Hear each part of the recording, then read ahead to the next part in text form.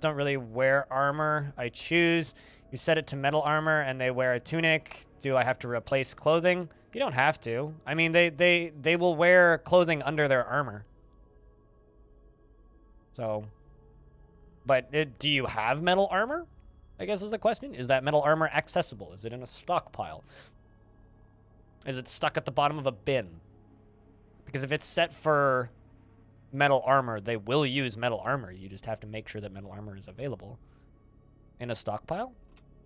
And so you've set them to just wear, hold up. Equip just metal armor, I'm assuming. Yeah, they should just go equip whatever is metal that's armor that's available that's not owned by somebody. I mean, if you want to be super finicky about it, you can force them to wear specific pieces of armor, but that's very finicky. Or certain materials. I don't know why they wouldn't be grabbing it. All right, wait, hold on. Actually, are they set to active training, or are they inactive? Because if they're inactive, they usually don't, unless you have it set. They won't, which it's not by default. They won't equip armor unless they're set to active training. Yeah, then I don't know. That's weird. Just make sure that it's accessible, and they should go pick stuff up. That or they're already wearing it. Because, like, if I jump over to this dwarf, right, it's like, what's this dwarf got? Bismuth bronze gauntlets. Yeah, they just equip stuff. Wow, that's a happy dwarf, aside from the part where you got into an argument once. More science is needed? Yeah, no, that's odd. I mean, my main theory is that somebody else has claimed it, but I don't know why anybody would claim armor.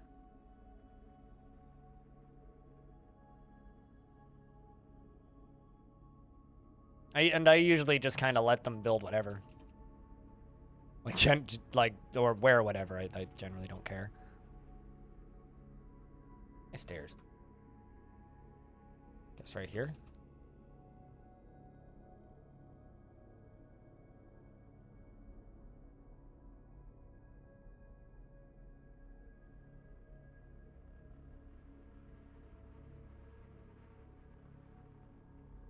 And they don't care if they're wearing armor or clothes, so you might as well wear armor. Yeah, pretty much. The thing you learned is when you set up a uniform, it's best to replace normal clothing because otherwise they can have problems with wearing armor on top of normal clothes.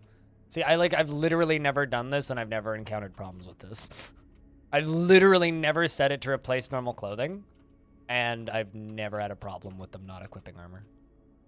So, I'm sure it can cause problems, but I've never encountered these so-called problems. Not writing off that they don't exist, but never seen them myself, so.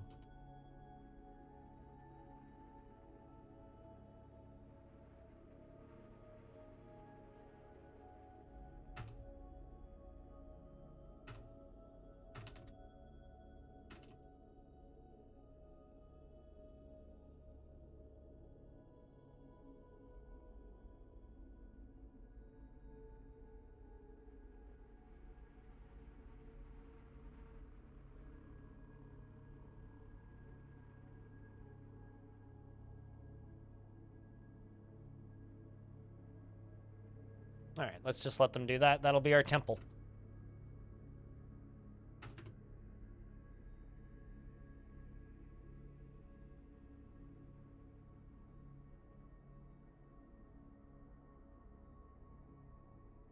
You like breastplate, mail shirt, and tunic, but I guess I'm doing something wrong. Honestly, my technique with weapons and armor is just let the dwarves figure out, and they usually do. Just assign everybody metal and just... I've literally never had problems with dwarves not equipping shit. With the exception of, like, trying to force my dwarves to swap from metal caps to metal helms. That was the only time I ran into an issue.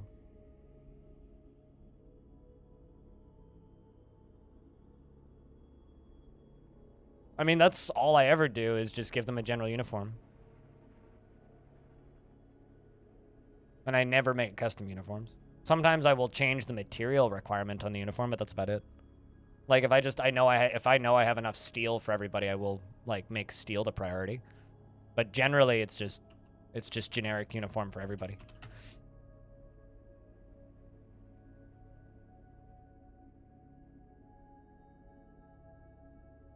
No. Not unless you remove all supports from it. It's like Minecraft. Except, you know, how Minecraft stuff keeps floating. But if you remove all support for the roof, yes, it'll collapse. Dwarf Fortress had structural integrity for a very brief period, but it was too hefty on people's computers, so it never became a stable feature, shall we say. Which sounds a little funny when I say it like that, but...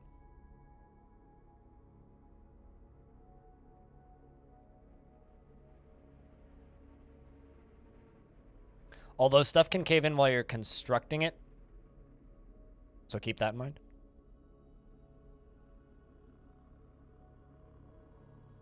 If they build diagonally. And also if there's nothing supporting it. So like, if you try and build on the edge of a drawbridge, stuff will cave in. Because they can do those jobs, but it will fail and it will cave in.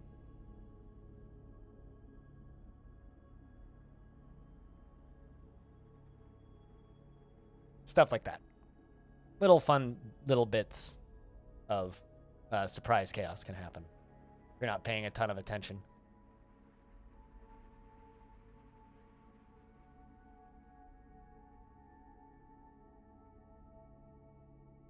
I have a question that maybe somebody here can answer.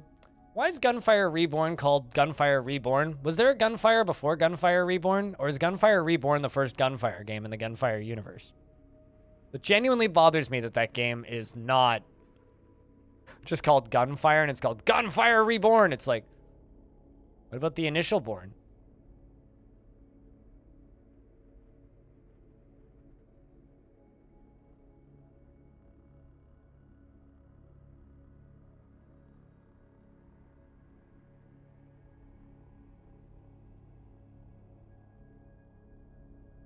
It's like Metal Gear Rising Revengeance, where there was never a first one. Well, I mean, here, the first one was never released because it was too bad. Possible. I don't know. But there's plenty of other Metal Gears though.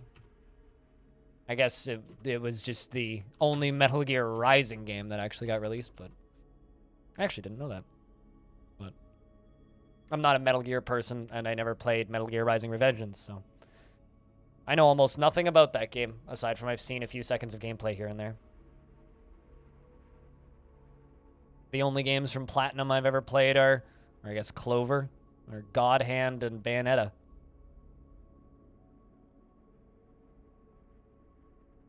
Because they were called Clover when God Hand came out. Also, I gotta say that Bayonetta controversy is really fucking sad. Just really fucking sad. You think you played the first Metal Gear? I played a Metal Gear parody game called Unmetal, which is pretty funny, actually. Fully voice acted. And there's voice acting in that game voiced by me. So, I'm slightly biased, but...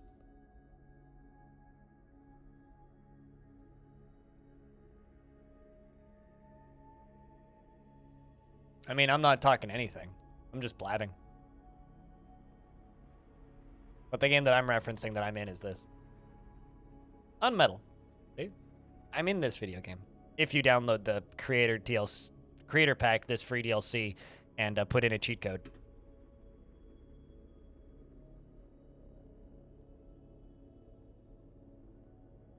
But some migrants have arrived despite the danger. What danger? I mean, I guess there's cave dragons here. I guess that's a fair piece of danger. But hey, more migrants.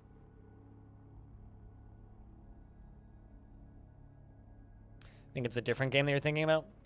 Yeah, I don't know. I've never been huge on, like, the Metal Gear style of storytelling. I've always just found it to be a bit too cheeseball for me. Kojima's writing and world building is absolutely phenomenal until it's not, is the way I think of it. All right, I think what I'm going to do here is I'm going to go all the way up to here, and we're going to close this. I'm going to use that partial fill technique where I'm going to build some more drawbridges. That's how we're going to do this. We're gonna fill this thing with more drawbridges. Lava flow south can get pulled again. Here come the new migrants. Welcome, newbies. We got a trader. That's useless. Let's give you a real job. Let's give you just mining and carpentry. Why not? It'll do.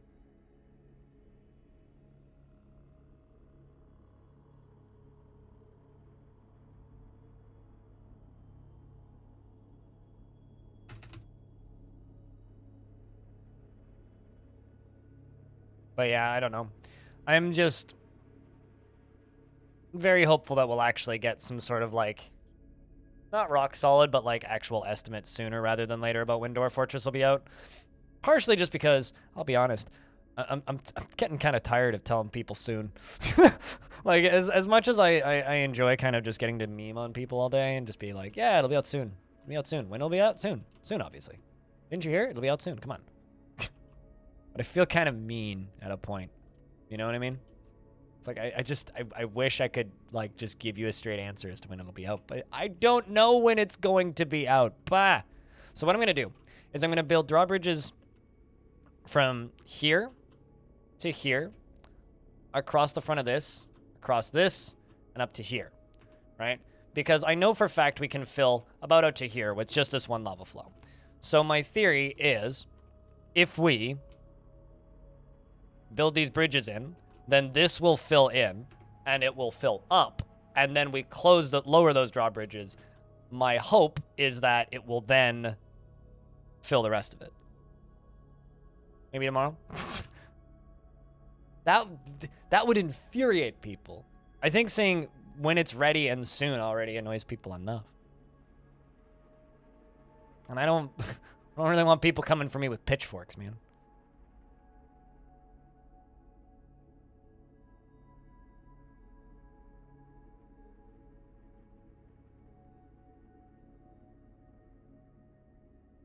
Soon as in 1 to 100 years.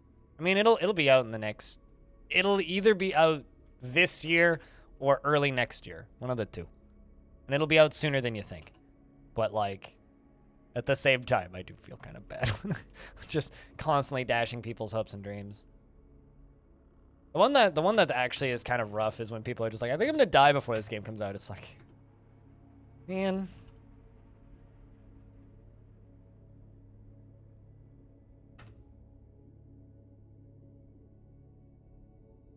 You have wet washing and no drying rack? I don't have a drying rack. I just use the other sink.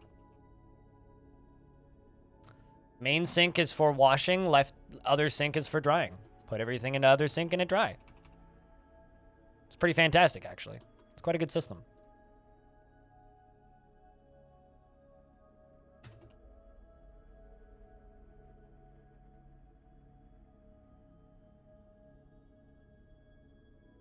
Oh, like wet clothes. Shit. Well, time to get creative. Do you have a shower? If you have a shower, you can hang it at the top of the shower curtain connector. Towel drying racks too, if you happen to have a bathroom. If you're stupid, you could use an oven. You have chairs? Yeah, you can drape things over chairs, or the backs of things. Do you not have a in-suite washer dryer, I assume? You know, I'll be completely honest. After living in an apartment with an in-suite washer dryer for like the better part of a decade, I don't believe I will ever live somewhere without an in-suite washer dryer again.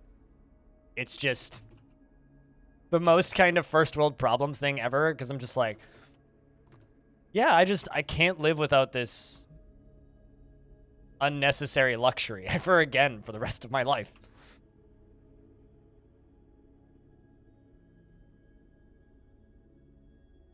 Why don't you just put it in the dryer and go to bed? Put it in the dryer, turn on the dryer, go to bed. Unless it doesn't have auto shut off, in which case are you using a driver from like the Soviet era? What the fuck?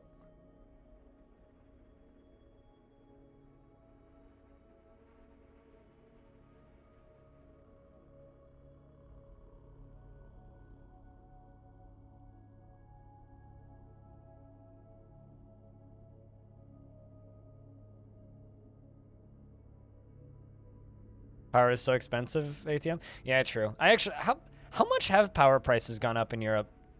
Because like over here, power cheap because we have like virtually unlimited electricity from our hydroelectric dams.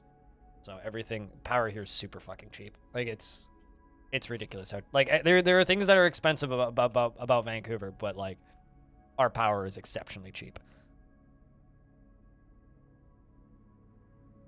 Some 6 times, oh boy. Yeah, because like I pay about the equivalent of about $28 Canadian a month for my power.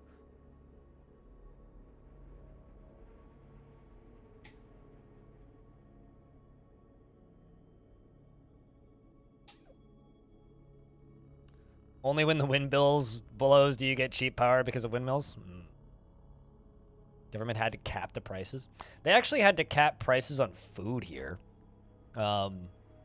There's an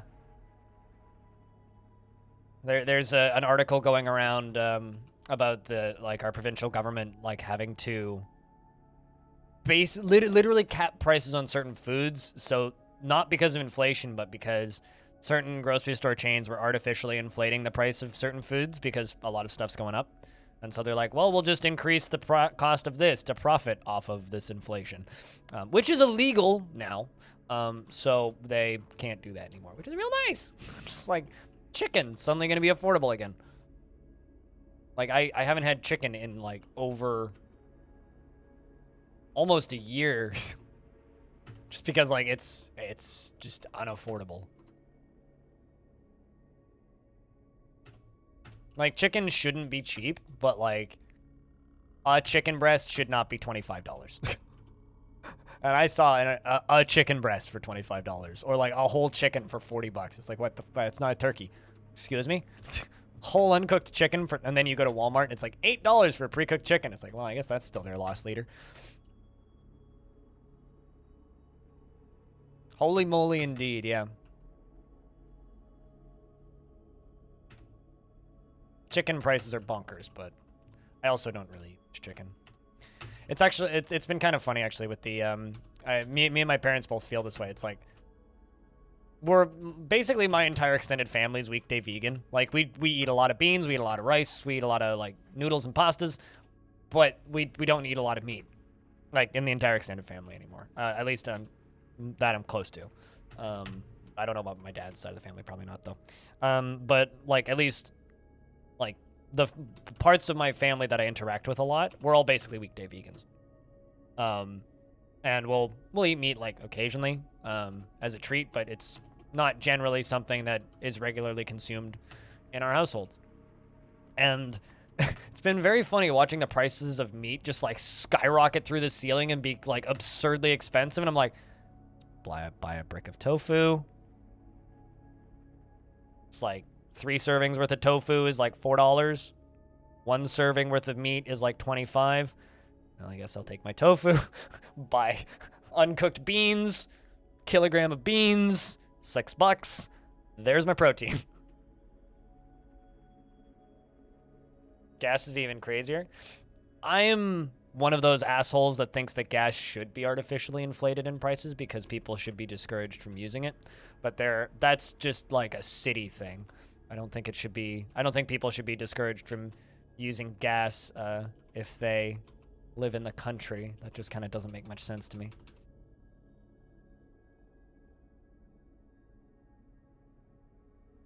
Oh, as in heating, not as in like vehicle gas. Yeah, our gas prices just got subsidized for driving. Yeah, we don't use gas for heating, like at all. Well, I guess some houses do in the countryside, but most heating here is electric.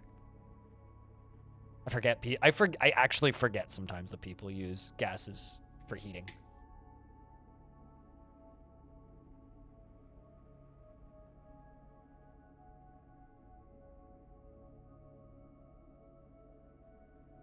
Well, I guess it's time to buy like a little electric space heater. That's what I would do.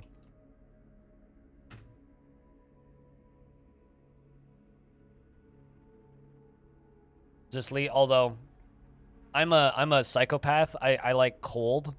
So in the winter, it'll be like in the middle of winter, right? And it'll be like, I don't know, -15 outside. And I'll have the heat off in here, and it'll be like 6 degrees Celsius in my apartment. You can like see your breath in my apartment, and I'll be like, yes, this is perfect weather. And then the odd chance somebody comes over and they're like, what the hell is wrong with you? So I guess there is like that benefit at the very least. You too? You like cold weather? Yeah, I don't know. I tweeted out a picture relatively recently of a screenshot of the weather forecast for the next 2 weeks here, and it's just like rain, rain, rain, rain, rain, rain, rain, rain, rain, cold, clear, rain, rain, rain, and like 5 degrees every day. I was like, I feel alive again. If you didn't have crinkly, dry lizard skin, you'd do that too. Oh, what, do you just like crack up if you have no heat on for extended periods of time? Does that make sense? That sucks.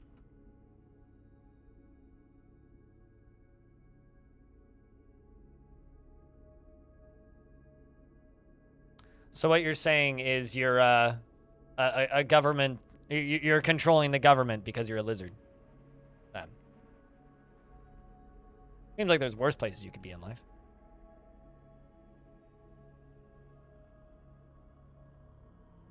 You had a wood stove when you were young, and it was our central heating source in the bottom floor. My parents have a wood stove, and I'm jealous of it. You were not a huge fan, but you think that you had a bad ventilation shaft. Otherwise, it probably wouldn't have been so awful to be around. Oh, did the whole thing just smell like smoke all the time? Planter withdraws from society. Getting an artifact. Spend all of the money on moisturizer. Oh.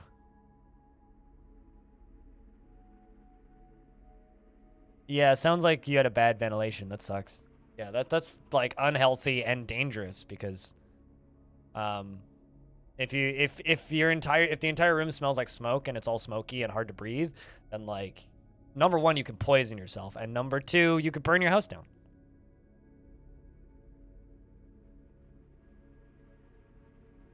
Just never had the money to fix it, so you got something that was more expensive? That makes sense.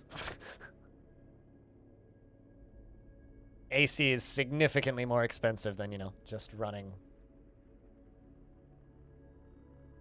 Carbon monoxide's a dangerous thing. You know, it's funny. Like, I've been winter camping many times in my life, and the one thing that just like rattles around when it comes to winter camping is do not put a space heater in your tent. But for some reason, every single time I've been winter camping with like a large group of people, somebody does that. Been a long time since I've gone winter camping, but like, especially with a group of any kind, of any size. But like, every time I used to go camping with like scouts or something. There was always somebody that would just like give themselves carbon monoxide poisoning and wake up just vomiting the next day. There's always one person who did it. Every single time, without fail. Well, that's exciting. Another forest titan. At least it's not fire. The forest titan Laura. God damn it, Lori. The forest titan Laura Rolfestha Levolefari has come. An enormous island giraffe. Oh boy, behead it. It'll be fine. It has a pair of spindly antennae and a regal bearing. What's a regal bearing? Huh. Its sandy talpers patchy. Beware. It's deadly spittle. Aren't space heaters normally electric? Yeah, but like if your heating is gas, normally, yes, space heaters would be wise to get. But for in-house, yes. But like space heaters for camping are generally propane.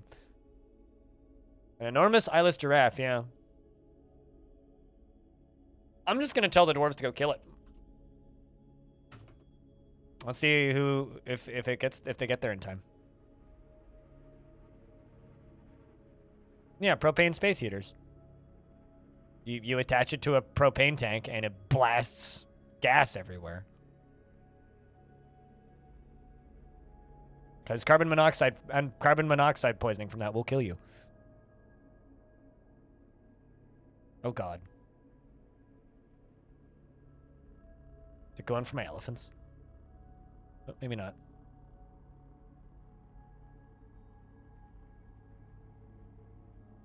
Okay. Curious where my military is going to show up, guys. Guys, where's the military? Oh, shooting at something. Oh, there's a military. It's Mist Runner. So Mist Runner, if you missed it earlier, killed the Reigns of Waste Swamp Titan by themselves, and they were a massive hero. The fighting seems to have begun. The militia commander stabs the Forest Titan in the upper body with her sword, tearing the muscle and fracturing the right false ribs. Strikes the Forest Titan in the head with Fath Amak, which I think is her shield. Bruising the muscle, the Force bends the neck, long neck, so big bend. Militia commander strikes the Forest Titan in the front hoof with the pommel of her sword, bruising the fat, and the Force pulls the leg. What is that? It's an enormous eyeless giraffe with deadly spittle. An enormous eyeless giraffe. It has a pair of spindly antennae, and it has a regal bearing. Its sandy tail hair is patchy. Beware, it's deadly spittle. It's a Forest Titan. And it seems to be quite weak. The dwarves are just like beating it from above. Yeah, it's not managing to hit any of them. Militia commander slashes the Forest Titan in the body. The wrestler bashes in the leg with a steel mace. The Forest Titan bashes the Forest Titan in the leg with a shield, slashes the Forest Titan in the upper body with a sword, tearing the fat. Yeah, it's being cut up. They got it. They got it. And bits fly apart, and there it goes. Wow, that's a lot of pieces. Is that all teeth? They're all teeth. Well, so chat, did you guys know?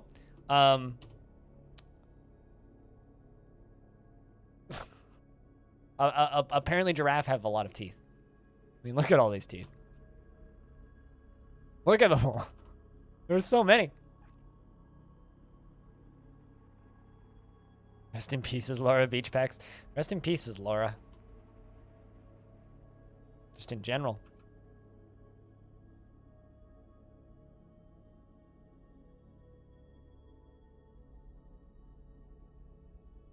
Also, chat, round of beers, please, for that glorious fight on behalf of my dwarves, as they enjoy the poetry up here.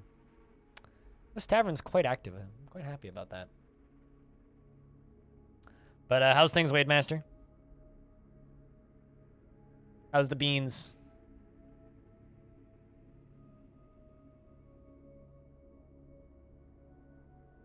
Truly a story for the bards to make eternal, damn right. I kind of wish the dwarves would actively write poems about stuff that happened in the world. I feel like that would just be fun.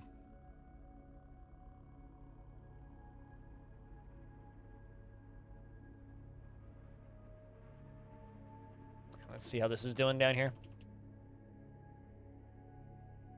So I need this door to be passable, so that we can go down here. But once we can go down here, we can start building a lever setup for this.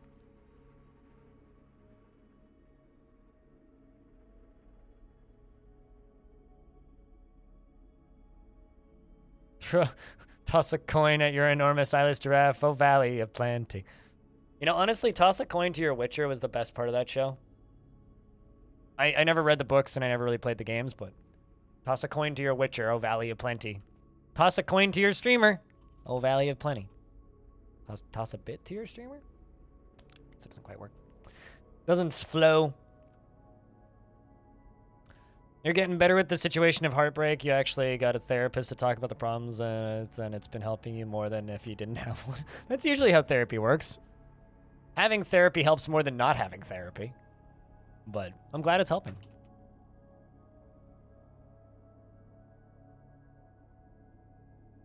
Let's just cut through these two, just so that we can get this going. How was the concert? Loud, and I think I sprained my finger. Like, check out this finger. Like, I got this bruise right here. It's a little swollen, and lost some movement in it. I mean, look at the two hands comparatively. So, you know, that's fun. It's not broken, I can tell you that. Certainly don't feel broken, but so a pretty damn good time. It was fun. It was. We pushed our way all the way up to the front, so We were able to get to the very front row. There's a bunch of pictures on Discord. If you go to Music Talk on my Discord, there's a whole bunch of photos. But yeah, no, we got to get right up front, and witness Tosin Abasi playing his tree of a guitar, which is always a good time. Shout out to this security guard though; he earned his pay.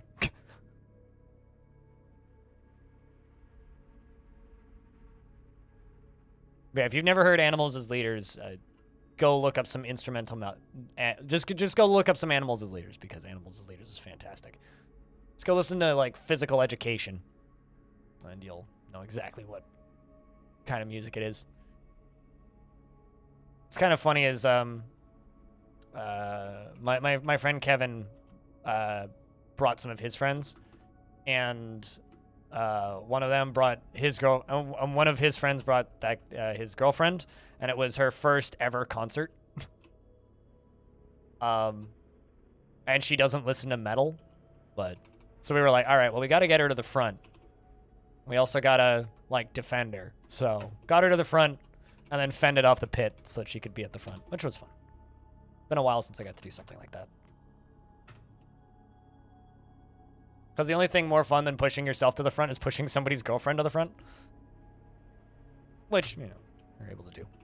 Which is probably why my finger got squished somewhere in the midst of that. But it was a good time. It's not my first time seeing them, so I'm just happy I got to see them again. They were one of those bands where, like, during the pandemic, I was like, man, I just really want to see them again. All right, so this is going to be my test of how to fill this. We're going to fill it chunks at a time. So that'll be chunk 1. Maybe we'll do 2. Yeah, you know what? Let's do 2 chunks. And then this will be part 2. We'll hook it up to 2 separate levers. I've never done something like this before with just drawbridges, but I got so much glass, I might as well.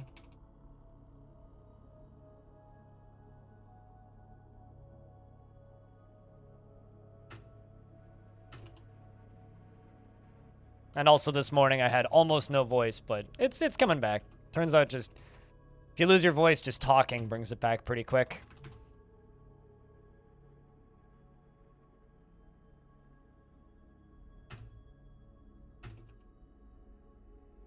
And the opener was Car Bomb, and their set was pretty solid.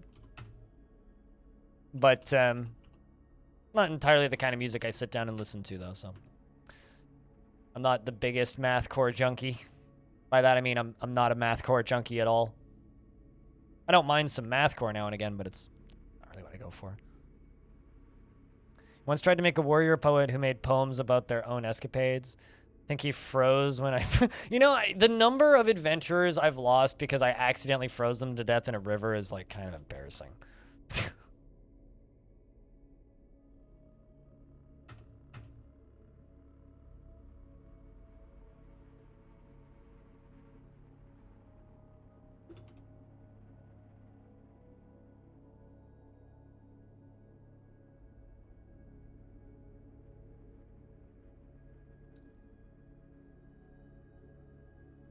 When you say talking brings your voice back, there was a meeting 2 weeks ago when you had a bad cold and you got quieter and quieter at the end. You had very little voice. Yeah, well, I mean, I'm not sick, right? That's the difference, right? I lost my voice because I was doing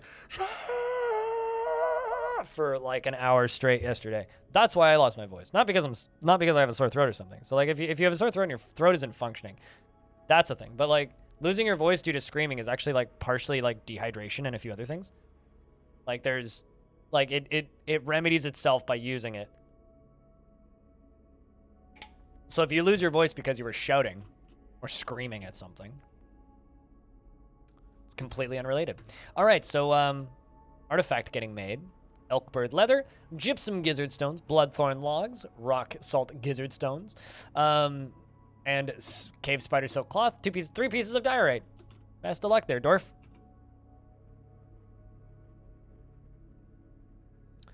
It's 2 long hours and it was really painful. Oh god, I'm sorry. That sucks.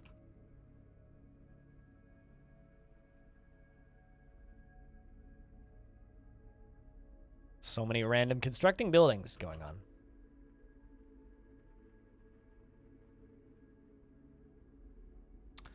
Right, now this up here can be a flow zone.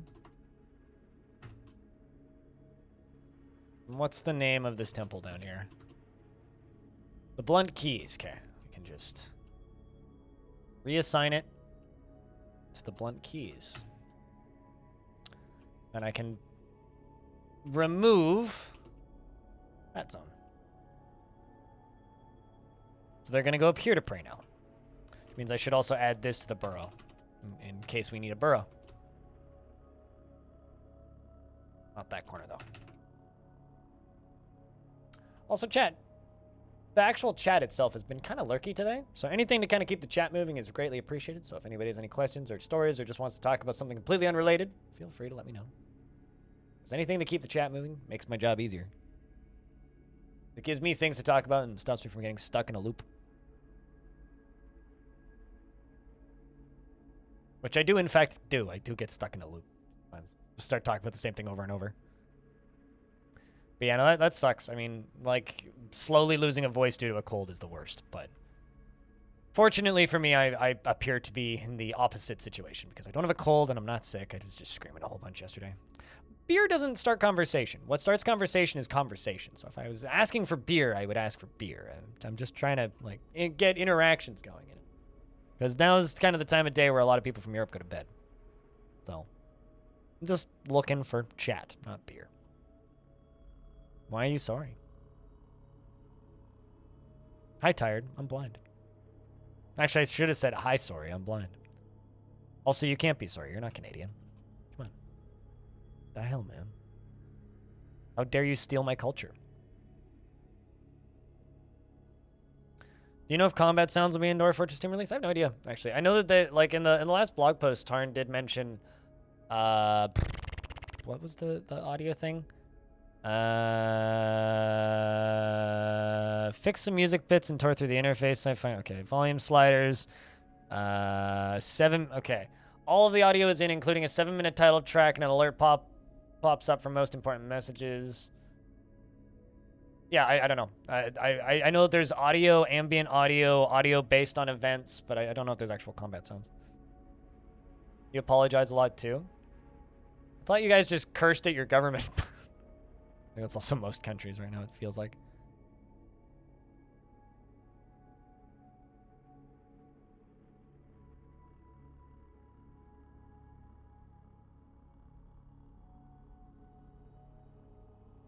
Alright, so this is going to get all of these bridges constructed pretty quick, I think.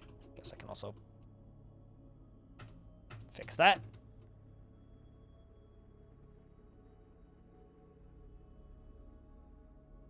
You try to avoid politics? I pay a ton of attention to it because that's the only way that you fix it. If you don't like your country's politics, pay attention. They profit by you not paying attention. Which is why I always get infinitely irritated when I run into young people who are apolitical and I don't pay attention to politics and I don't vote. It's like, you're the fucking problem! Anyway. I can't change it. Not with that attitude. Alright. Literally not with that attitude. Well, worst case scenario, you imagine SoundSense will still work? If people, as I said many times before, if people genuinely feel the need to still use external utilities with premium Dwarf Fortress, they failed. Also, SoundSense blows. You can do better.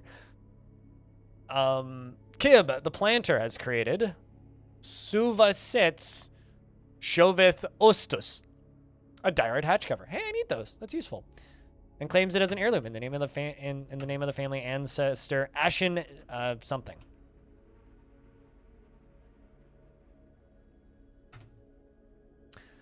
Diorite hatch cover, all craft ship is of the highest quality. It is encrusted with round rock salt cabochons and gypsum cabochons. And encrusted with bands of round diorite cabochons and cave spider silk and elkbird leather. This object menaces with spikes of diorite. On the item is an image of dwarves in diorite. The dwarves are traveling. The artwork relates to the foundation of Stonewater by the scorching lobster of the rim of Savants in the early spring of 421. On the item is an image of a blazing sun in bloodthorn. And it's worth 13,200. And I'm actually going to use it, like, immediately. I have a spot for it.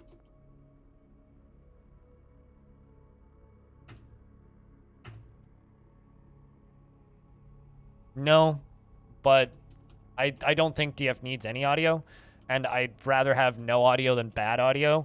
The music in SoundSense is fantastic, but outside of the music, like, their audio samples are largely kind of terrible.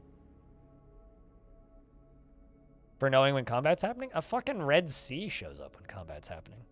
I'm legally blind and I can't miss that. But no, I hate SoundSense.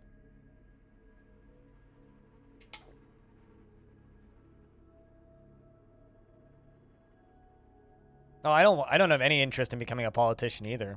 But ignoring your country's politics is a good way to, like, not help anything. But I won't press. It does drive me absolutely bonkers, though, when people are like, I can't fix things, and I'm apolitical, and I don't vote. And I've encountered those people a couple times recently, and they drive me nuts. You legitimately never noticed it? You see that S right here? There's a little red... I mean, I need actual combat to happen, but a little red C appears above that. And you press... It's this color.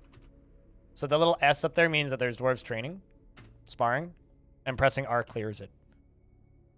And if there's an H, a green H, it means a dwarf is hunting.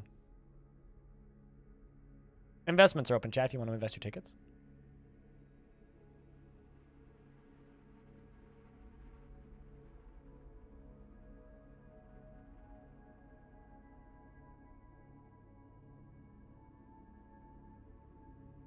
You can't name one politician I trust, and that's the first problem they have to fix.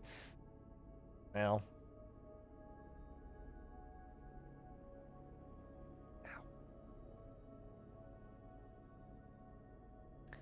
I feel you there, Batman.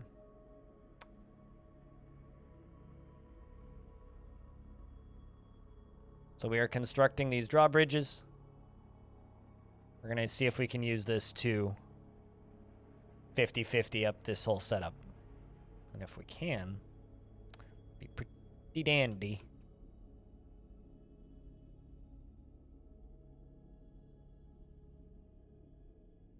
It was in the border and you never used to bother to check for idlers or something because it's not a big deal. Well, idlers is irrelevant, and it's a good thing that they're doing away with that notifier in premium. But all right, let's just wait until let's just start hooking them up. 2 bridge that side. Okay, and then 1 gets the other side. So 1 is the right side and 2 is the left side.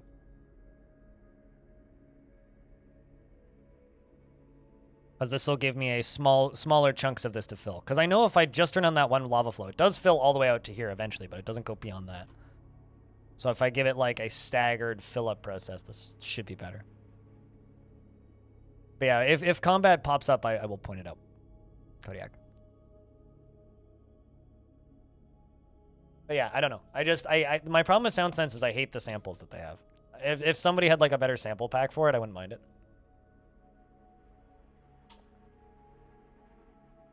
Well, it's just like, that's a moon, right? It's the full moon right now. Because it's a 0.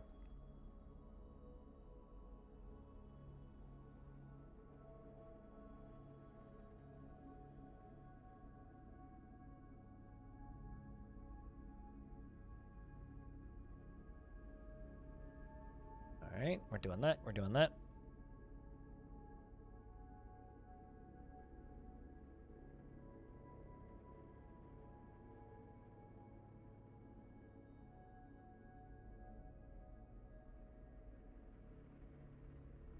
Two more. All right, now that we got 1 more of those done, we go back to fill 1. I think that's the only one on that side that's been done. Yeah.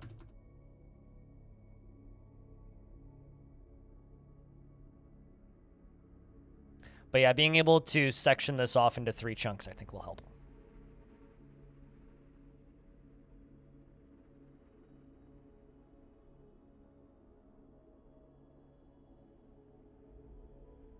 Good win, Diamond, and good win, Pink, and good win, Troopin. Good job, guys. That was close. What? What do you mean that was close? Oh, wow. Damn, you are all the way down to 8,900. I guess, yeah, you almost went down to, like, nothing. Actually, you're not wrong. That was close. Time to get smarter about your investing and invest back up to the top. Prove that it can be done, Diamond. And then we'll all be slightly impressed over your massive achievement.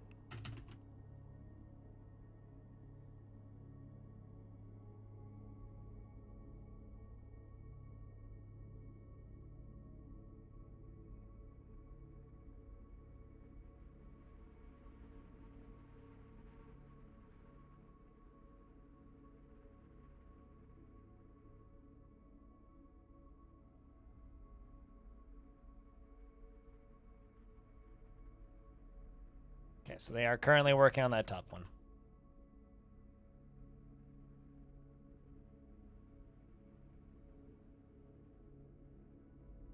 What? My bot still doesn't turn off at night, dude. It only turns off occasionally because sometimes I do need to restart my computer. And I try to restart my computer because I like it when my computer components last. And letting your computer idle at all times, all hours of the day, isn't great for it.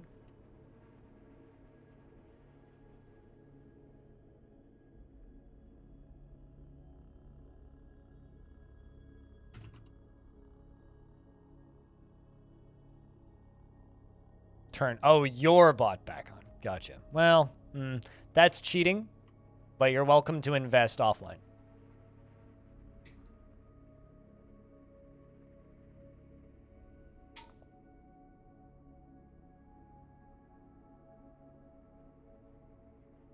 For those of you who don't know, Diamond sort of was cheating at one point. He had a bot that automatically invested. Bot is broken? I mean, it's OP, that's for sure.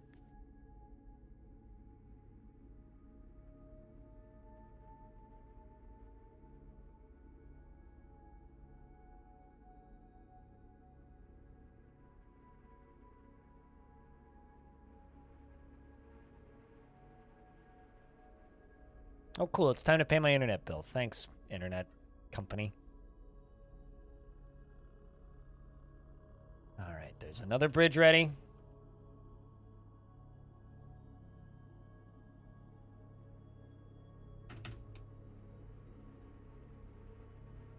How old can the dwarves be? Naturally, dwarves live 150 to 179 years old. So they're guaranteed to keel over dead when they turn 180.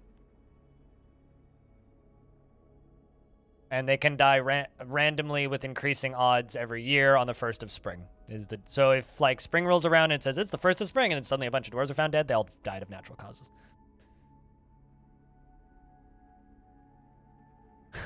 Bots really are replacing us and everything. You know, it's funny. Like, I've disabled so many features of my bot. Like, I don't know if you guys noticed this, but, like, there's a lot of channels that just, like, bot is constantly spamming the chat, either with, like, ads for their own content or, like, various other things. I've basically just stopped because I don't know. I like my chat being clean. And it's, even like bot spam is starting to bother me. I'm starting to think I'm just old. Like, I really like, just bot spam is starting to bother me. Fucking, like, ad spam kind of annoys me. Like, I genuinely think I'm just getting old and crotchety. And part of that is just being constantly ever annoyed with spam and chats. I know how workshop support goes. Do you think that someone will make a debug creature mod? Well, I mean, you just need a sprite to not... I mean, debug creature is basically missing now, but, like, I'll tell you this. You want to know how easy it is to make a creature mod for Dwarf Fortress? Literally, you can do it in a notepad title with one line of text, and then it will be as simple as, like, tying that to the icon. So I don't know. I feel like debugs should just be like a rare cavern creature that just does nothing, sort of like Plump Helmet guys, like can't talk, can't do anything. They just kind of show up and walk around and leave. I feel like they should be added. Cheers to minimal bots. Yeah, Darren. Also, hi, Darren. How are you? You know, like, I used to have, like, bot things that shouted out my Patreon multiple times a day, my podcast, my YouTube channel, and all that crap. But, like, my stream team. But honestly, in a given hour, anywhere from 5 to 16 people type in my chat, right? And any given hour, there's like, you know, maybe 50 to 80 people that are lurking in my stream, and about half of them are active, meaning half of them have like interacted with that window in the last hour. So most of them like usually are like not actually even watching actively, or even listening or looking at chat. So it's like I'm literally just pumping the same ad at the same group of like 10 people like 5 to 10 times a day. And let's be honest, you guys all know how to find my Patreon link, right? Like, doesn't need to be spammed into the chat constantly. I guess maybe if you have like thousands of concurrents, there's some use there, but like, I don't know. For me, it just seems like a bother for you guys. Which is probably like the wrong take, and I'm probably like losing money in clicks because I'm not doing it, but like, I feel like the chat experience is better for it.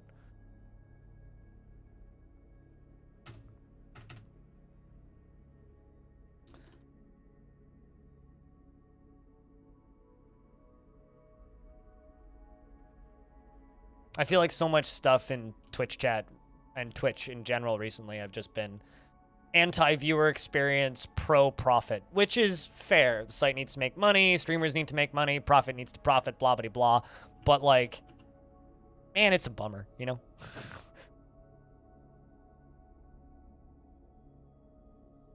It's just like I'm constantly torn by, like, the way ads work on Twitch now.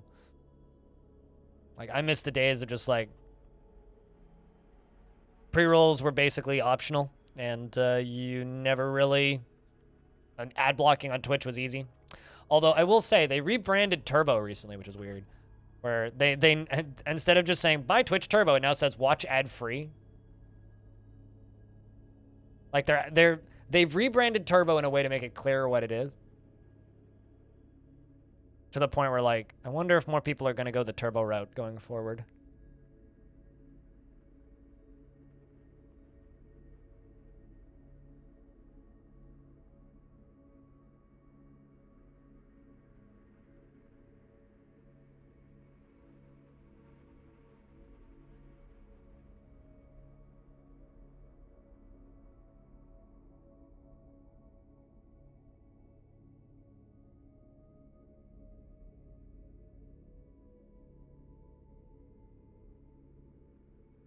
Yeah, Discord's added a lot of features recently, and I haven't kept up with them. Like, they now have proper watch together features, which is neat.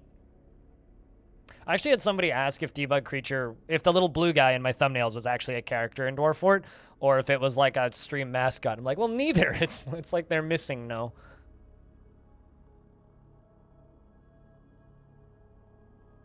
But only for YouTube at the moment? Yeah. I mean, that's fine. You don't really need watch together stuff for Twitch or any sort of live stream. Could just sit in a voice chat and watch a Twitch stream.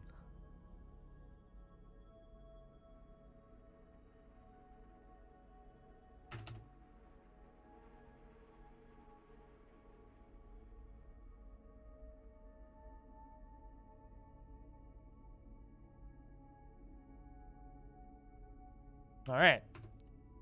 I think that's all of them, except for that bottom one.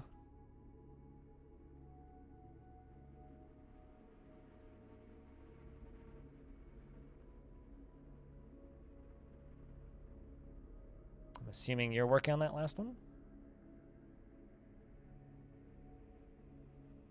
Although you might actually be working on something completely different. Considering a lot of them are building these up here.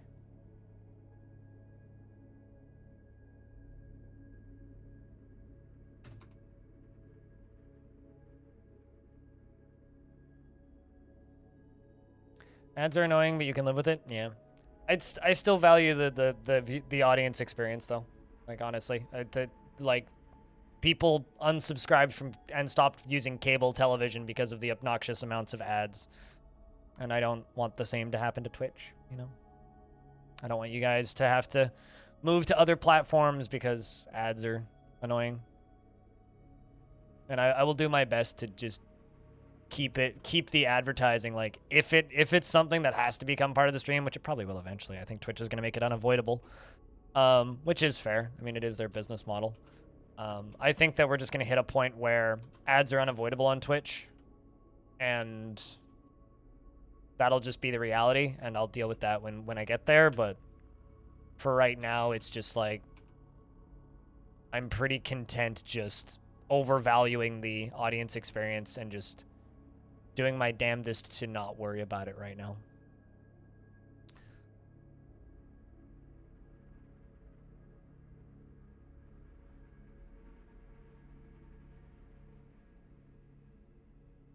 Ads were literally 50% of airtime for some programs. Well, I mean, like, Girls Gone Wild at 2 o'clock in the morning. So, I mean, that shit was just ads.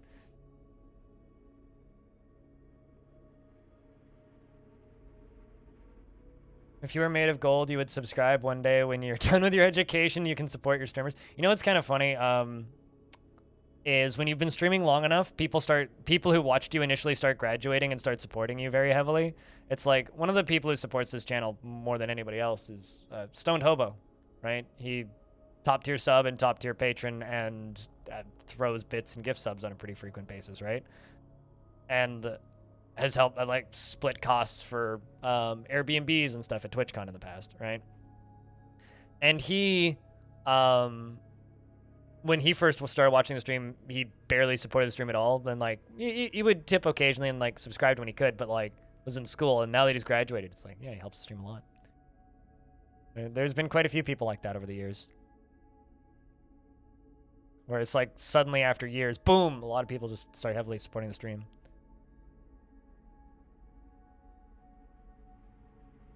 Yeah, obviously you got to support yourself and all, or you won't be able to sustain this. So you can deal with a certain amount of them. Well, I mean, here's the thing, right? I will never, unless it's like sponsored time, because then it's impossible to not, turn on ads for subscribers, Cajun Bard. And you have a hat next to your name. So as long as you have that hat next to your name, it doesn't matter. You'll literally never see ads, right? Because I will never turn on ads for subs. That's ridiculous. Some streamers do that, and I do not understand why you would do that. Why punish a portion of your audience for supporting you? It's like, what?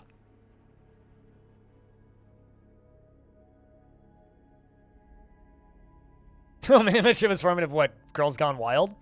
That shit came on once late at night on at the McDonald's that I was working at. It took us an hour and waking up our boss in the middle of the night to figure out how to turn it off. So we're just like, guys, there's Girls Gone Wild playing in the lobby, and we're like, oh shit. It was like, I don't know, they had some like shitty like daytime TV on, and then all night they had paid programming at midnight. Fucking, it was like, titty stars, let's go. Is there like an expose documentary about the founder of Girls Gone Wild yet? Because I hear that dude was a maniac. That has to exist, right?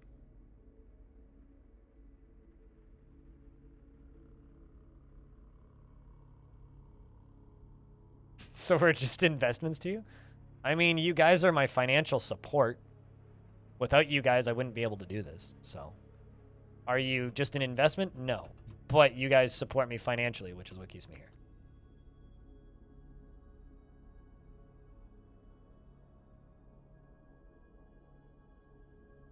I mean, this entire stream is just a gambling minigame to you, right, Diamond?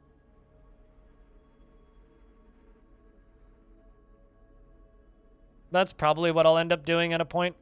Once Twitch actually makes their, like, from the streamer perspective, there's no tools on the background that really make it easy to tell when ads are coming.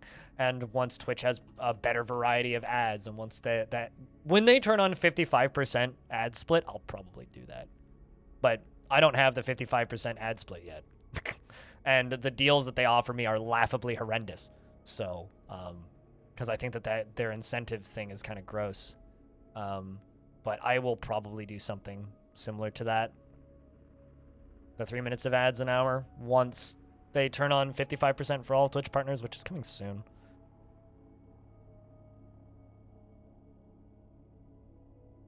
Well, it's not that they're not very incentivizing.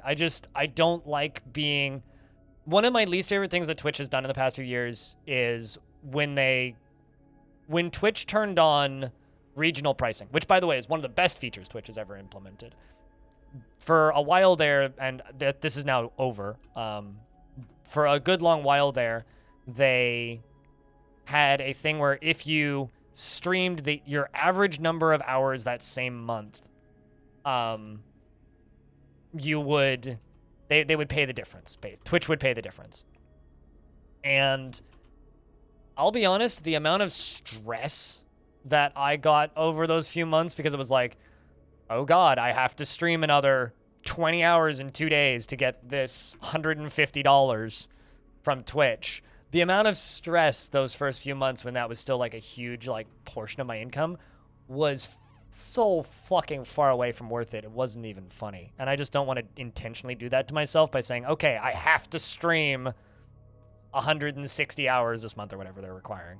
That's literally the main reason why I haven't taken any of those deals. Even though it would be nice to, you know, have a guaranteed $300 or whatever it would be at the end of the month.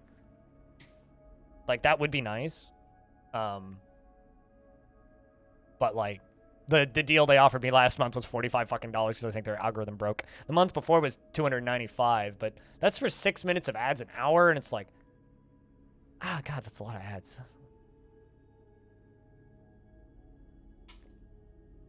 It's like 3 I can swallow, but 6? So, I don't know. That's getting a bit excessive. Although it still is way better than, like, TV. So, I don't know. Like, I'll be honest, like, this month has actually been kind of slow financially, right? Like, November hasn't been great. I mean, it's not been terrible. It's been below average, but, like, last month was so good that, like, kind of okay regardless. It's this weird kind of situation that I'm in where I'm fortunate enough that, like, vast majority of the time I'm just kind of good, you know? Although that being said, I do still, like, today isn't my last stream this month. I do have one more stream, which will be on the 30th, and that'll be my partner anniversary, and I'm kind of hoping that day goes well. I don't know really what to expect, but let's see. Sweet. All right, so I just need one more bridge to get hooked up, and then we can try this.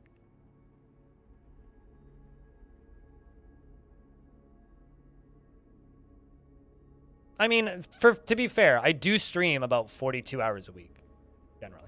I mean, if I'm streaming the length that I want to and I'm not taking any short days and I do the, like, 12 to 13 hours a day, like, I end up streaming quite a bit in those 3 days. So it does, I do stream about 150 hours a month. I stream basically a full-time job worth of streaming.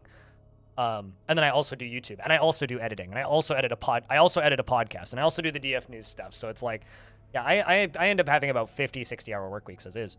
Which isn't optimal, but, like, it's a hell of a lot better than when I streamed 5 to 7 days a week, which I used to do.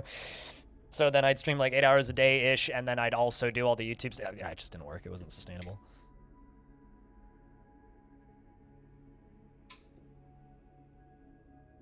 This is what I mean by, like, if chat's not super busy, then I just start rambling about what's in my brain. And this is in my brain!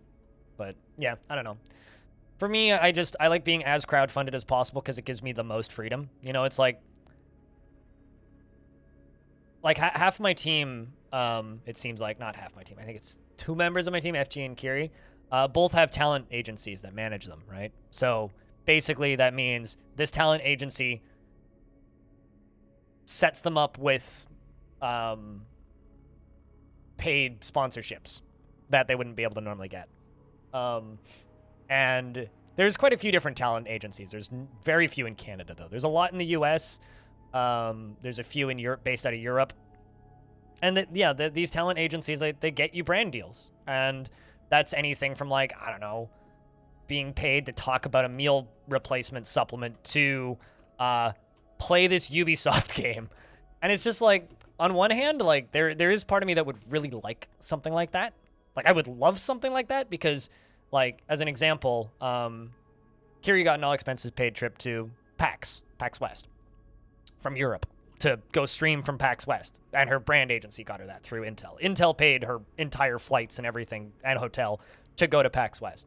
I would love to be able to have opportunities like that, but at the same time, it also, in some ways, limits what you can do because you are required to do certain things. Like, you are contractually obliged to promote X amount of stuff.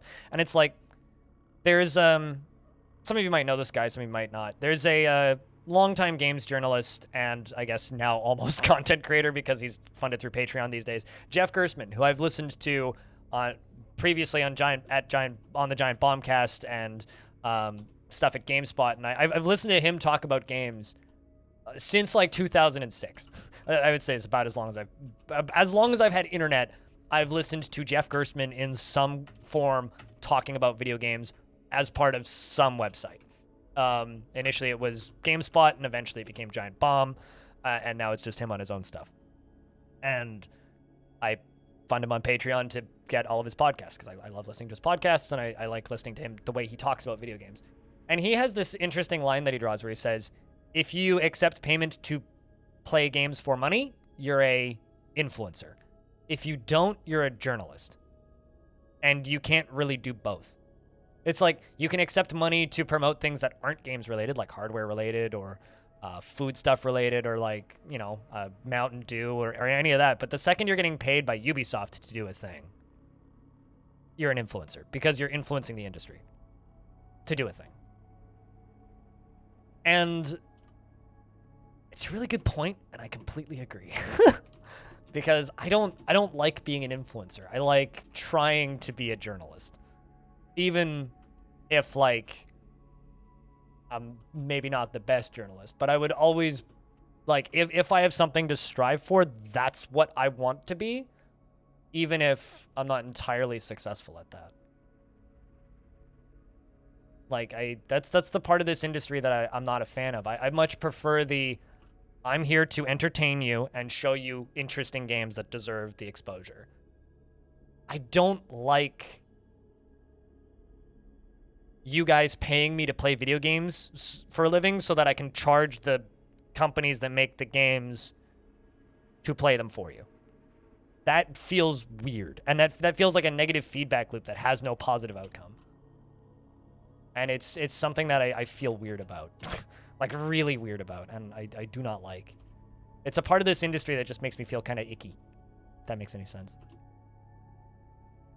All right, let's get this flowing.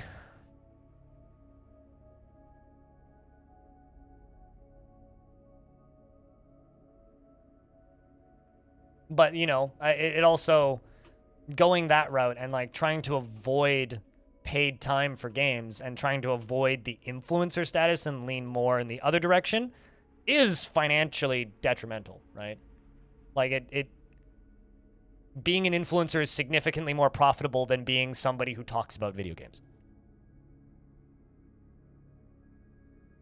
Like, it's significantly less profitable. It's the reason that, like, Fanbyte got shut down. You know, it's like, it's much cheaper to just accept all the money from everybody and stream all the things.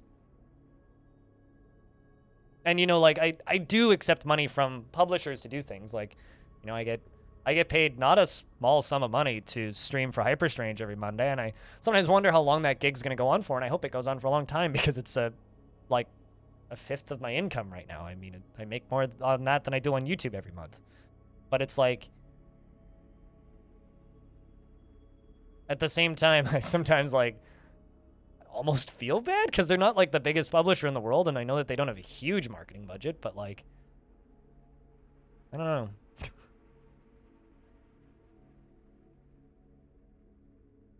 I don't know. At the end of the day, money isn't my end goal, and if money was my end goal, I wouldn't be doing this full time. Money was my end goal, I'd go learn a trade. If money was my end goal, I'd go learn carpentry and go work for a friend of a friend, Nathan, and make custom furniture. That's what I would do. Like, or I'd go, like, learn to be a plumber, you know?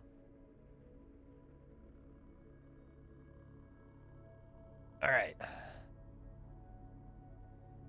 You have to eat?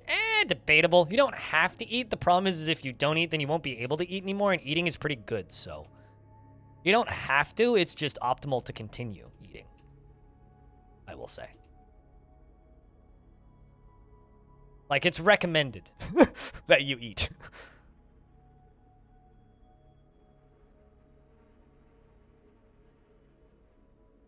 All right, so. You would prefer I eat? Yes.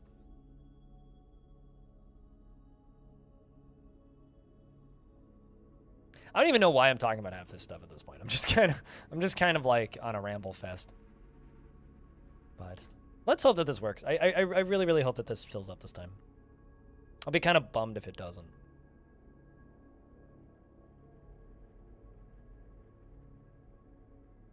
But if we can get it to fill, that'll be rad.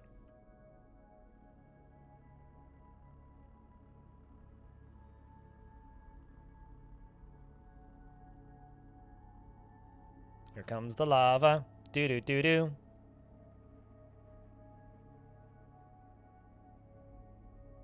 You can throw random topics in the chat. I don't know. I can keep rambling about this all day.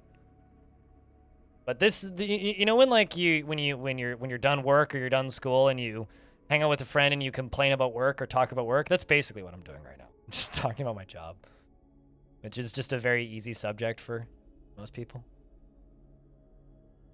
Also, I happen to have a weird job, which is interesting to people, so. You're glad you got sick and you weren't able to work anymore, and now you have an amazing volunteers job in healthcare, no stress about workload? Really?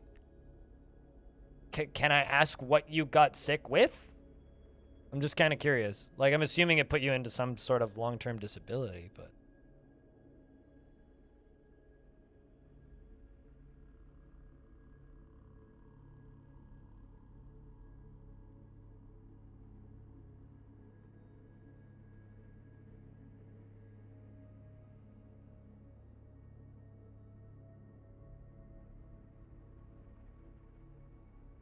Hello, Pablo. How are you?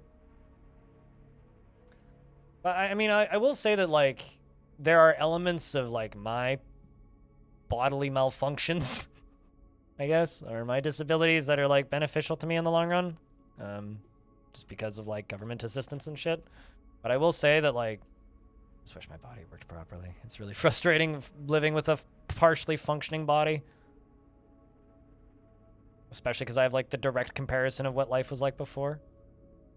Which sucks. Ready to sit sounds pretty rad, dude. What's up, Radicide?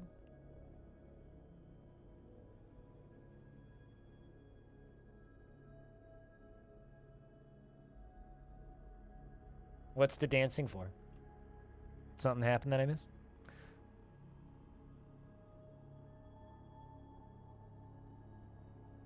Worked anyways, burned out, got a welfare check now. You're still but you're driven to sit still, so you try and do stuff back for the community. Well, that's really nice of you. That's cool. Just like it. We have a dancing emote, sort of.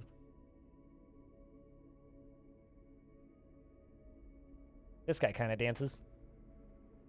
The little jig. What?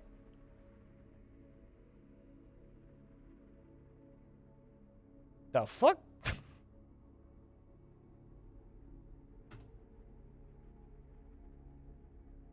The hell happened to this dwarf? Wonder if you got an infection. Huh. We have soap. It's early summer. And dwarf randomly died. Weird. Can't wait for the Steam version? A lot of people can't wait for the Steam version. Myself included. That's why I'm super jealous of Alexandra already having access to it.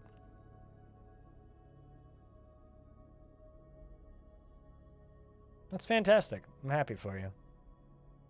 They go make so much money. Yeah, no, they will.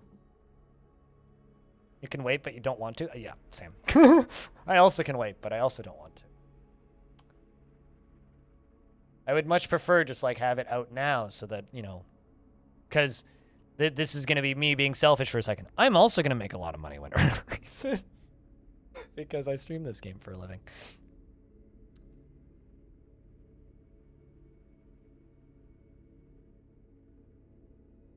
You can't wait? Yeah. Well. What, Crypt Wave is old? I mean, it is the RCT3 desktop icon. Fun fact.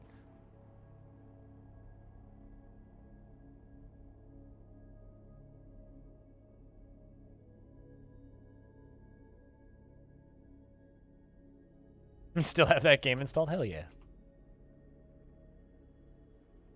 It's technically it's a traced version of that icon, and then it was animated. It is technically an original piece of fan art, but I hated RCT3. I just like the icon. I'm a big fan of Roller Coaster Tycoon 2. When it went 3D, the game died in my mind, but I realized that a lot of people do enjoy that game.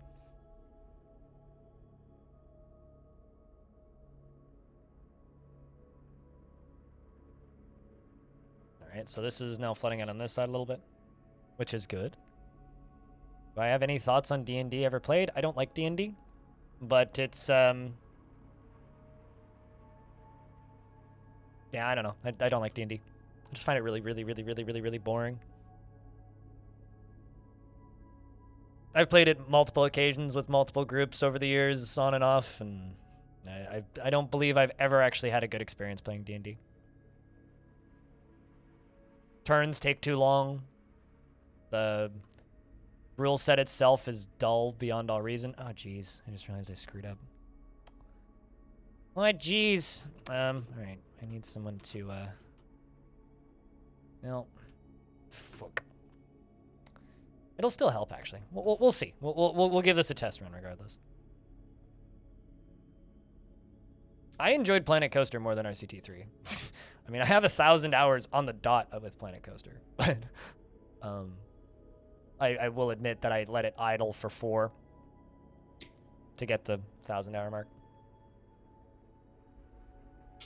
Streamed quite a bit of that game. Roller Coaster Tycoon 2 is better, though. Actually, if you want a good follow-up to RCT3 that isn't RCT3, or actually, if you want Roller Coaster Tycoon 2, play Parkitect. It's on Steam. It's like 20 bucks. 23 bucks. Thanks for the $25. Speaking of $25. Jack, can I get a round of beers for the 25 bucks and bits? Appreciate you, friend. Thanks for the lurks. Seen you lurking most of the day. Appreciate it. Oh, also, just because I see it in my bot, shoutouts to Darwinia. I see people's icons in my bot. Humans have arrived, just in time to trade.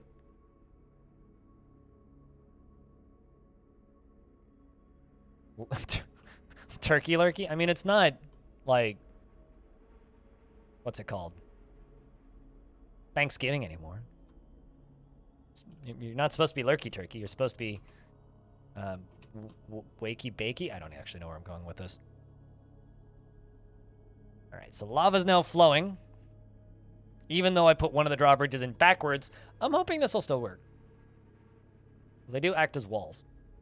So I'm hoping that it'll fill up this first chunk, can drop the first round of bridges. It'll fill up the second chunk, drop the second round of bridges.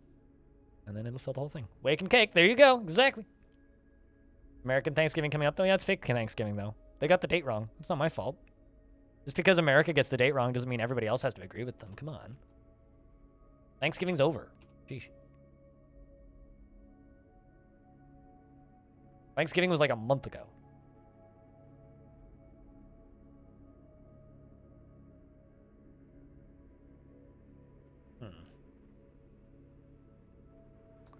Hell do I sell them?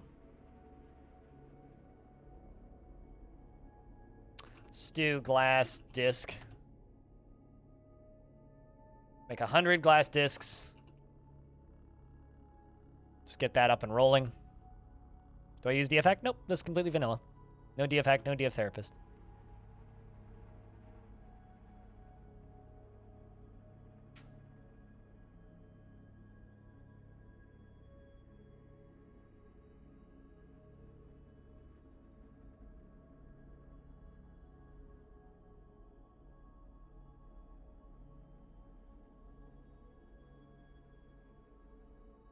just good. Well, to take a word out of a longtime community's member's mouth is I'm too stubborn. I'm too stubborn to use DFhack. Yeah, I don't know. I find those tools like more annoying than helpful. And they do add some annoying instabilities to the game. And so I just kind of avoid it. The labor manager thing? Oh, you mean like the grid where you can like select different jobs in DFhack? So the thing is like you don't actually need to change dwarves' jobs that often. So it's like it's not like it's RimWorld where you're constantly like prioritizing things. Like you really don't need to do that in Dwarf Fort.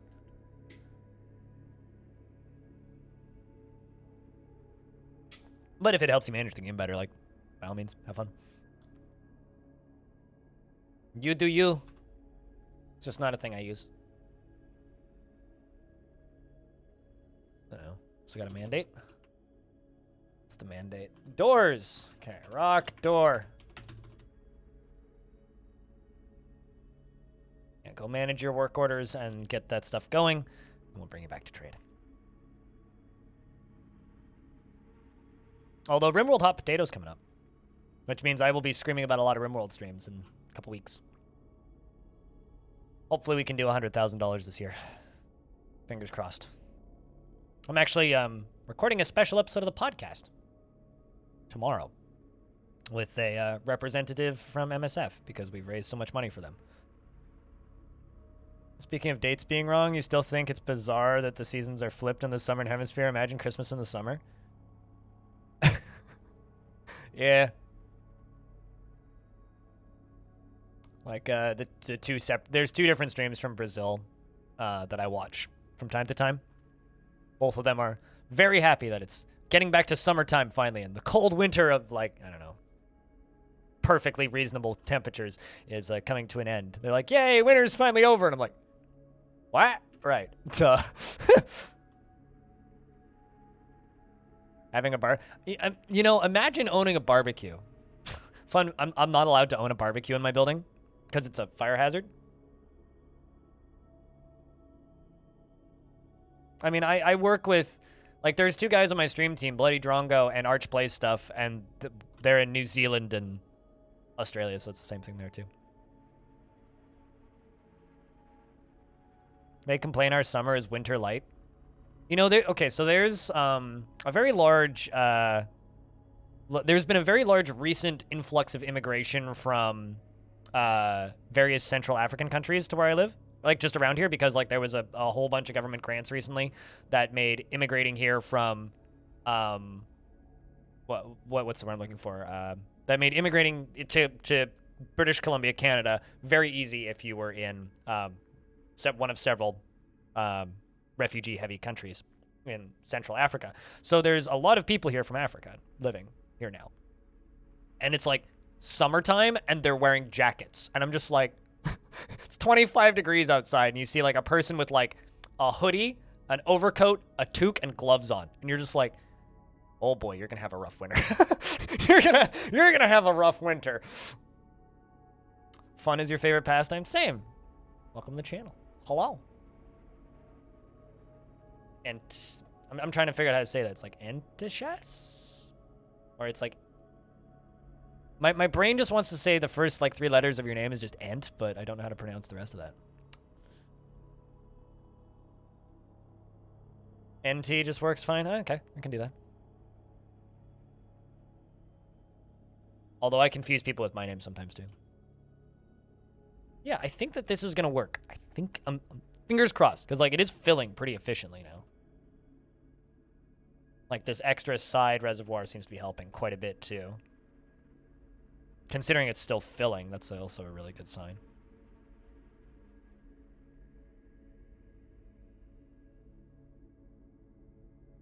Xmas is in the summer, but people have fake snowmen? Wait, where? Where do people... Is it... Where do people have fake snowmen? And then, like, okay, so misconception that in New Zealand? Really? Huh. I mean, you guys do get snow, though. It's not like it's a particularly warm country. It's just in the summer for up here. That's fascinating.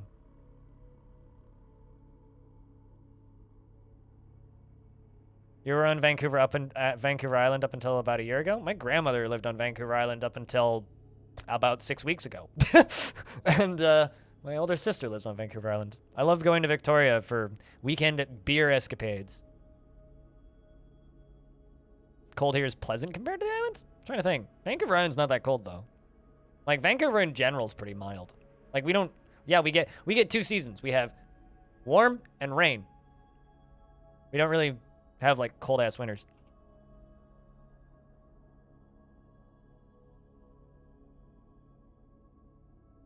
I guess. I don't know. I feel like most like West Coast weather, kind of regardless of where you are, is like just mild. +10 feels like -10. I don't know if I agree with it. Considering like I usually go to Victoria in February. Like February is like my Victoria trip season. Me and my friend Kevin go to Victoria. We get an Airbnb for a night, and then we just go get really, really drunk. we go to every single one of the craft breweries out there. But I don't like Winnipeg though. Too many mosquitoes. That's my thought. That's my like only memory of when I've been to Winnipeg once when I was pretty young, so it's like a pretty colored like take on it, but I just remember mosquitoes everywhere. Like just more mosquitoes than you could see. Mosquitoes that blotted out the sun. Not quite. God, it's cold. That's feeling. Eat. Making large serrated glass discs. Hell yeah. Still trying to figure out why that dwarf died. I'm assuming it must have just been a weird infection. All right, well, let's let that do its thing. Oh my god, there's a magma crab.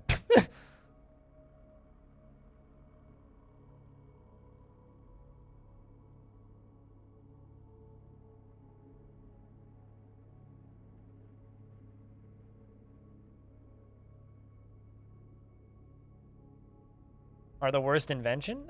Mosquitoes are very important for birds. They're an important food source for a lot of critters, but yeah, I tend to agree. Mosquitoes kind of suck. Although, here's the thing. I'll take all the mosquitoes in the world over deer flies any fucking day of the year. Like, until you've been swarmed by deer flies, like, there's the classic Canadian saying, though, of like, if he runs off into the woods, he'll be dead before dawn because of the bugs. If you're chasing a criminal, just chase him into the forest. Let the bugs do their job.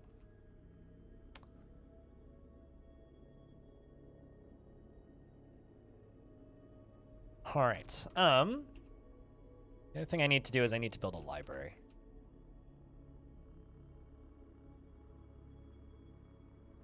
I love how they're all just like clumped into that one little corner there. It's interesting.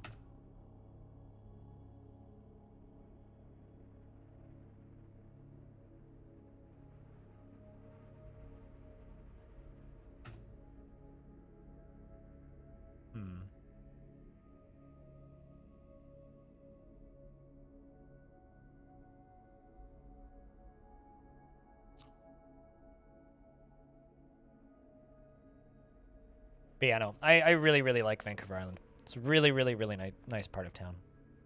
I think I'm gonna do the library around this side because I really like the way this chunk of flooring looks. I think we'll do library over here. Kind of do that.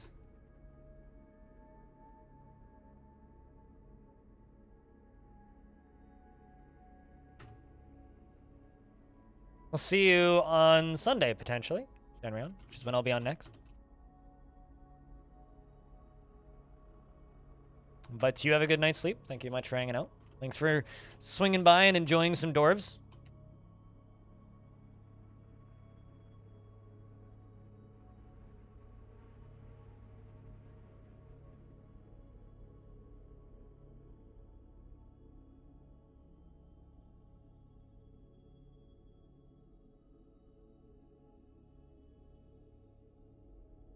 All right, let's do that, that.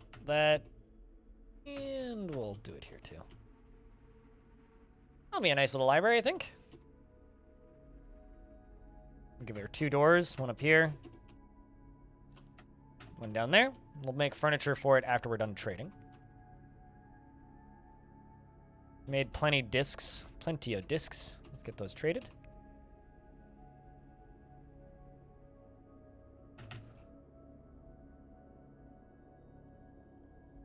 Yeah, this is working pretty well, actually.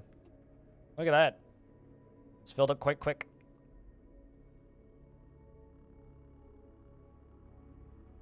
We just need this lower half area to fill up. That's all we really need. But this is filling, and that's what I want to see. Excellent.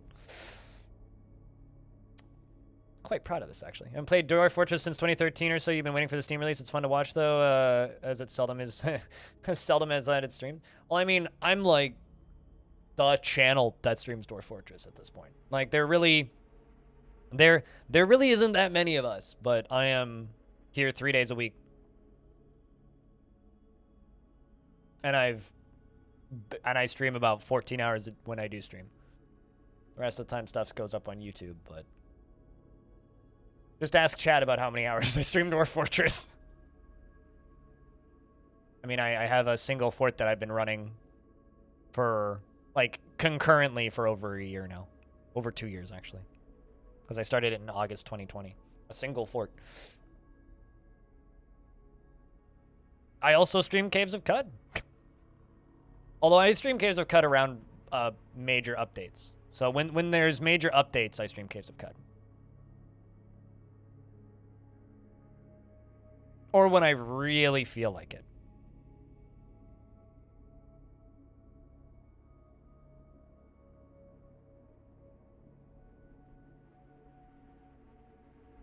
That's got such a nice vibe. There's a big update for it coming soon. It's currently in the beta branch. But yeah, for me, Cud just gets to be a bit much. So, like, I will dive in and play nothing but Cud for, like, a week. And then I'll forget about Cud for 6 months, and then I'll do it again. Do I still have it there? Hold on. I'm staring. Just let me see if I can spot something.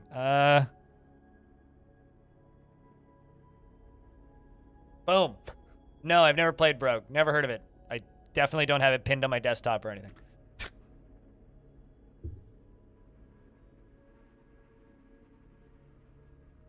Like, so what you're saying is you had your first successful Golgotha attempt, or your first Golgotha attempt was successful?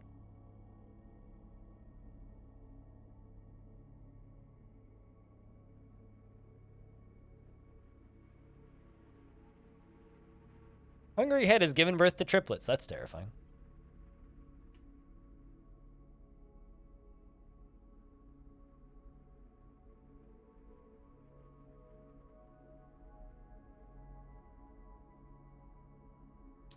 Has phenomenal visual effects. Like, the dude invested so much time in making those animations and stuff. It's crazy. And some people have the audacity to use a frickin' tile set while they play it. It's like, Brogue, one of the most beautiful games ever made, in my humble opinion. Half the people who play Brogue play it with a tile set. It's like, oh, man. There's a couple of tile sets for it. It's like, why would you intentionally not use, like, ASCII for one of the most beautiful games ever made? Yeah, for real. It's gorgeous, dude. It's beautiful looking, but, you know, people gonna tile set, I suppose. Oh, you were like level 17? Literally just stun grenades, fire grenades, and, what's it called?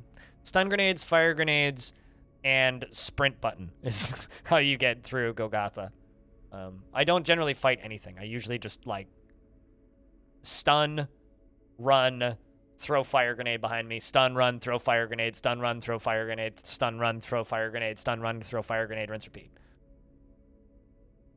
Rip and tear. The trolls are, although once you finish Bethesda Susa, not to, like, be like a trader of dread or anything, but let me just say, once you've played Bethesda Susa, you'll think that Golgotha's kind of easy. The trolls in Bethesda Susa are genuinely terrifying.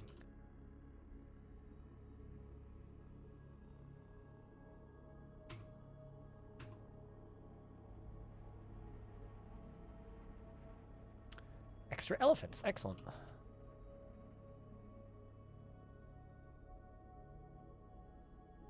Two elephants. 3 elephants. Sweet. Try those shields. That'll be plenty.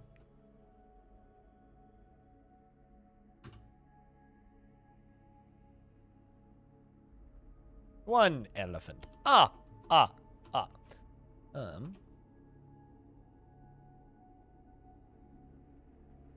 There we go.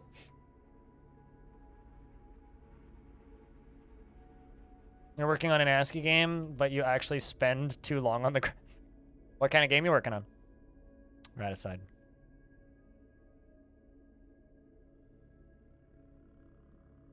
Getting fire breathing helped for the early game. I really like laser eyeballs. Although I usually play espers. So I'm usually like force wall, force shield, force wall, force shield, sprint, teleport, force wall, force shield, phase shift, laser eyes. That's generally my strat. It works. Has 3D planets. Do you have a demo of it or screenshots anywhere? Always curious to see new shit.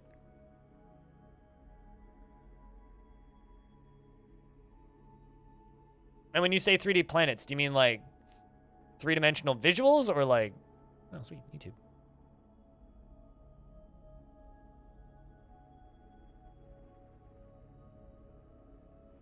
Do you mind if I show this on stream?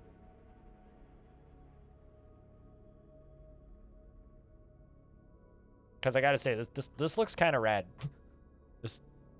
Like, even just as like a toy. This seems kind of rad. This is running in terminal? Wow. That's That's kind of awesome, actually.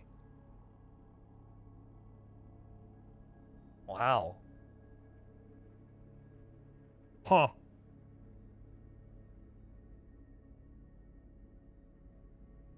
Some procedurally generated space thing I'm making, all running in standard Linux terminal with a square font. Fucking hell, dude. That's cool.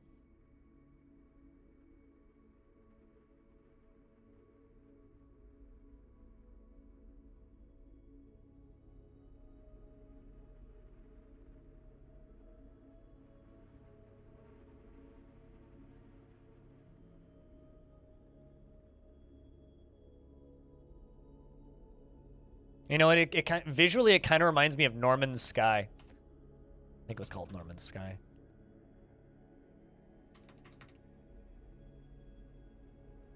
Yeah, this thing.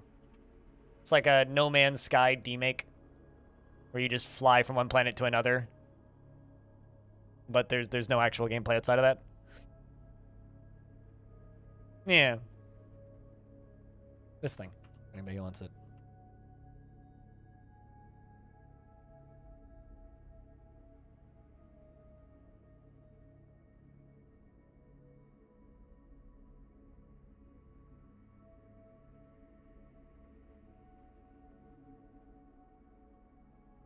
I'm so happy that this strat is actually working to construct stuff.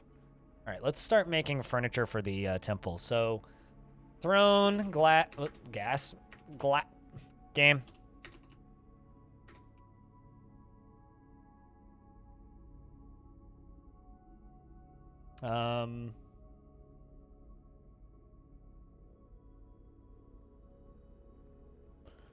Saving sweet GPU gun money with ASCII graphics running in terminal nonetheless, dude.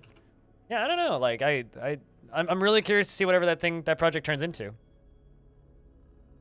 Lava flowing in the castle. I mean, that's by design. It's supposed to flow there.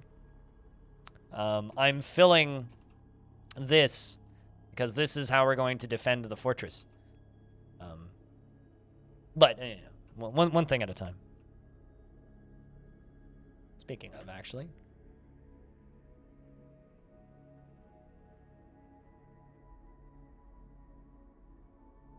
But welcome back, Wade Master.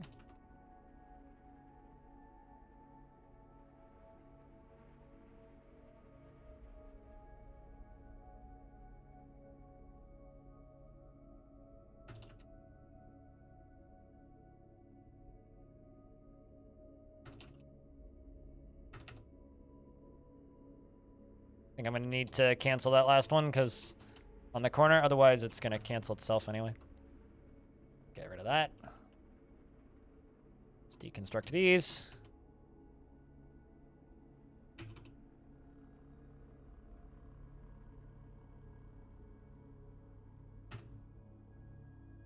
Hey, Lake Bear, it's good to see you, man.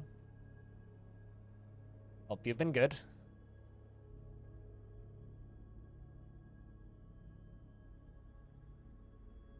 Where'd my glass go? Sure, there it is.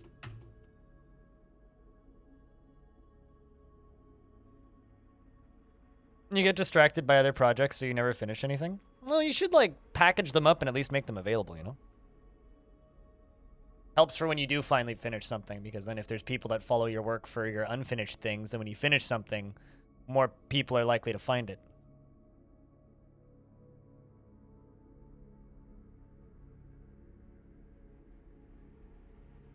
In my head for a mystery dungeon game or a procedural game called Catalynth, where the items you acquire generate the seeds for which world or labyrinth you traveled to? Why am I just like imagining what is the fuck? What's the name of that series? Played the shit out of one of them when I was younger. Crap. Turn-based tactics game, but you can go inside of your swords and do dungeons in your swords to level up your swords. What the Disgaea. That's the name of it. It's like, Dis game. What's the name of Dis game? Disgaea. Yeah, Disgaea. Kind of reminds me of Disgaea. Yeah, Narvish, you got it. I'll beat you to it, but that's what that immediately makes me think of, is Disgaea. Holy shit, that's a lot of floodgates.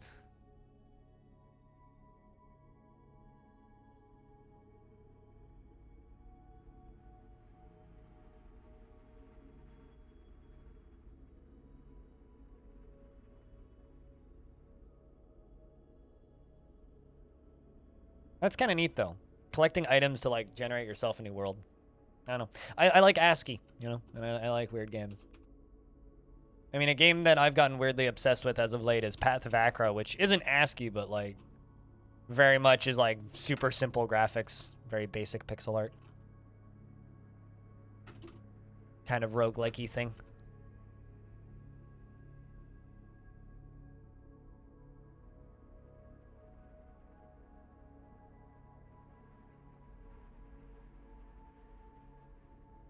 Well, I mean, all video games are derivative to a point, right, Chops?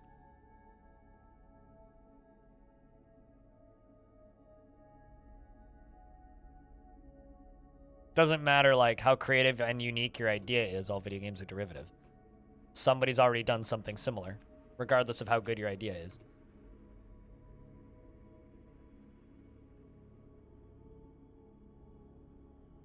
So it's the bottom half down there that's having a hard time filling now.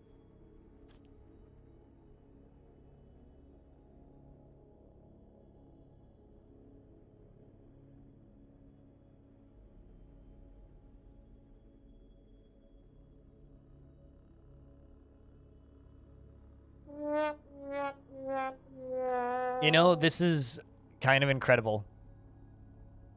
Chat room, we've been live for 6.5 hours. And a mod has appeared, which means hide your memes. He's got a sword. Over here, he has a sword. What's up, audio? How's things? Stone, like, is, like, in his point with his sleep schedule where not awake. So, you know. Hobo's doing school shit. Doesn't generally get here till later in the day. B-Lug's taking a break from social media and the internet, so he hasn't been around. Sergaz hasn't been around. Cutest is in Russia and trying to not get, like, put in the military. So, hiding from the internet. It's like everybody's, like, just been busy recently, is what it is.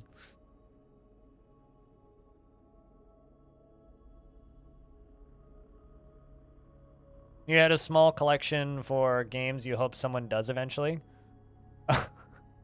Yeah, no. I mean, it's funny because, like, I have this idea for a game that actually has been attempted by some devs recently, and both of the attempts are terrible.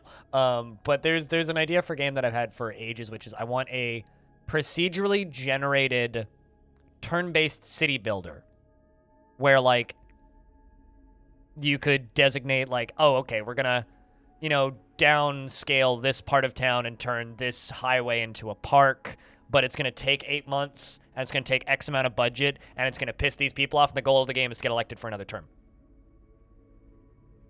And then if you get booted out, then you can either end the game and end your political career, or wait, fast forward 4 years with all of the stuff the other person did and try and get elected again afterwards and start running your campaign again and start running marketing and like based on what that person is doing, try and push them in a different, try and push the city in a different direction so that you can get elected again. With the whole point of the game trying to get higher and higher office. It's been a game that I've always wanted, but no one's made it, and the few people that have tried have made really bad games. We have a stoneworker who's in a strange mood. That's some nice lava you got there. Well, thank you, Tolus. Thank you. Raked up the yard a bit, got your COVID booster today, been all right? All right. No side effects? Not feeling like shite? I think I sprained my finger at the show that I was at last night. I mean, like, look at this finger in comparison to the other hand. If it still hurts tomorrow, and if it swells more, I'm gonna go to a doctor and be like, I think I broke my finger. But I think it's just sprained because I do still have full range of movement. It just hurts. So I'm assuming it's sprained because I still have full perfect range of movement. It's just swollen and hurts. So, is claimed a mason's workshop. All right. Make me a door, damn it. Slaughter that horse.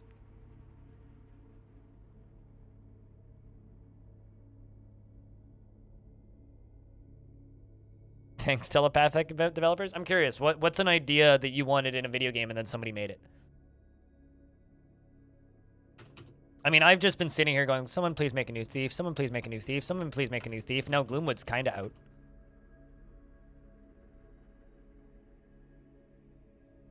God, I hope so. Please make a door.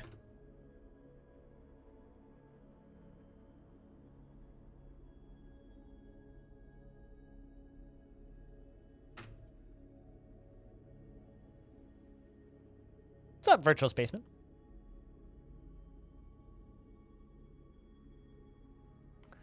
Yeah, no, I know what you mean. But well, thanks for swinging by the stream and saying hi. Appreciate you. I'm just glad people watch them. You know, it's weird because like it's weird for me because I've made content in some form for a decade now, right? Oh no, a horse died. Anyway, because I've been making content for so long in some form, in various formats over the years, it's really nice to finally have found something that people actually like that I do on YouTube. It's like I've had that YouTube account since 2014, and I've tried various types of content over the years.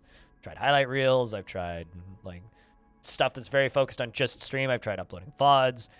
I tried doing lore videos, which did all right. I've tried various things over the years, and nothing did anything. No one gave a shit. And it's really nice to finally have found like something that I can do on YouTube that feels at least somewhat sustainable, and also at the same time something that people actually have interest in. You know, people have interest in your body needed a nap. Did this get drained? Did what get drained? Your body? Or the lava here. I mean, I'm trying a different method of filling it. I've portioned it out into chunks using drawbridges. My mayor's banning shit? Pardon? Export of doors is prohibited. That's fine. I don't sell doors.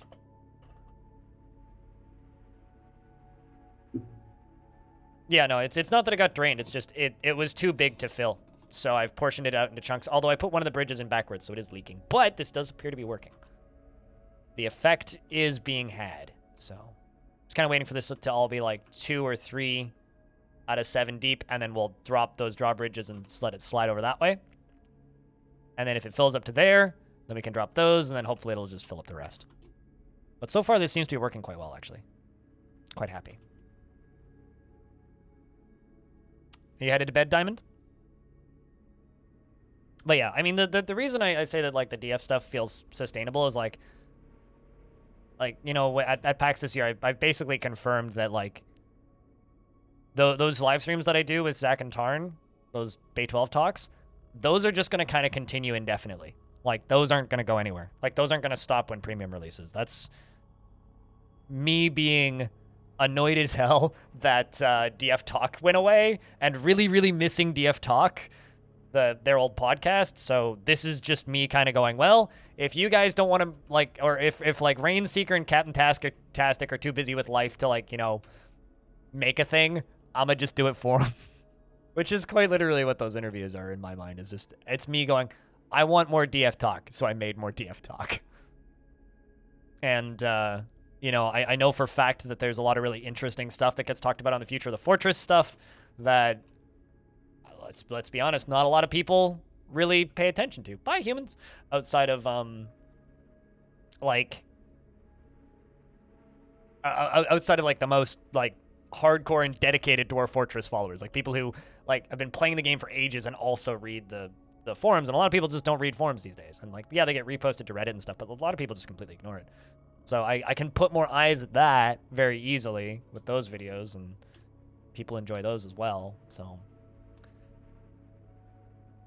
of course, you know, updates will become more sparse once Premium's released, but yeah, I know, right? I hate reading. Those videos are hard for me to make, though, I will be honest. All right, so this is going to flow all the way across. This is pretty effective. I actually quite like this system. So now it just needs to get to those bridges, and then it will fill.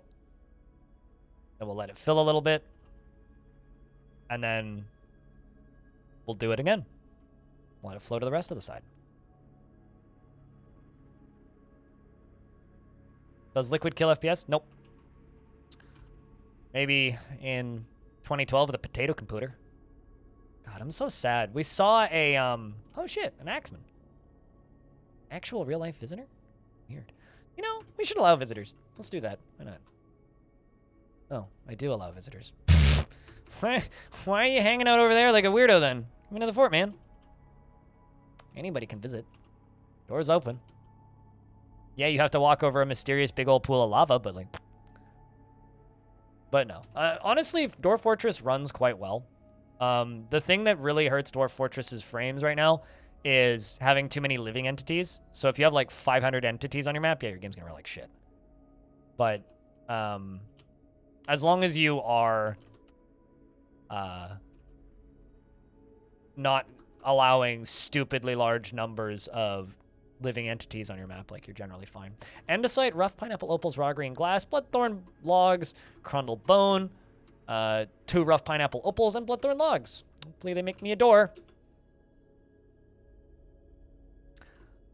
Well, I mean, 200 alpacas isn't so bad, but, like, 200 alpacas that aren't in a pasture that are just allowed to free roam around the whole map, that's going to hurt your frames because they're all trying to path everywhere and talk to everything. If you have, you know, 150 bards in your tavern, that's going to hurt your frame rate. If you get invaded by 200 goblins, that's going to hurt your frame rate. But, like, generally, Dwarf Fortress just kind of runs pretty well for the most part. Granted, I do have an i7-7700K processor, which is arguably one of the best possible processors to run Dwarf Fortress, just because of how bonkers its single core clock speed is. So keep that in mind. But, like, Dwarf Fortress actually runs quite well. Like, it's not perfect. I mean, very few games are. But I do find that as far as, like, a city builder goes, Dwarf Fortress is quite good at running. Although I will say, adventure mode gets kind of problematic in places where, like, if you spawn into, like, a city of 1,000, which actually caused one of my favorite recent Tarn quotes, which is, for adventure mode, we might just turn their brains off because too many people thinking makes the frames go down. So he's like, for adventure mode, we might just turn a lot of people's brains off because then you'd be able to wander around a big city as long as they're not thinking about anything. It's like, oh, right, yeah, because the game is trying to figure out the constant, like, mood state of every single character like this. even if you can't see it or interact it, or if it, regardless of if it affects you or not. So because the game is like worrying about that level of detail, it kind of irks the frames in adventure mode a lot. Yeah, no, fun fact, you will still be able to lock doors in premium, but the pet passable, non-pet passable option is being removed from the game entirely in the next update, which is funny. Laughing hurts. Oh no. Only FPS drops you get that annoy you these days are if you get a pathing bug from a null movement tile. Yeah. The one thing that genuinely bothers me is, and actually this is partially one of the reasons why I'm not playing my Halloween fort today, is resurrecting biomes, because the caverns tend to be just like non-stop resurrecting, like chain reactions where like they all just resurrect, and then they all resurrect, and then they all resurrect, and they all resurrect, and they all resurrect, and they all resurrect. I don't know how it's gonna work, Omega Loaf, but the pet blocking option's being removed. I don't know how it's gonna work. I don't know if they're replacing it with something or if they have a better system. An andesite throne. Well, there goes my dreams for a door. Stone, I hope you slept well. Second mod tunes in.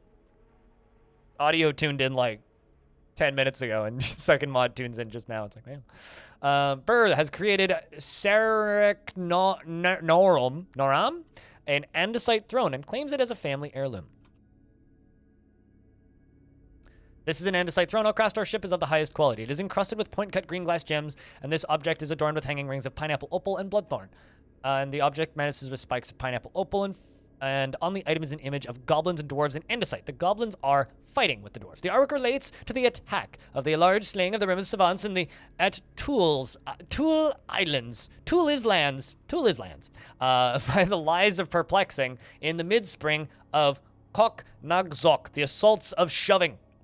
On the item is an image of Velvet Special, the adamantine cage in pineapple opal. On the item is an image of a guava tree in bloodthorn. On the item is an image of a rose-cut gem in crundled bone. Fun fact, that artifact that is made of adamantine, the adamantine cage, is an artifact from a previous one of my forts.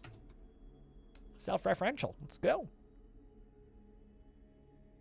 So yeah, I don't know how pet-free rooms are going to work.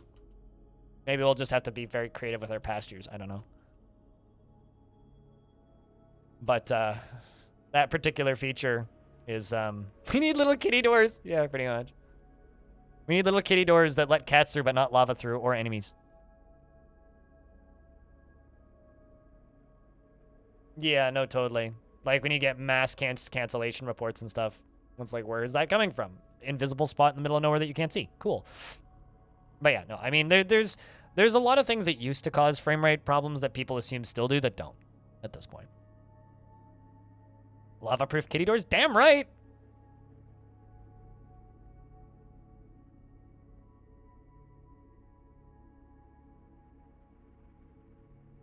Also, can I just say, holy shit, all of the video games are coming out right now? It's wild. Suddenly, every single video game came out.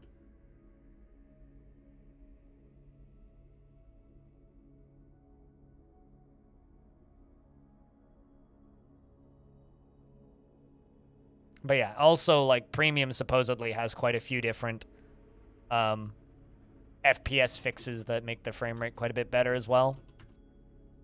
Just watching this to make sure it's working. I realize that I'm just staring at lava right now, but, like, just trying to make sure that it's still filling. Otherwise, I'm going to pull those drawbridges back up. I'm always disappointed by how slow the flow from lava in volcanoes are. Like, it's always so disappointing. It's like, man, that should be like an epic torrent of lava, and then it's just like dribbles out. God damn it. Adamantine encrusted kitty door is the ultimate flex. You know, if we start having to make... Why don't... What if cats could just go through fortifications? I'm just asking questions. Actually, you know what would happen is we get a lot of roasted kitties. A lot of dead cats. Even more dead cats. I mean, cats are a liquid, right? So I guess they should be able to go through fortifications.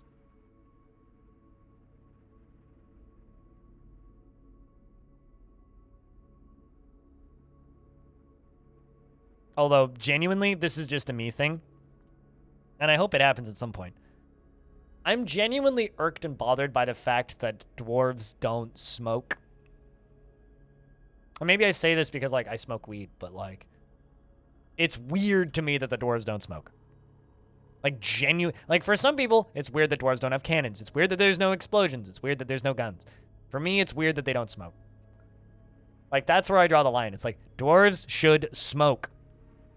I mean, that's not what I mean. But, I mean, they don't have a pipe. Because the only thing that's as dwarfy as booze is, I'm going to sit down and puff on my pipe. Well, I said dwarves don't smoke. I never said dwarves aren't flammable. Of course dwarves are flammable.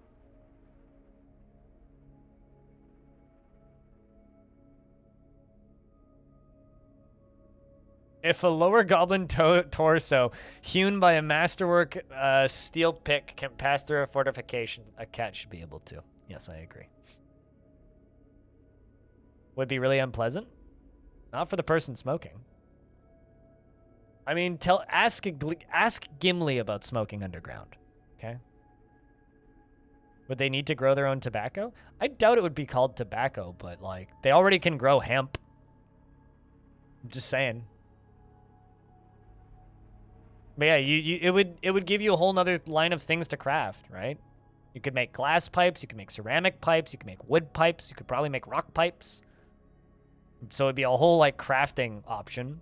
And also it would be more farming stuff. Reason for surface farming, because tobacco's a surface plant. But, I don't know. To me, it would just be, like, another way to, like... You've seen rock pipes? Yeah. I mean, I own a ceramic pipe. It's a very large bong. Made of solid ceramic. It's fucking cool. It's one of my favorite things that I own. Are those gems? Yeah. All right. I'm going to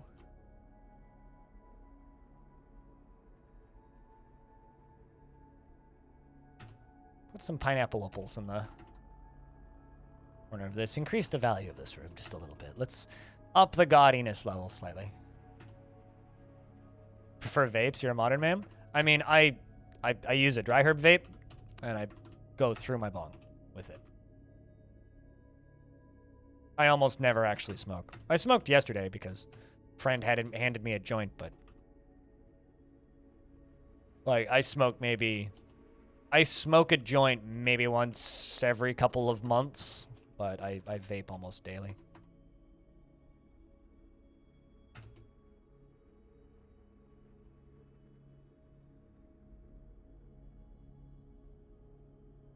What, in Dwarf Fort? I'm trying to think, like, what would be considered a drug to, like, dwarves, though? Like, medieval style drugs, wouldn't it be? So it'd be like, we're gonna put leeches on your body. Bleh. Listen to story? Ooh, what kind of story?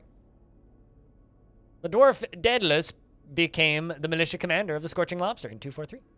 Really? Is that long ago? True, but, like, I mean, they live off of mushrooms, but, like, they don't, like, there's no psychedelic mushrooms in Dwarf Fort. Although I feel like a dwarf on psychedelic mushrooms would be dangerous. Okay, let's pull that first bridge back up. Just let this fill a little more.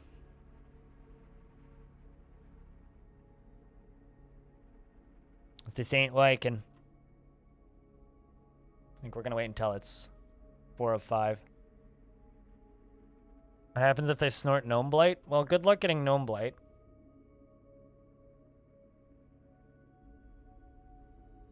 For one thing.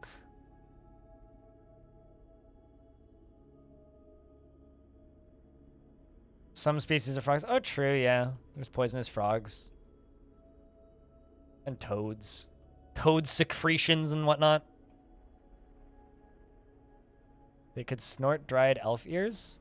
I mean, no, because that would require them to butcher sentience, and they don't butcher sentience. So because they don't butcher sentience, that's literally impossible. The dwarves couldn't do that.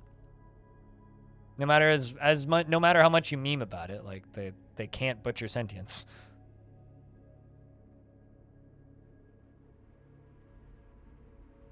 And you can thank the like player base for being mean to certain creatures in Dwarf Fortress that made that into a thing.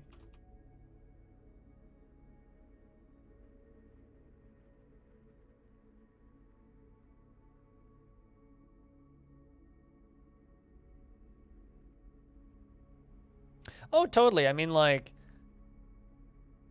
there are certain types of alcohol in Dwarf Fortress that are practically a drug, like sunshine, right? Like, it's super rare. It's difficult to find. It's when you do find it, like, it it doesn't all, like, you're not always going to have enough of it to really do much of it. It's only spawns in one specific biome, and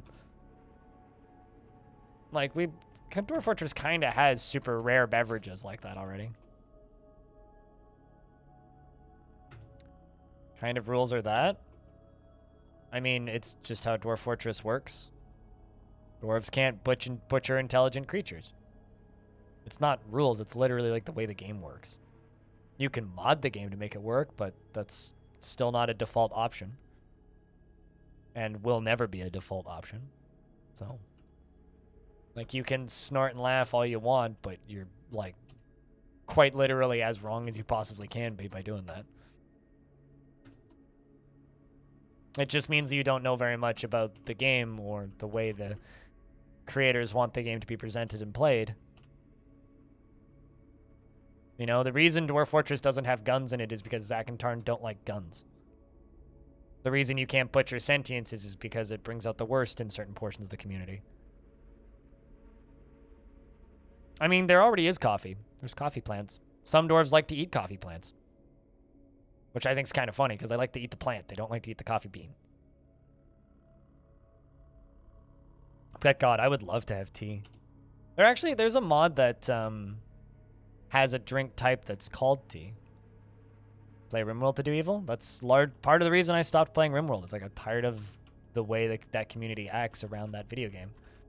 It's like I still like help organize events for it, but I basically don't. One of the reasons I burnt out on RimWorld was I burnt out on the community and the way the community plays that game and memes about that game, and it's just, I feel gross after a while. But maybe I'm just old. I don't know.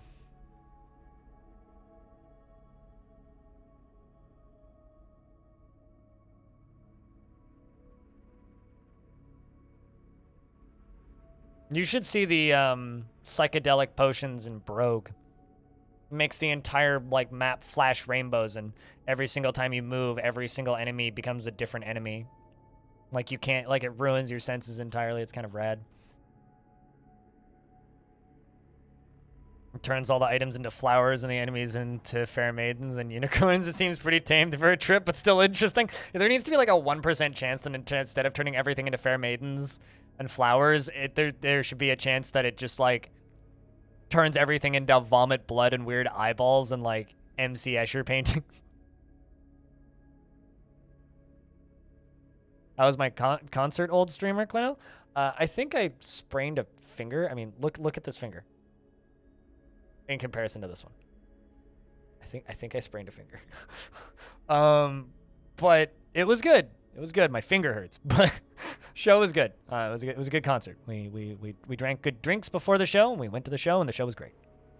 The opener was solid, and the headliner was fucking phenomenal. There's some pictures on Discord if you want to see them, but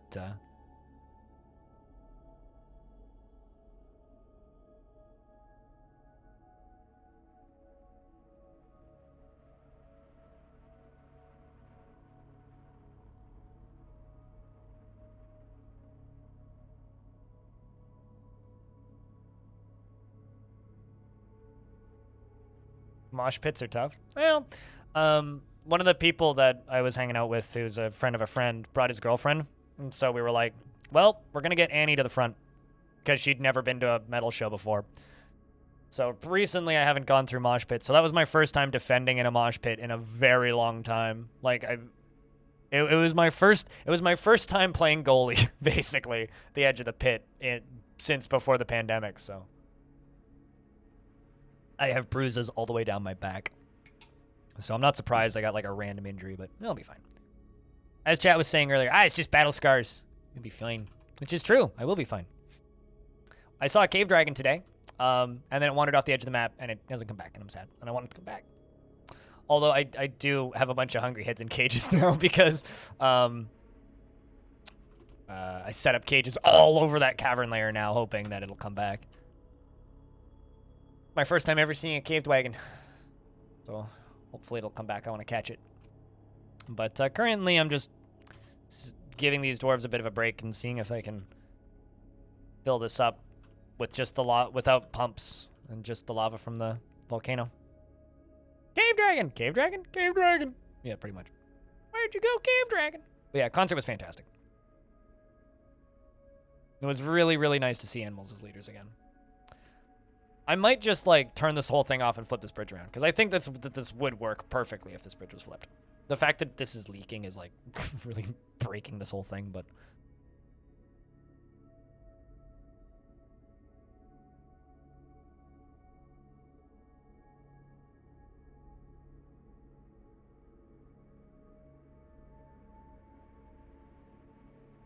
how's Clino doing today? How goes the tireless work of moderating the Dwarf Fortress subreddit? You know, you want to fight? Away from family, feels bitter after getting into it. Yeah, go join the military then. Sure, that'll help. What you? You want to practice some martial art? I think it's time we make a new squad, actually. You're a wood burner. You metal armor. Gilded neutralization. I read that as gelded neutralization first, but that's a name. You got a great response for the calls to mods? Hell yeah. All these dwarves want to fight. I get it, guys. I'll take the suggestion.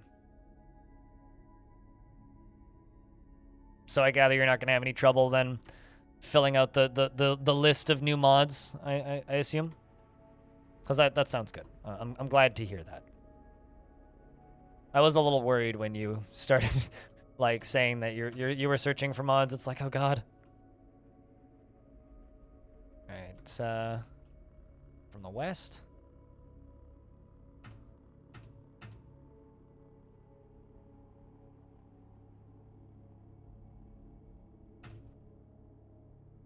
Assuming that got canceled. Yep.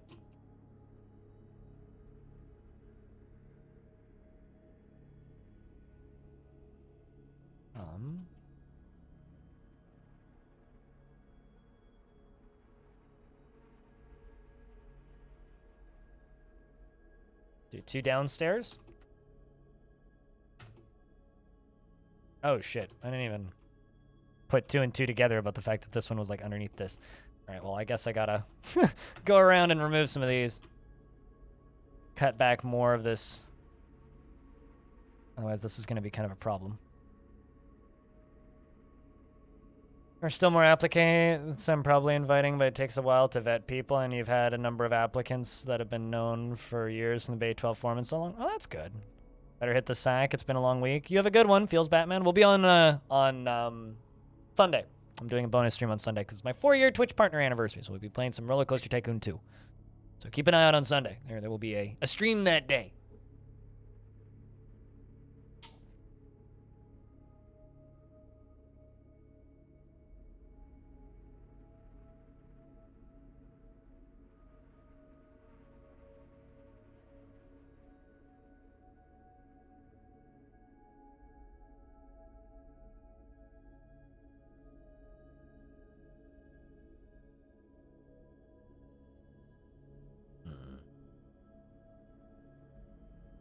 Let's go around the top of this because I realize I just need to cut more of this back.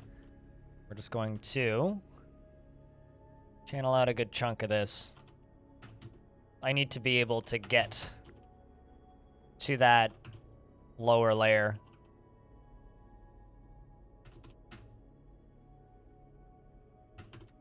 Without issues. So we're gonna cut back some of the top bits here and then work around the edge.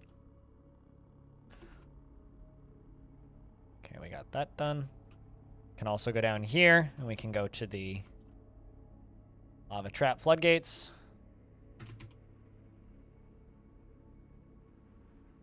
Mr. Mac, you have a good night. Jack, can I get a good night for Mr. Mac? Also, once again, sorry you died to the flaming kangaroo. Which I still maintain sounds like the name of a pub. Guys, we're going to the flaming kangaroo today. All right.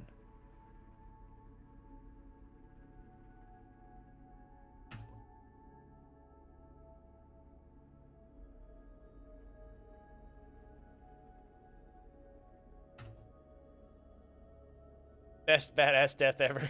Yeah, blast in the face with a fireball and burn to death. Yep, pretty badass.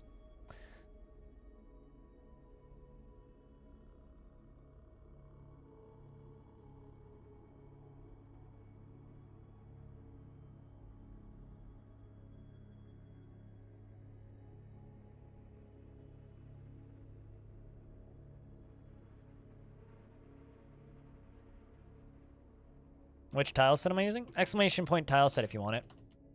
It's a modified version of Krug Smash's tile set. Which I'm kind of surprised isn't more widely used. I think that this tile set's awesome. No problem.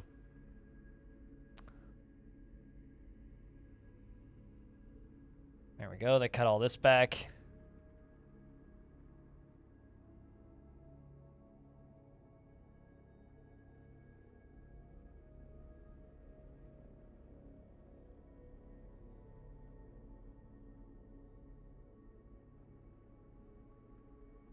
Oh, shit. Aquafunkalistic Booty Wap, the Holy Diamond, has given birth to another girl. Holy Diamond indeed.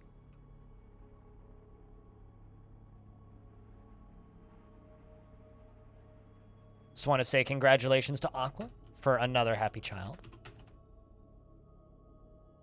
All right. Cut this back, cut that back.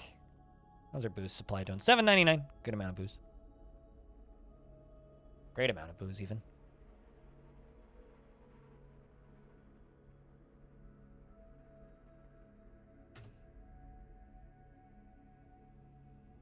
And if anybody falls into this, just know that you will burn to death at the bottom.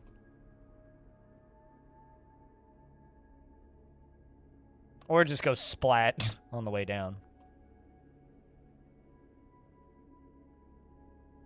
We'll follow you up here. I'm gonna see if I can wait for this to hit 3 depth.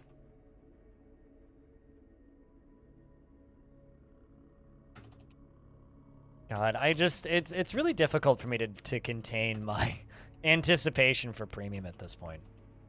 Like, I generally try to be like a pretty level-headed, like, sane-sounding person when I'm talking about this game, but like, my God.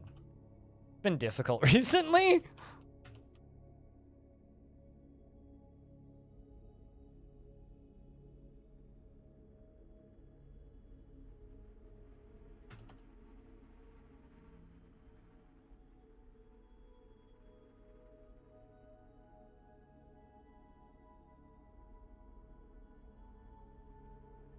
Still your usual blank self. Well, at least somebody's usual.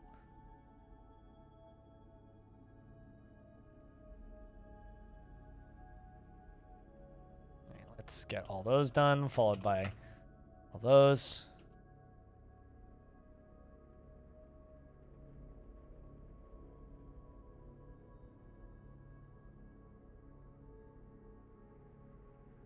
Mason Yushir is fighting. Oh. Probably got something dug out from underneath you while you were standing on it.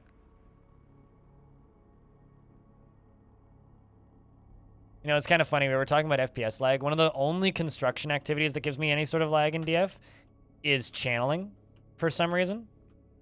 Not totally sure why, but when I channel, the game's frame rate just kind of takes a poop. It's unfortunate, honestly. Specifically channeling, and I'm not sure why that is. Especially if it's large areas. Mining, fine. Channeling, Jess, thank you very much for that big ol' raid. Appreciate you. Yeah, can I get a round of beers for my friend Jess? And also, if you guys don't know Jess is a member of my stream team. She shows up on the podcast, the Housing Frequency podcast, and plays a variety of indie games. Go give Woe Jess a follow if you haven't. You know, my muscle memory whenever I go to type in a command like that always like tries to type in !host, which actually makes me really happy that hosting doesn't exist now that we have this command, because like, even though I still miss hosting, because I guarantee you, if hosting still existed, I would have accidentally hosted a channel instead of shouting out a channel at least once. And I've accidentally typed that command in already before, and it's like, this command has no effect, or command not recognized, or whatever. Instead of hosting the person. So I've come like this close to like knocking my own stream offline, even though like that feature doesn't exist anymore. It left you behind. It does that sometimes, doesn't it? Also, hey, JSOC. And for anybody coming over from Jess's stream, my name's Greg. I stream Dwarf Fortress. Make videos about Dwarf Fortress. And sometimes other games, I realize other games exist, and then I play them. But then I generally just go back to Dwarf Fortress.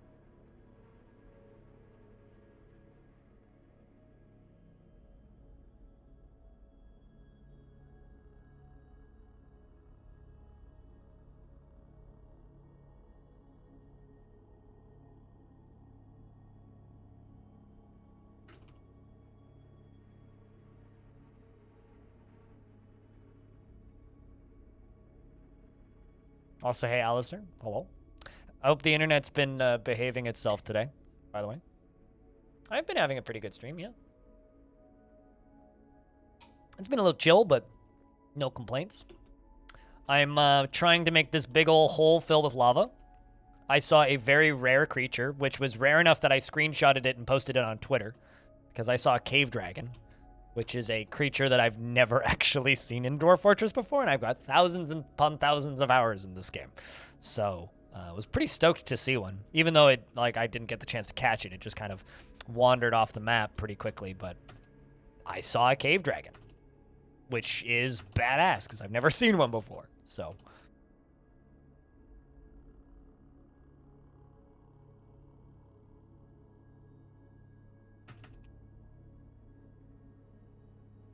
now this whole fortress is just big ol' weird construction projects. We also fought with various different big ol' monsters today, which have been fun. We killed a giant mite that sprayed deadly dust everywhere, which was fun. And try as it might, it didn't kill any of us. Although I think one of my dwarves died of an infection from one of its old wounds years later.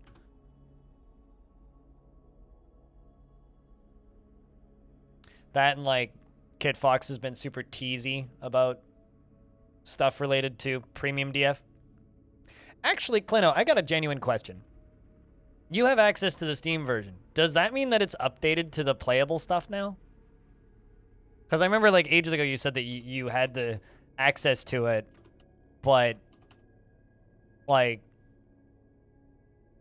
it was just an old version of the game that was just there, so there was something placeholder so that they could have a Steam page or something. It makes me wonder if they're running it in a beta branch or not. You're allergic to them? You're allergic to dust mites? I can't say that I am. How about giant mites the size of a small bus that also expel dust everywhere? Because that's what we fought with. You know, it was what it was.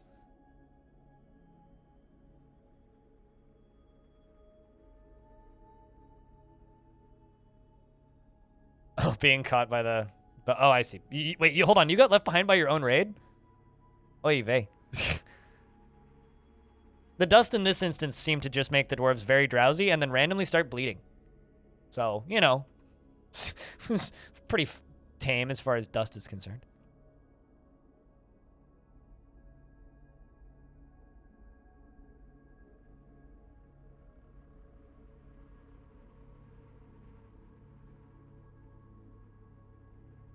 But how was your stream today, Jess? Any highlights? Fun day? Low day? Good day? Bad day? No, vampires suck. Allergies sneeze.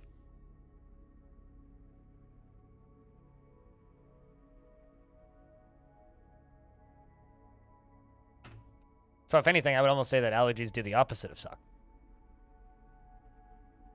I think it's almost more fair to say that allergies blow. Just regular rim-world shenanigans. You have a kid in the colony? Oh no, that can't be good. That'll probably end in trauma.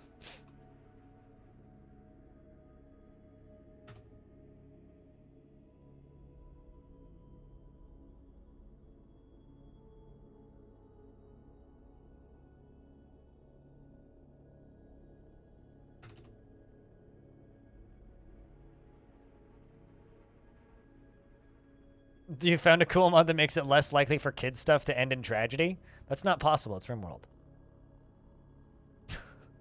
But I'm a big fan of the kid in my other fort that, or the 2 kids in my other fort that like were parented by an insane necromancer, and so she has kid and just like drops kid on ground and runs away butt-ass naked because that's all she does is run in circles naked, and she can't die because she's immortal, but she's insane, so she just keeps having kids somehow and just like dropping kid on floor and leaving it on the ground and running away. You're trying to build an orphanage / boarding school type colony. Well, you'll see how it goes. Good luck.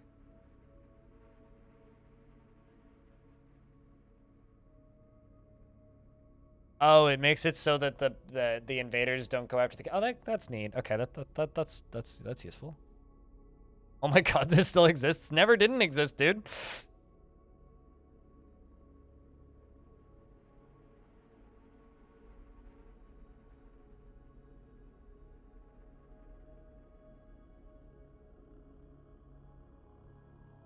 I'm just saying, back when Fog streamed, his emotes were so good. It's one of the happiest things is that he put them on better Twitch TV and never took them down. Oh, are you gonna go lurk now? Alrighty, good lurk. Did I? Oh shit, I did use the wrong type of stone.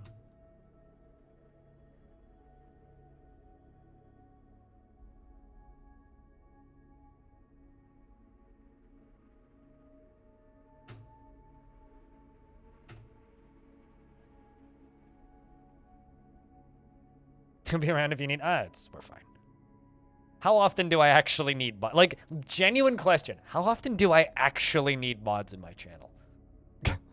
Like, I very much do not expect to need mods until, like, premium launches.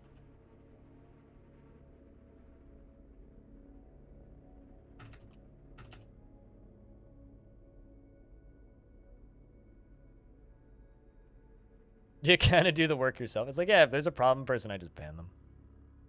But I will actually need mods when premium launches, most likely. Basically, like, I need mods when I'm on the front page, and I need a mod around when I get a big raid. But even then, like, usually don't actually need mods even then. I mean, why? This is the only reason to be afraid of mods. Over here, he has a sword. It's true. I'm gonna use that command until like the people who fund the Patreon actually realize that it exists.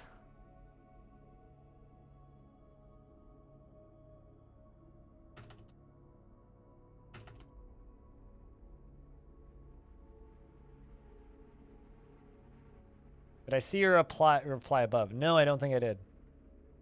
My brain erased it. You remember that conversation? Yeah, you subsequently learned from the context that you were right. They were pushing updates to while your state static. Aw. Okay, so like you don't actually have access to the Steam version then. You just have access to the...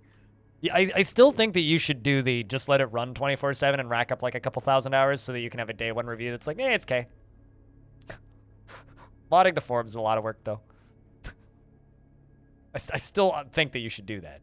Just so you can have like 10,000 hours already on day 1. It's like, this is a proper Dwarf Fortress hour count. Because you know I'm going to run it 24/7 the second I get it, regardless of if I'm allowed to actually make content out of it. How deep is this? Let's try dropping that bridge again. Fill layer 1.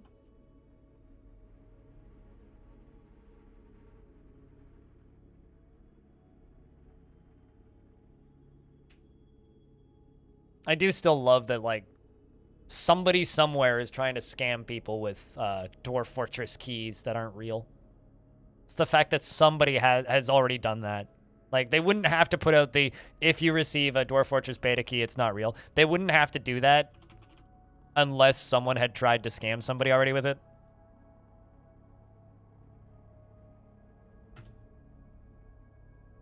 And it just amuses the ever-living hell out of me that we're actually at that point now.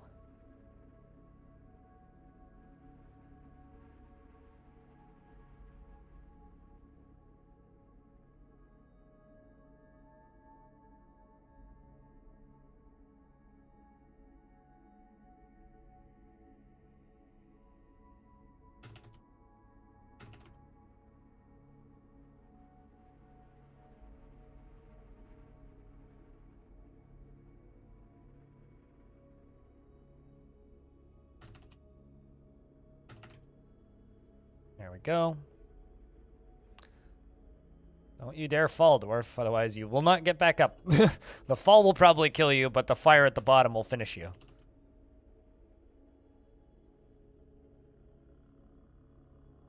All right, let's see if that fills now. Makes it across, it'll fill.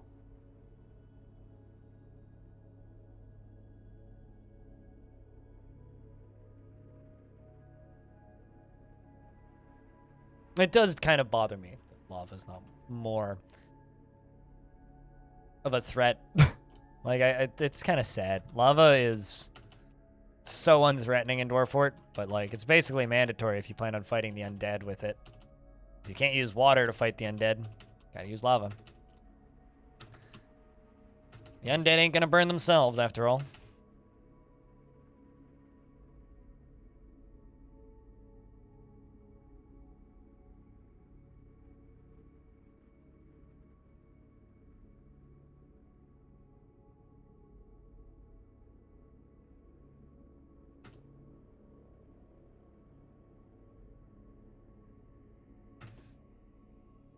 Something else that I'm also really curious to find out is I'm wondering if there will be like some tricky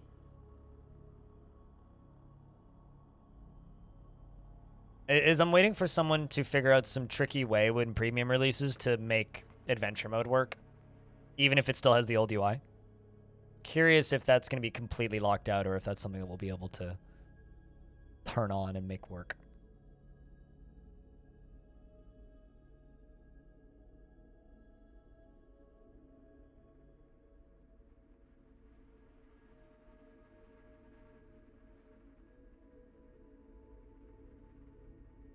They will make that work day one.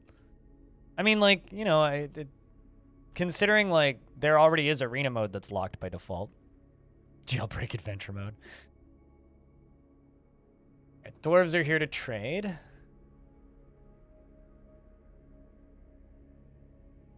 That's something that I'm really hopeful for. Like, I kind of hope that there will be a way because, like, I feel bad for all of, like, the people who do just play adventure mode, you know? Because there are some people, there's dozens of them, who play primarily adventure mode. Actually, I did a poll a while ago on my YouTube channel. It was something like 20% of my audience was interested in playing adventure mode as their primary way of playing the game. I was like, how do you, when you play Dwarf Fortress, like, what mode do you play the most? And 20% said adventure mode.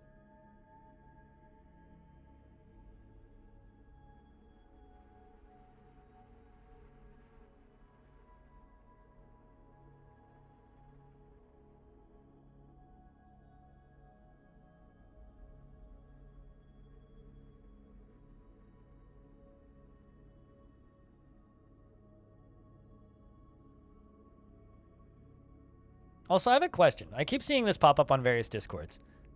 Why do people go buy Halloween candy before Halloween? The strat is you buy Halloween candy 2 days after Halloween, so the candy's on sale. Like, unless you're planning on giving candy out, which I know that these people who are talking about it in a Discord that I'm in don't. Why would you even bother? Forgotten Beast has come, a gigantic feathered leech. It has a broad shell and a bloated body. Its sea green feathers are long and sparse. Beware its webs. That's terrifying. Well, fuck. I might actually just, like... Is it stuck? Can it even get through that? It's certainly moving real slow. Oh. I know one of the big innovations from DF was recently a modder who figured out a way to safely swap modes on the fly. Wait, really? Like without retiring a fort?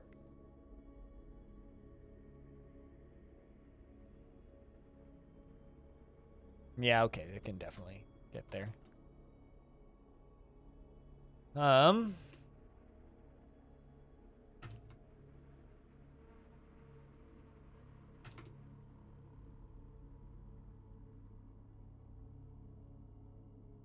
Sending all the dwarves inside. Following our uninvited guest.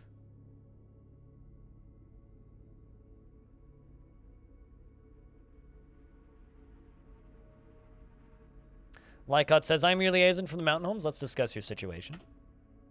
There's much to share. We've updated the civilization and world info. What requests do you have of our merchants? At this point, cheese. But yeah, I really hope that they're able to make adventure mode work. Even if it's just the old UI. Farewell. I look forward to our meeting next year. Our fortunes rise and fall together. I also have this weird feeling that adventure mode is going to come out way quicker after fortress mode than a lot of people expect.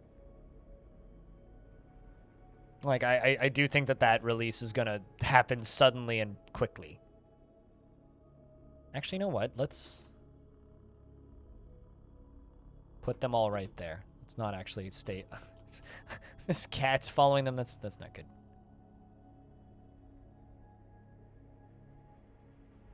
I mean, it's not insane. It's like, we had that feature in Dungeon Keeper.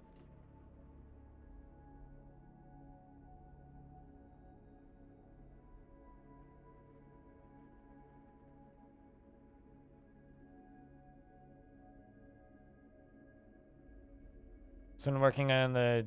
Oh, that is wild. Uh-oh. Okay, here we go. Let's just set them to kill it then. All right, so this is Forgotten Beast. We're following Mist Runner. And it shoots out webs. Dodge! Dodge! Oh, no. That blood. It's not blood yet. Oh, shit. Did Mist Runner get to it? Forgotten Beast bites the militia commander in the head, bruising the fat, and latches on firmly. Oh.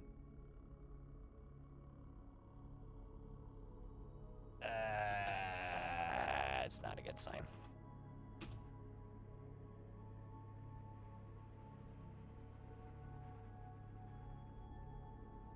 Forgotten Beast shakes the militia commander around by the head, and the skull collapses. An artery in the head has been opened by the attack, and the skull has been torn. I think Mist Runner is dead, chat. Yes, Mist Runner is dead. Rest in peace, Mist Runner. You did save the fort once, but you won't save the fort twice. Here comes the rest of the military. And I think this might just be my whole army. No, wait, I think they got on it. I think they got on it. Shit. Yeah, they got on it. The Spear Dwarf bashes the Forgotten Beast in the skull with the shaft of her steel spear, and the attack glances away.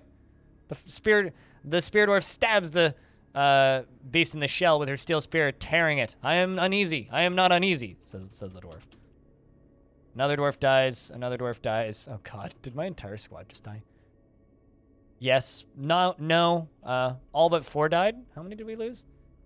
We lost Mask Rotor, Mist Runner, Moral, Lorbam, Thomas, and Lolar. But the creature is dead.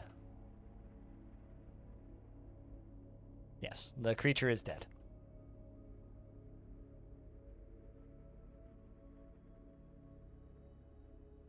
The wrestler bashes the Forgotten Beast in the head with a steel mace, bruising the muscle and bruising the brain. Hey, Zelser.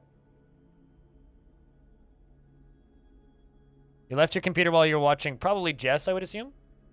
Because Jess rated me. Unless you were watching the other Dwarf Fortress stream that was up. But hey, Zelser. Those are the 2 people that rated me today. I can think of. It was Jess? All right. Well, that explains it. Watching Jess. Rated into here. Also, IHQMD, hello, by the way. You did a random visit to the National Museum of Computing. Oh, interesting. Did you see anything cool? You met a 50 to 60-year-old guy and talked to him about NetHack and told him that And then told him he should play Case of Cud. Man, imagine talking to somebody about NetHack in the wild.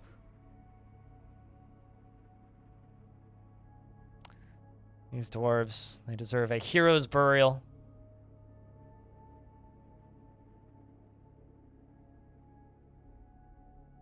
Chat, can I get a round of Fs for these dwarves that died? And a round of beers for those that didn't. So did this guy play NetHack out of curiosity? Or should just tell him about the roguelike celebration, actually. You should have told him about the roguelike celebration.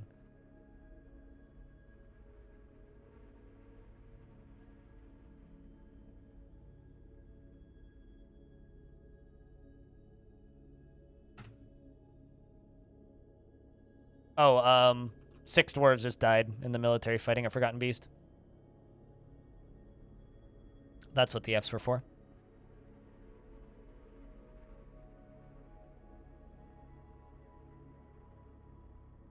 It's a damn shame, truth be told. They were good dwarves. All right, what can I sell you? Let's actually just sell cruddy old clothing, because apparently I got a bunch now. Hey, and this is filling. Excellent, excellent, excellent. Slowly, but steadily. We can just let that do its thing for a bit. They have working restorations of the World War II era code-breaking computers who's designed to penetrate pretty much every other computer on the planet. That's awesome. That is cool.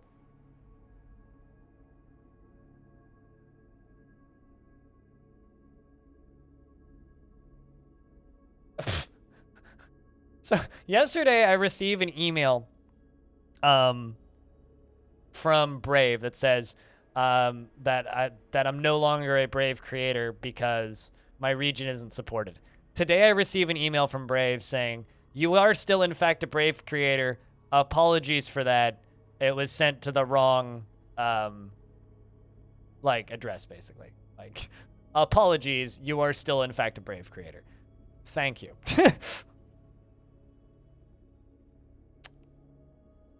Silly, silly Brave. But yeah, no, I love museums like that, especially like modern computing museums and game museums and stuff like that. Yeah, oops, exactly. This is like everybody received an email from Google at the beginning of last month that says that your AdSense account, your YouTube account has been suspended and your AdSense account is no longer going to receive payments. Followed by like 2 minutes later an email saying, apologies, we are simply changing to a different payment method, which is true. And your account is still active and you will continue to get paid. Apologies. It was like minor panic followed by, oh, everything's fine. You fuckers. It was like, oop, wrong email. It's like somebody just pressed send on the wrong button and it's just all of YouTube just like has a collective panic attack for like a second. It was like a month ago. Like literally like screenshots of that email showed up in the YouTube partner Discord and my team's Discord in like a second and then followed by whew.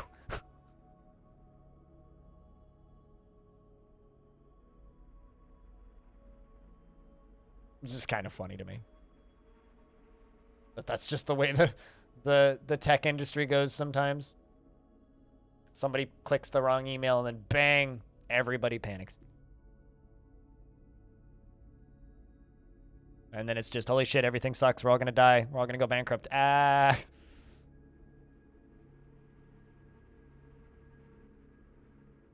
Also, I just want to say thank you, chat, because like I mentioned, this month's been a little slow. But today has been good enough that I will make my minimum regardless. So, cheers. My minimum to cover bills before I start, actually getting to the point where I can afford to do other things outside of just sit in my apartment and occasionally drink. Which is good, because I get to go to Vegas next month, and it'll be nice to have a little bit of extra money when I do that. Good lord. I did not realize we had so much used clothing. I guess this fort's been around for a bit.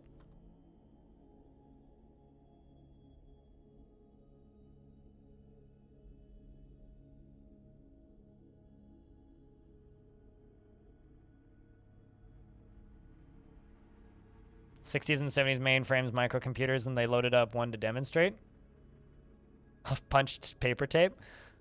Did they have any, like, I'm just going to ask this because this is me. Did they have any, like, games-related things there? Or was it just primarily, like, computers and software? And was there stuff that you were allowed to mess with, or was it just primarily, like, look but no touch?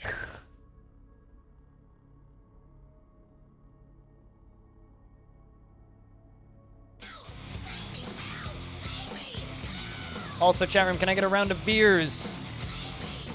Blue smile. For Zealous, keeping that sub alive for a 7... What? No, that's not the word. For an 11th month. Not a 7th month. An 11th month. Thank you very much. Seriously. Means a lot. Truly does. Chat, can I just get a round of beers? You know what to do.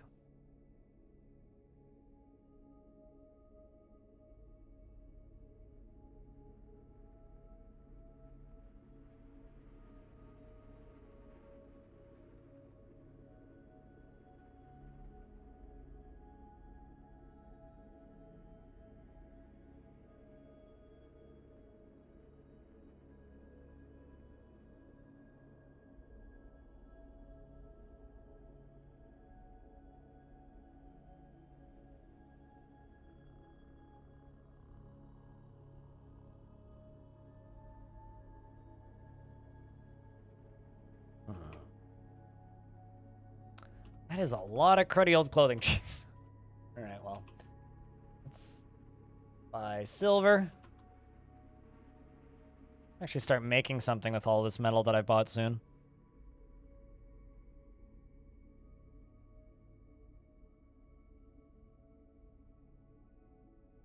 Buy these picks and spears. Buy some more anvils.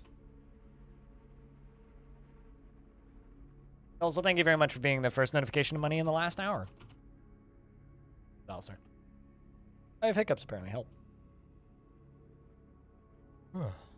Just a bunch of 80s and 90s PCs, IBM PC, Apple Macintosh, a bunch of different Amigas, a couple IRX-based SGI workstations, including ones set up to take pictures of people and email them. Oh, that's kind of cool.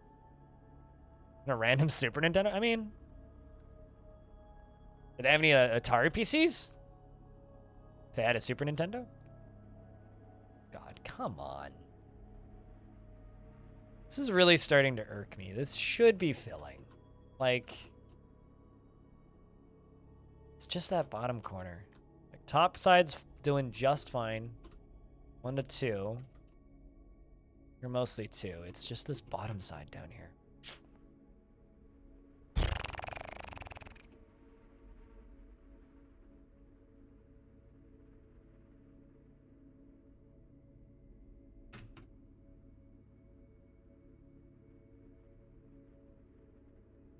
What are you guys doing? Oh, collecting clothing. Makes sense.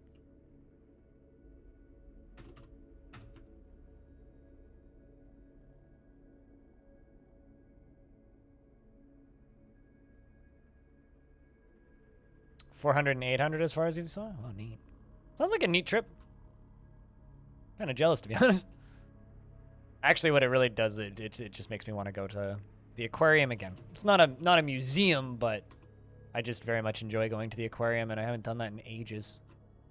It got quite a bit more expensive after the pandemic. I used to have annual passes to the aquarium, but they went from like $15 just for a day pass to like $50.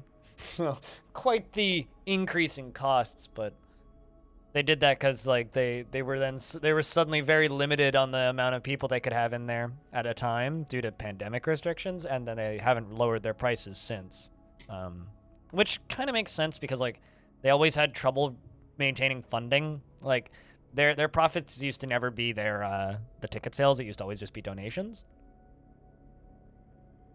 But I think that's kind of dried up a bit, especially with like the way the world's going now. And like, you know, rampant inflation and all that shit. So it's like, kind of makes sense, but man, it sucks. I just wish that it was less of an issue, pricing wise, because I do really miss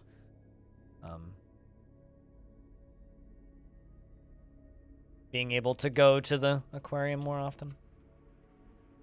There's just nothing better than just like, you know, staring at whales. You know? They have like this tunnel that goes through a rather developed coral reef saltwater exhibit, and it's just like all of the coral fish and all the coral reefs everywhere just towering over you, and you can walk through it and underneath it. It's super cool.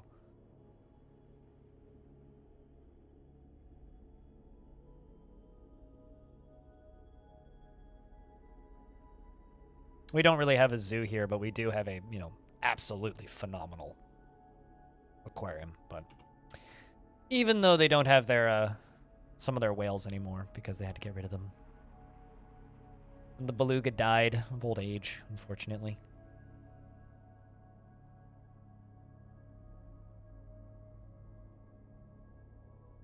Oh, there it is. But they do a lot of really good work at that spot, so. All right, Dwarf, let's see what you can do. If this dwarf can, like, dig that out and channel that down, I'm curious if it popping out at a different spot will help it fill at a different pace.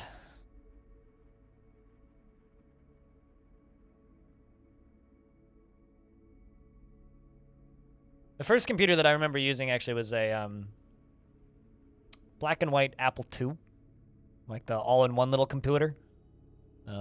Had the normal size floppy drive, and I had a shitty Tetris clone for it and a shitty Arkanoid clone for it.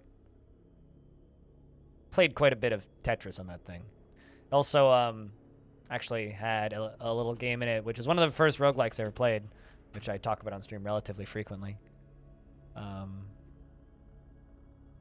Which actually is free to download in abandonware sites now, which look like this little thing. One of the first dungeon crawlers I ever played. I can't remember. It was a very long time ago that I had it. Also, this website is obnoxious, but I kind of love it. It's Halloween, so there's bats everywhere. Why? Halloween. There's just bats flying around this website. What the fuck?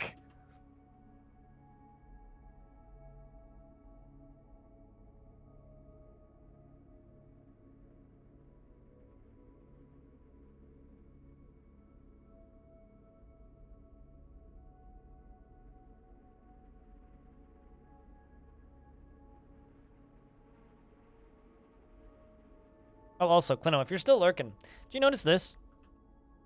Tags got changed on Steam.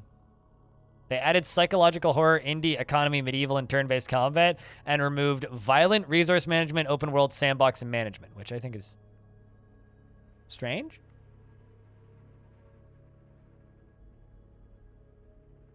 Tunnels of Doom? Not familiar with that one.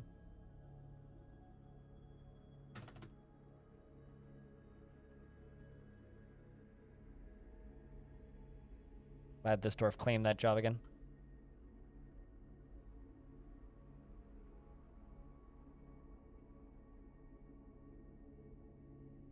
Okay, can you please claim this job again?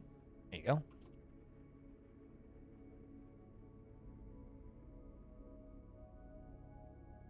Man, this is such a difficult little thing to figure out, is how to get this thing to fill. I really should have just made a big old reservoir and pumped lava into it. I should have done, but too little, too late. We're doing this now. We're gonna do what we can with what we got.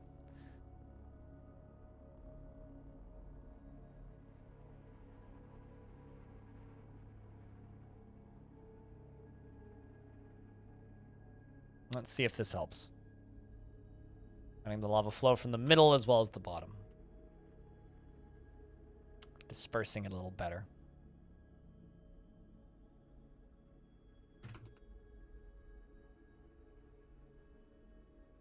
Chat room, what's the first video game you remember playing?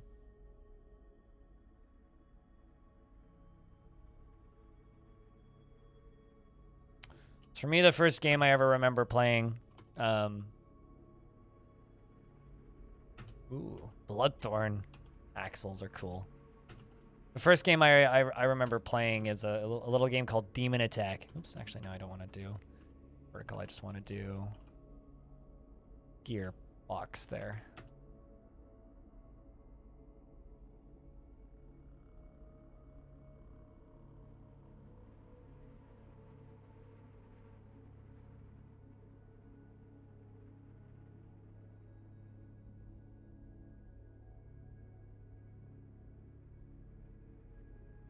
Except I need to go around that. Bubble Bobble? Bubble Bobble's a fun little game. Keen Dreams? I don't even know what that is, Phineas. Also, hi, Phineas. Doom 2! Damn right! Played it when you were 2? I don't know if I would recommend somebody plays that, but... No idea, Stone. Cubert? Damn right. Classic. Remember playing Doom 2 when you were 3? I think the first time I played Doom was like in the late 2000s, actually. I remember encountering Doom 3 because my cousin had a Doom 3 poster. But I remember my mom giving him a very stern talking to that he wasn't allowed to play that game when I was in the room. So the result was I wasn't allowed in his room much that Christmas. We used to always play Smash Brothers, but at some point he got Doom and a computer, and like, yeah, I wasn't allowed to watch him play Doom because that game is evil. Circa my parents' 2000 something. Oh shit! I actually need to go one higher. Huh. How am I gonna do this? Well, actually, you know, we can just run it out onto the wall here and then pop up one. Guess that's what we'll need to do. I played Dune when I was a really little kid. Not Dune 2, Dune. Because there was a game that came before Dune 2. It was a very... I don't know if anybody here played it, but it was a very weird and strangely abstracted like point-and-click adventure / pseudo grand strategy game. Where you had to like manage resources and go through like point-and-click style adventure sequences for big story bits.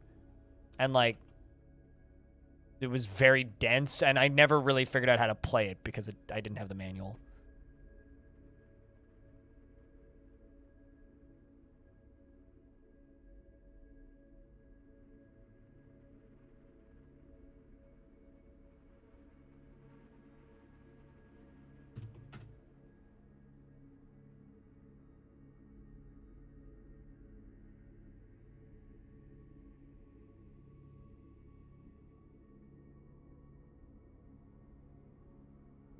I mean, what does that have to do with anything?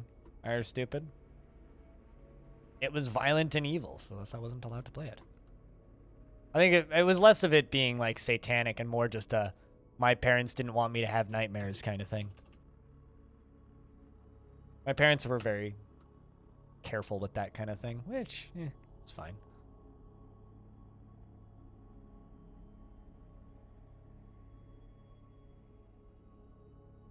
It had more to do with it just having scary monsters and less to do with it being satanic and whatever. Tomb Raider? You use Manager to automate? No, I don't. I just make 100 meals at a time when I need them. I just keep an eye on my stockpiles.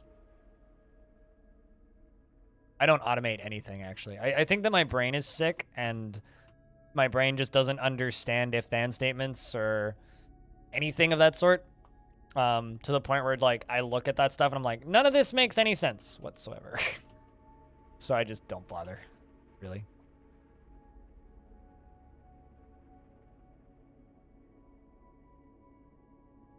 You definitely had nightmares from playing Doom? I got nightmares from playing Fire Emblem, but I like to think that one's understandable. Old school Fire Emblem was brutal.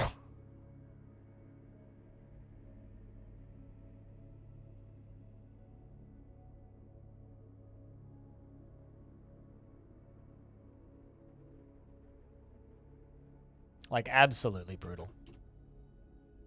Well, that corner's filled in a little bit. Top's now draining. God fucking balls.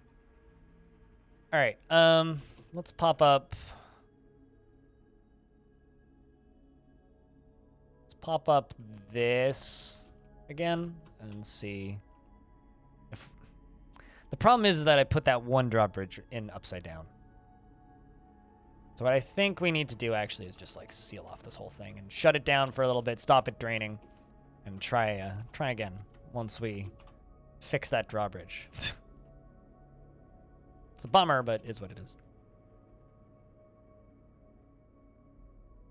That's Night Driver. No familiarity with that.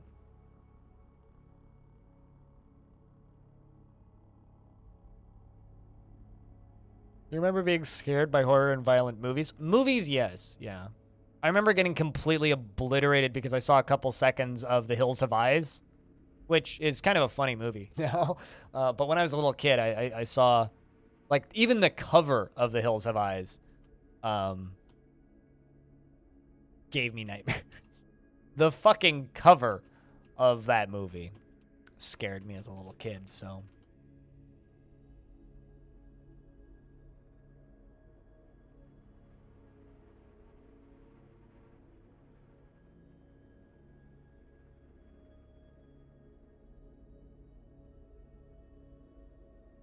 You know, recently, when the Russia's illegal invasion of Ukraine began, John Romero made a Doom wad for charity, and he sold it. I think it was like $10 he sold it for, and all of the money went to Come Back Alive.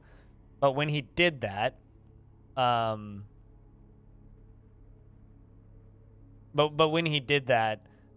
he just started tweeting out streams, and so I spent like a day jumping from stream to stream to stream, watching John Romero backseat people on Twitch.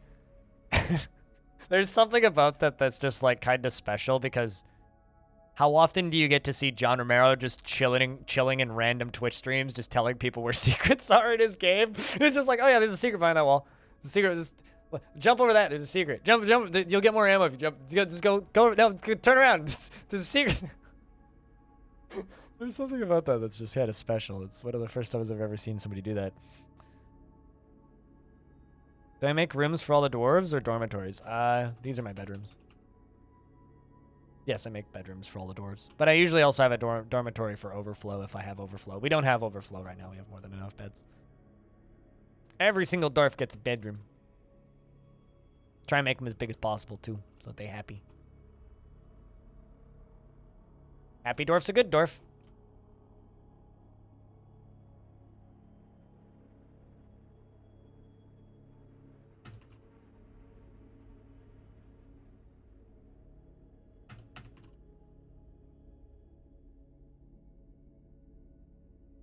I assign them? Q, enter. It's not that much work.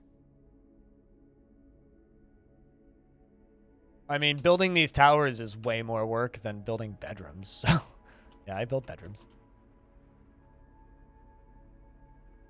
I mean, I don't, like, individually pick which dwarf goes into which bedroom. I just make them open and available, and then the dwarves generally just assign themselves. And it's the few rare ones that don't, the really ascetic dwarves, I force assign them, but that's not a lot of work.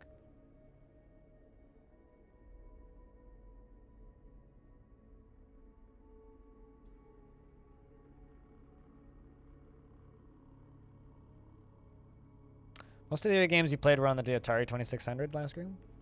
You know, fun fact, I've never actually played an Atari 2600.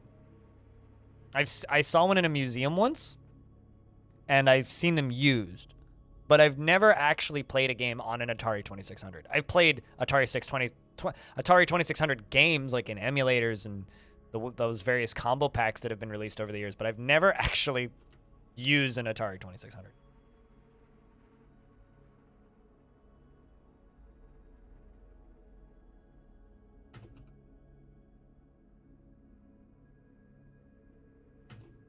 I know that might come as a surprise to some people, but... You assign yours? I mean, I don't think it's that much work. I do it with smaller forts. Like, if there isn't that many dwarves, I'll be picky about who goes where. Sometimes I'll, like, make special bedrooms for the starting 7 or, like, a dwarf that does something particularly novel. But, yeah, I mean, generally, I just don't worry about it. You know, every now and again, I see something on Steam and I just go, what the fuck, that exists? And then, what the fuck, that exists? And a lot of people play it and is popular. What the fuck, that exists? Huh.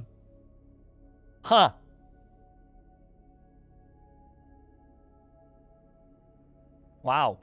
This is, like, unapologetic. Jeez. Huh.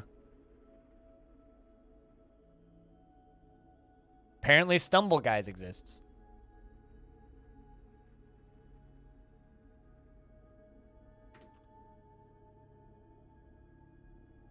Yeah, an Atari 2600 until your parents broke the controller so they tossed it in the trash. What? Really? That's kind of whack. Like, actually, that's kind of whack. What the hell? Broke the controller and tossed it in the trash. I mean, to be fair, games on the 2600 weren't that great.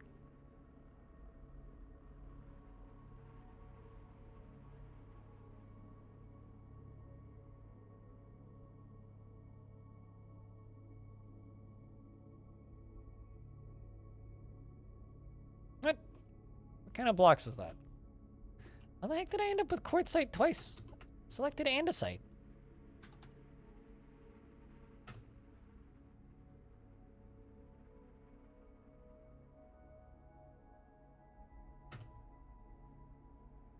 At least I thought I did. I guess I must not have, but there go the dwarves. Thanks for the trades.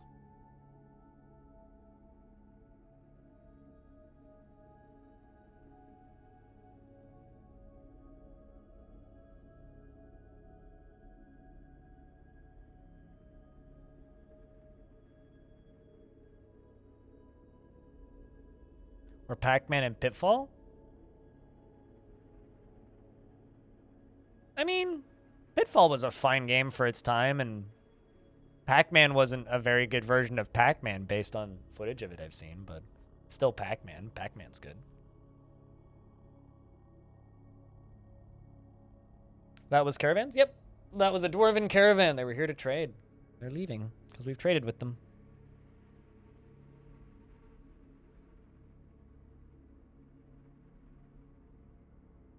Oh, also, just kind of a small thing, chat, but last year on YouTube, my YouTube channel got 967,200 views over the entire year.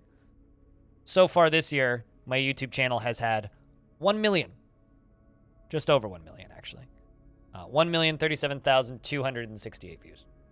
I just want to say thanks for 1 million views in a year. That's real cool. Which, by the way, for those of you who don't know, equates to about $2,239 over the entire year, which is kind of neat.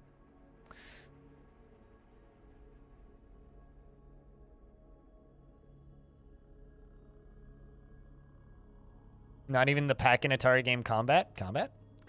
Combat. I played Combat clones, actually. A lot of web game Combat clones out there.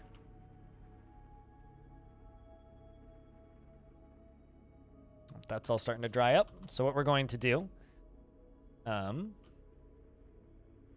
pretty sure it's this one that's off center. Let's just pop these back up. I'll just get the right one deconstructing. Don't want to deconstruct the wrong one. I mean, it's more than 10% because I've still got a month. It's actually 40% because the vast majority of the views I got last year were in the last like 2 months of the year. Not the vast majority, but a large portion. It's like I got like 200,000 views in 2 months, or it's like 240,000 views in like 2 months or something. In November, December of last year. That's nearly all of Birmingham has watched my videos once.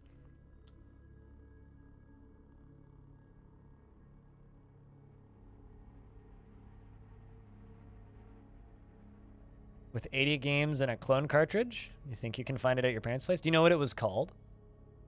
Because some of those like Atari clone consoles and such are quite famous now.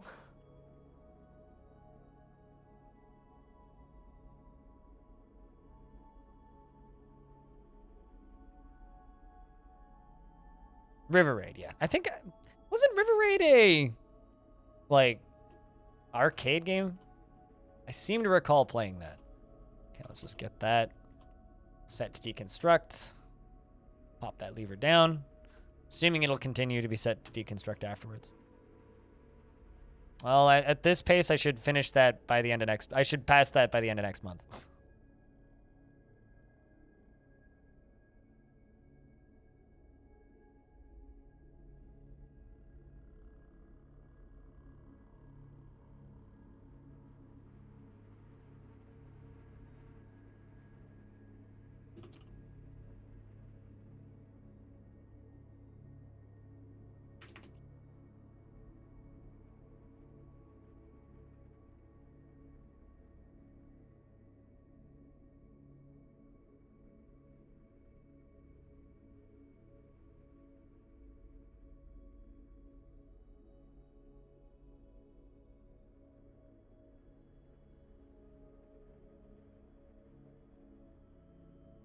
Only good game on Atari was Solaris. I don't even know what that is. Or Solaris. Never heard of that. All right. Oh shit, more migrants. Like, are we trading? Nope, more migrants. Did they not butcher that leech? The fuck, man?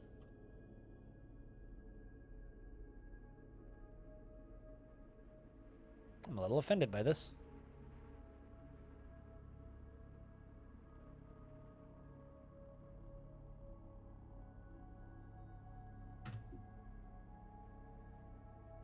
Well, maybe they did.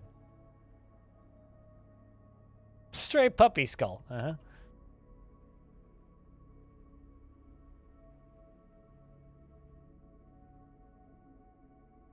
And was going to be a licensed tie-in to The Last Starfighter? Huh. Speaking of random games, did you guys see that there was a first-person Dune game released recently?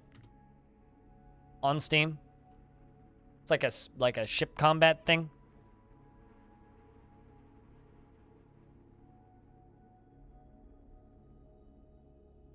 Trying to like remind myself of what it was called.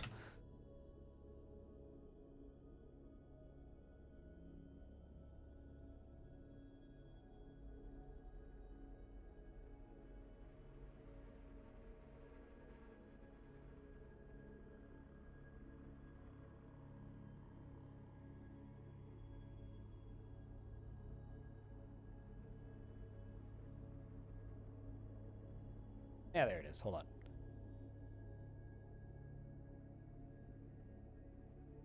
Yeah, this thing. Like, nobody bought it, but this was an unreleased Game Boy Dune game that, you know, had the Dune stuff removed and the names changed, and they finally released it. I do love those big, thick screens, though. The screens are kind of great. Very mid-2000s. But it's fantastic that this was able to make it out and get a release. Yeah, it's like a first-person ship combat thing. Like I don't know how on rails it is, but apparently it has a whole bunch of missions in it. Ellen, the Chris. That's loud. Yeah, see, it's like a first-person turret / ship hovercraft thingy. You can like see sandworms and shit. Kind of seems neat. I don't know. Been like weirdly fascinated by the existence of it, but it also looks jank as fuck. So. Bizarre and you want it? I mean, do you want a link? I can give you a link. Go wish list it. But yeah, it got kickstarted. They got like 10 grand to do the port work and put it on PC. And there's like cartridges you can buy that run on Game Boy, or you can buy the Steam version. I think the cartridges come with the Steam version. Your uncle had an Atari follow-up that had Centipede on it. Oh, really? It was super cool at the time? Oh, definitely. I mean, that's how that stuff usually goes.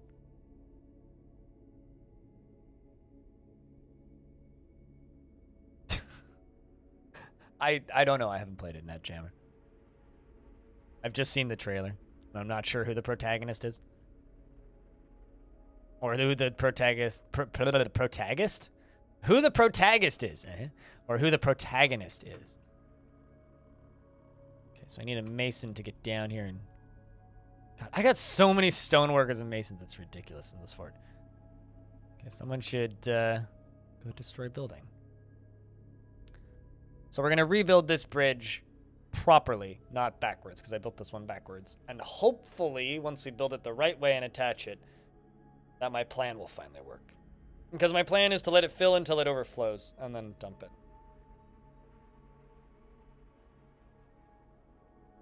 For some reason, you feel like that game will be worth every penny? Well, I mean, it's more of like a video game oddity, you know? Yep. Just like Rogue was the start of roguelikes. And dungeon crawlers. And many of my favorite games ever made. Just a few more bits of lava that need to dissipate before it'll work, but we're getting there. We are, in fact, getting there.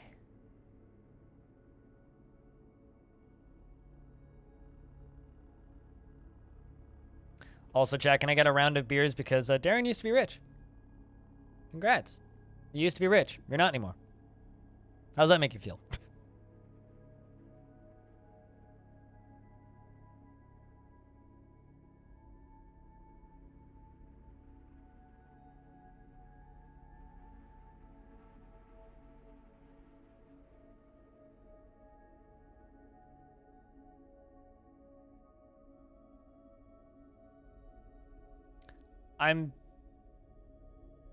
All right, chat. I want you guys to explain this to me.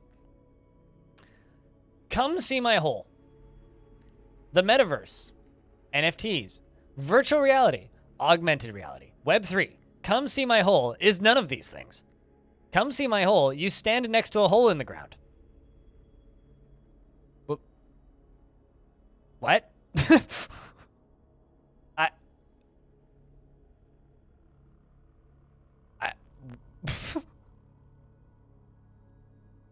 I've got a game.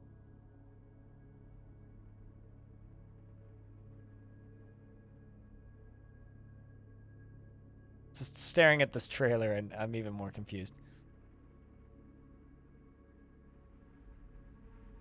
It's got online co-op though.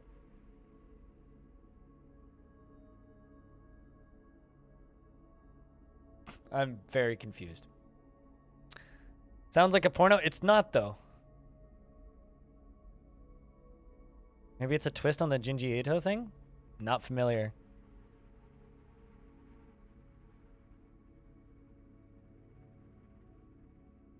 Oh, wait. Actually, hold on. I do know who you're talking about.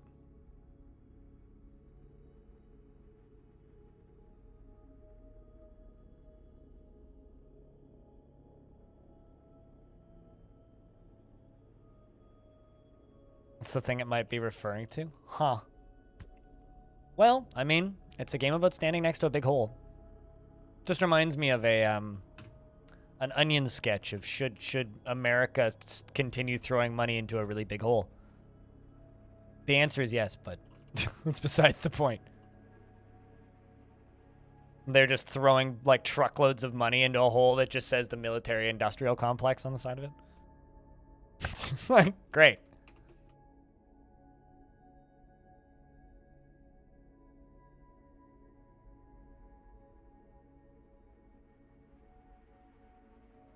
Adult Swim infomercials series again? I don't believe I've ever encountered those, but I know what they are. Just parody commercials. I do really miss when the Onion had a film crew and did like video sketches because they were very, very, very funny. But they stopped doing those quite some time ago due to them not being profitable, which, you know, makes sense. Video's expensive. Also, hey, Death of Fish, by the way. Didn't the developer of World of Horror abandon that game for a bit? I seem to recall stumbling on it and seeing it with overwhelmingly negative reviews on Steam. And then like a week later looking at it and they were back to normal. I was like, what?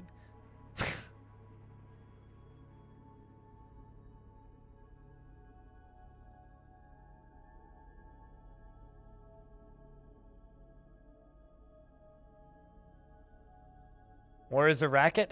Many things are a racket, including those things you hit the balls with in tennis.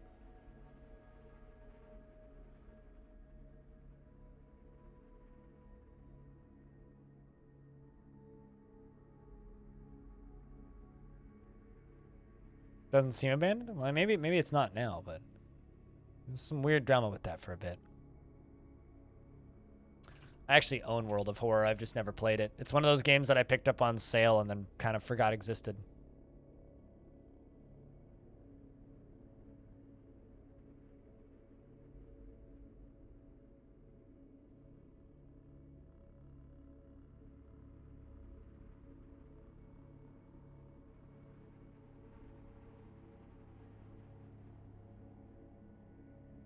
Your expedition leader got the aspect of Fae and then claimed a carpenter's workshop? Oh, got a Fae mood.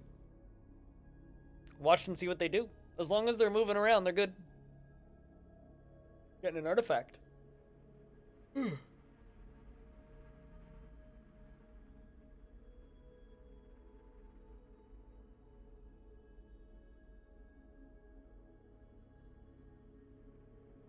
I mean, I played that 1-bit ActRaiser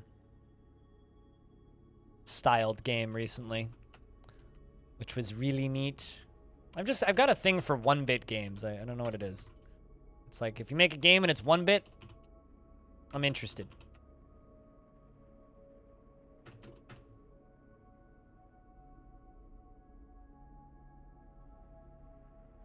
It's like 1-bit and ASCII are like two of the visual styles that I'm just like endlessly fascinated by.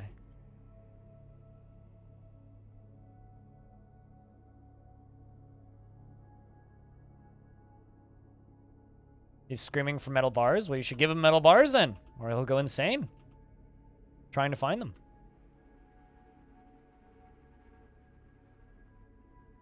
But yeah, you're getting a strange mood. They're gonna make an artifact if they get everything they need.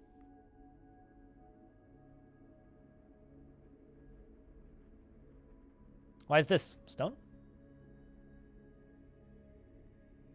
What's with the such a good feeling in this day and age? Is it because you've like drawn 2 characters today? Or 3 actually, I guess technically, because that's a pair of characters. I haven't read your blurbs yet because I'm streaming, but yeah. It was such a trip. Yeah. That's the game I was referencing. Stella Pastorius. Fascinating, neat little game. I wonder if it ever got enough reviews. No, it's still, that game doesn't even have 10 reviews. God, that irks me a little bit because this game is such fucking weird art, but like only 5 reviews, man. Bums me out when games just don't get noticed. Like when a game that like when I can point at a game and be like that game sold less than like 500 copies. It always just makes me sad because it's like I know that somebody put a lot of work into it, and I know that they probably put more work than they're getting paid for out of it, and it just makes me sad. It's like I realize that like, you know, not every game's gonna be a success and not every game's gonna make money. That's just kind of how it is, but doesn't change the fact that it makes me kind of sad when I see it happen.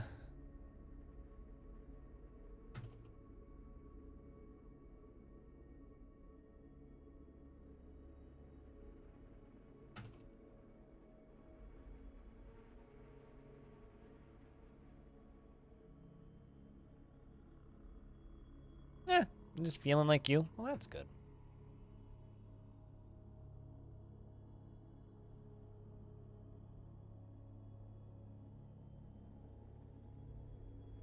Being able to communicate what you're feeling with peers and friends and family is a good thing. It's like whenever I see people just like arguing against self-expression and like openness of the way people's brains works, whenever I see people being against that, it's like there's every now and again I will encounter some strange person that insists that we shouldn't discuss mental health, we should treat it. As if everything can be treated, which it can't. But it's like, and a lot of things don't even need to be treated. It's just like, yeah, you should talk about things and the way your brain works and the way you feel about yourself, because that is just education for people who feel differently so we can understand each other better. It's like, of course it's a good thing. You weirdo.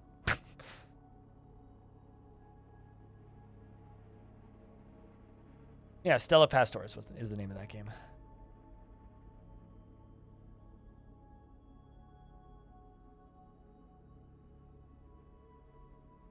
I actually don't like the term neurodivergent that much because it scares people, but it's a necessary term.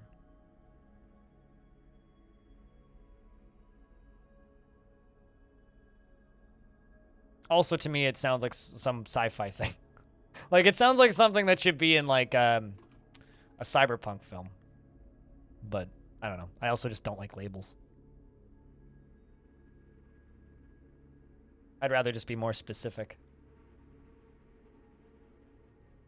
But, yeah.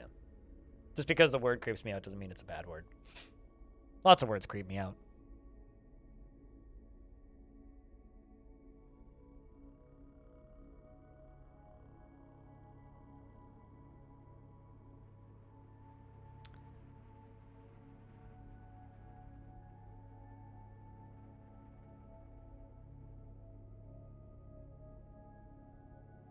Without broadcasting that you're broken? See, I just like to broadcast that I'm broken. My brain is sick, and I know this. My brain is stupid and sick and doesn't work properly. But you know what? It is what it is. Also, I watched the movie Divergent, and it was really bad. And so whenever I read the word neurodivergent, I just think of Divergent, Insurgent, and whatever the third one was fucking called. God, those movies were terrible. Neuroatypical? Well, I feel like I would just read that as neurotypical. But yeah, the word divergent bothers me because it reminds me of the terrible film Divergent. Which, ironically, my mom loves that movie, apparently, and I learned that a couple weeks ago, and I don't know how to feel about it. She's like, I like that movie. Mom! Next, you're going to tell me you like Maze Runner. She also likes Maze Runner. Maze Runner was a stupid movie, but I enjoyed it. It's a really, really bad movie. Chad, do you have a terrible movie that you unironically love like that? It's like terrible teen drama that you're like, yeah, this movie's great. It's like unironically enjoying Twilight.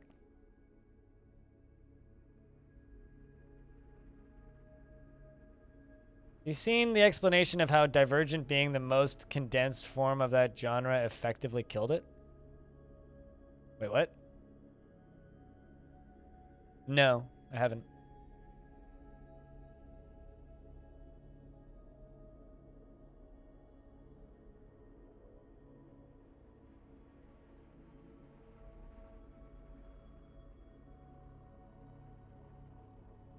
I just wish that we could live in a world where autistic wasn't used as an insult, because it makes that shit tricky. I'll say it, Casey. Neurospicy? Neurospicy. I don't want hot sauce in my brain. That's all I have to say to that, is I don't want hot sauce anywhere near, in, or around my brain. Because I feel like that would hurt. Boy, that is kind of funny. Neurospicy. Spice up my neurons. What? Like pimp my ride, but for your brain. The brain can't sense itself? Hard disagree. Have you never had a headache?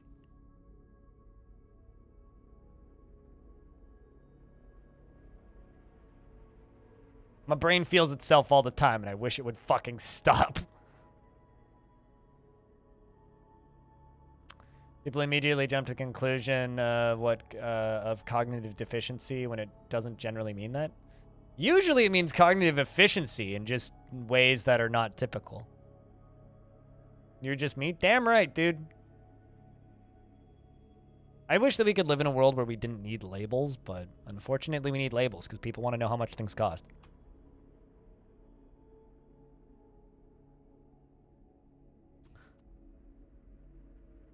Not I know, Casey. You don't need to like big brain explain how a headache works, but hard disagree. I know that the brain doesn't like know where the brain is in the body and all that crap, and like it's like this weird floating bubble in your skull, but my brain knows it's there because god damn it, sometimes it hurts.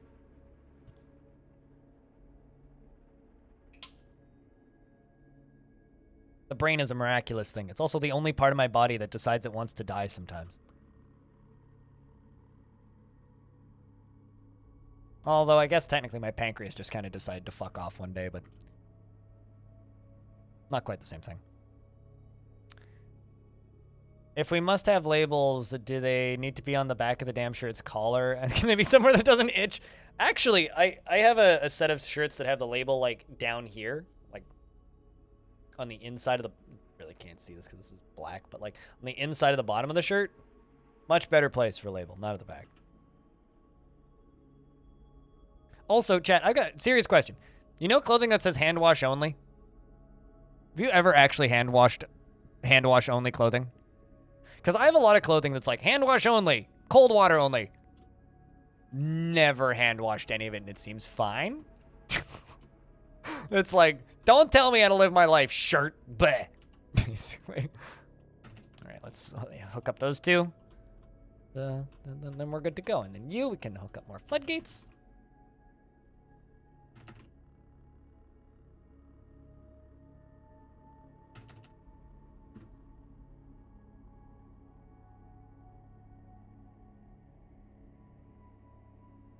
Also, hey, Tekken.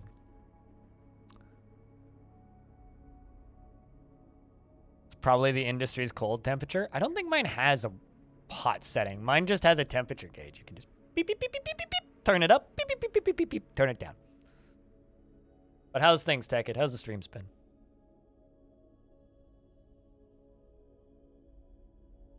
Hey, Stone, if you want to pretend to be a mod for a minute, you could give Tekken a shout out.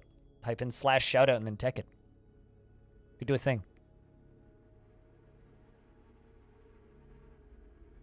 Dude, people are getting like weirdly keen on premium. Like it's actually starting to feel weirdly close to done. It's starting to scare me. There you go. Chat, go follow Tekken. Click the big follow button. You'll thank yourself. You did it. I don't know if you did it, but somebody did it. I'm assuming you did it.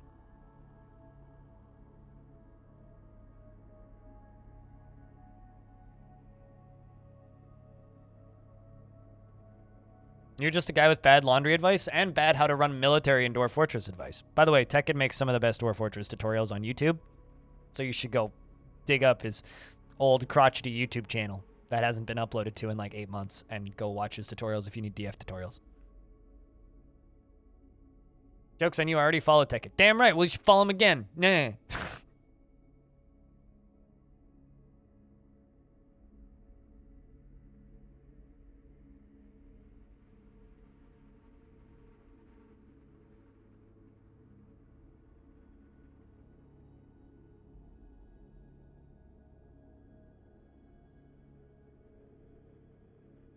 You aren't running your military unless you've been in the menu for an hour or more. Joke's on you, I simply macro my entire military screen.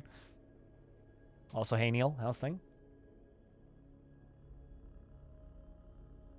Just click the heart again, I swear it does something. Then click it again.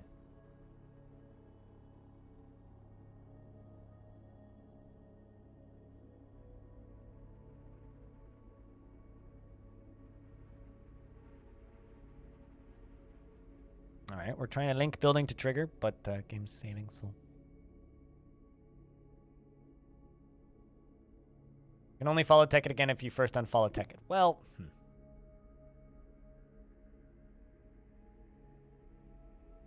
Things are going well. That's good to hear, man.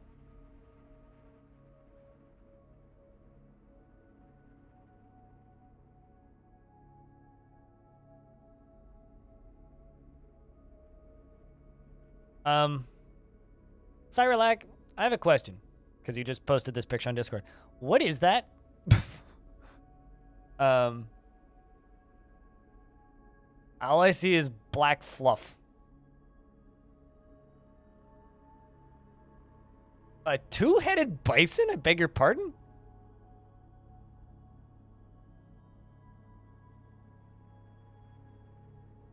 Huh. Was it like very small? Because I thought bisons were bigger than that. It was stillborn? Oh. Damn.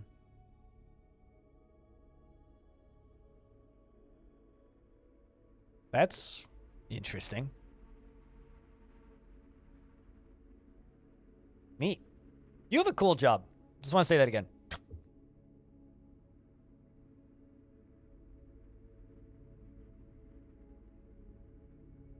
Two-headed bison. Oh, damn. All right, let's slam this and slam that. Try this again. Oh no, a cow starved to death. Anyway. How many dwarves are we up to? 232, okay.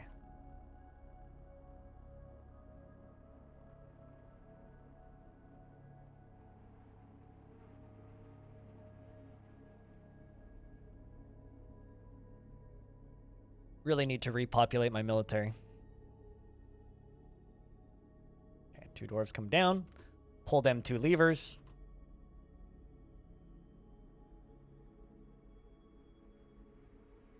Thunk 1. Thunk 2.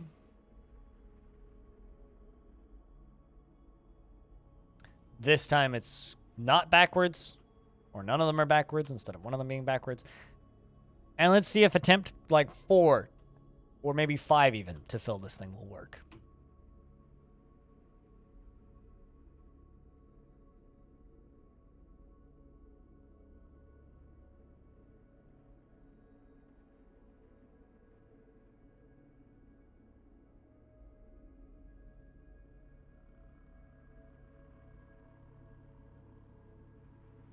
All right, well, this is going to start filling down here.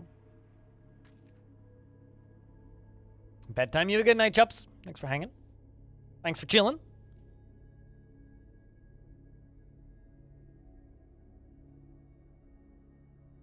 And we'll see you when we see you.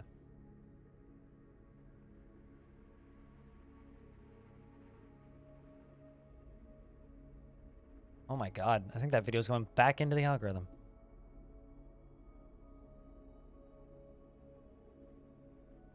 Got 100 views. So this video that's been doing ridiculously well, right? Got 100 views in the last hour, right? It's slowed down quite a bit from earlier today and earlier yesterday. Slowed down quite a bit, but it's increasing.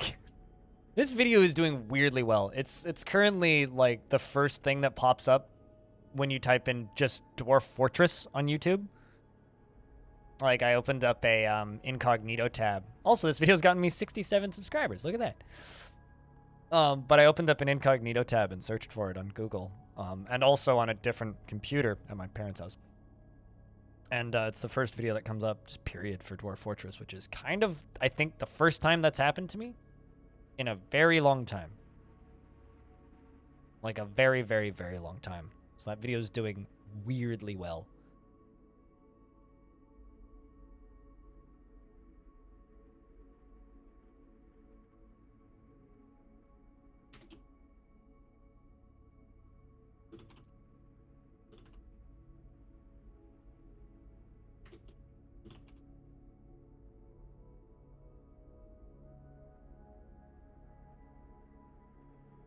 Also, I just got a comment on that video. I hope this game gets a decent UI. The graphics are already looking awesome. It's like, wait, hold on a second. That is the new UI it's getting. What are you talking about? Clearly. All right, here comes the new lava flow.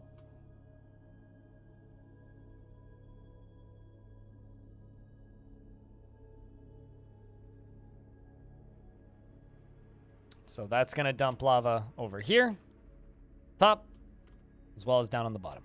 We'll let that kind of do its thing for a little bit. And we'll go back to building constructions for the future. Oh, also, I need to connect that lever to this. That lever that's up in the tavern, which is over there. To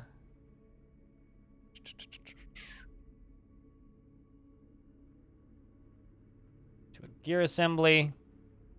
That one. Horizontal axle. Which I'm just going to use Bloodthorn for all of these because Bloodthorn axles look rad. East-west. Bloodthorn axles. East-west.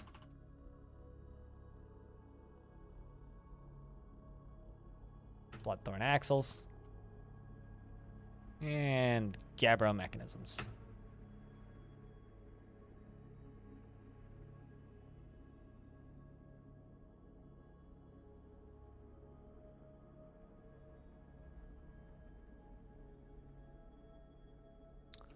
Let's make an upstairs, which will take us up to...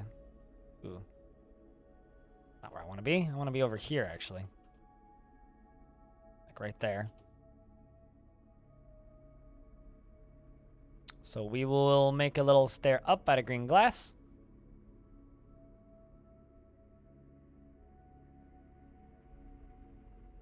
Eh, you know, fuck it. Let's use Bloodthorn. Why not? I'm using Bloodthorn for a lot of other things right now. Might as well use more Bloodthorn. This Bloodthorn looks pretty rad. Once again. It's like this great red color. It's a good color. I like it.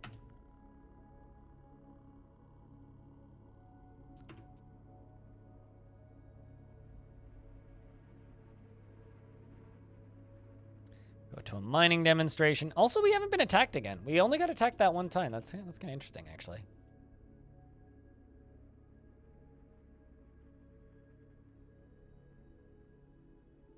Why are you flowing so slow, lava? I should have just gone in a straight line, I swear.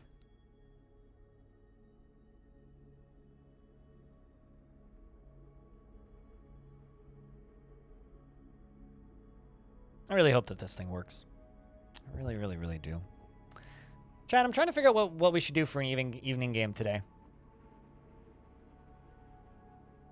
Could play more Thief. Try Cosmeteer. Could play something else. Could try out Sapiens, although I kind of want to do Sapiens over the weekend for the video. Trying to figure out what to do for the evening. Cosmeteer could be a fun thing to try on stream. As I haven't played any of that yet. I launched it once, but that's it. Horizontal. Why would you suspend the thing the way I just asked you to make? Damn it. No, probably because there's boulders in the way. Or Dwarf in... Actually, I think Dwarf in the way.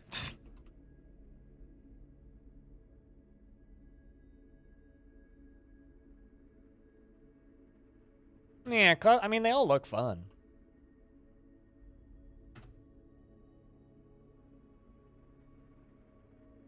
Oopsies.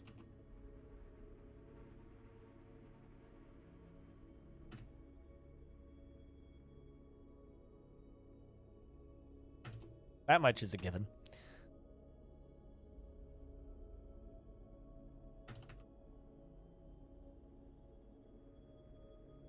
I'm not a huge fan of where this is. Just build there and then deconstruct it.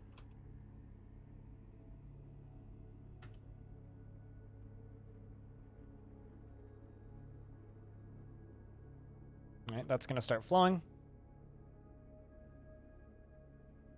That's almost down. Now we figure out if this thing's going to work.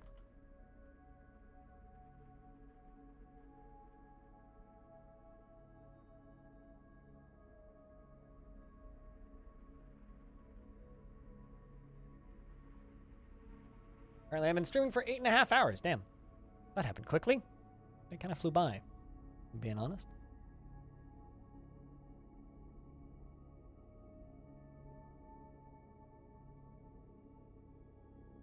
Yep, that video is in fact getting chucked back into the algorithm. I haven't had a video get put in the algorithm multiple times in a very long time. Although, chat, I do want to just really quick say something because I haven't said this at all today. I just want to say thank you to those of you who tune into the channel. You know, There's a whole ton of you guys who've been hanging out and watching.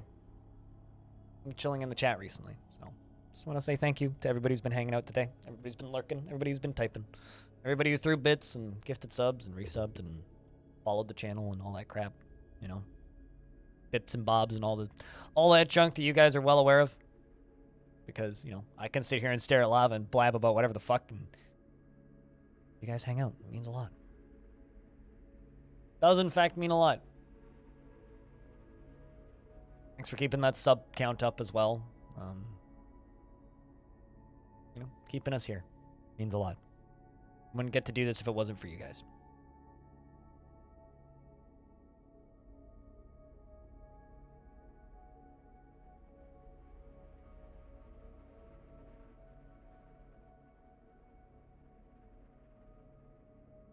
Oh, also, my best month ever for YouTube was 146,000 views. Curious as to when we'll beat that. Because we're currently at like just over 100,000 on this month.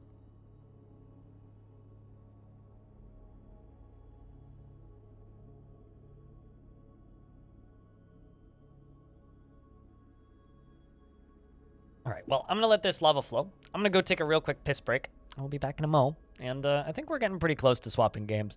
Maybe in about 30 minutes. I think we're going to take a look at Cosmo Tier tonight. I think that's the plan. I will be back momentarily.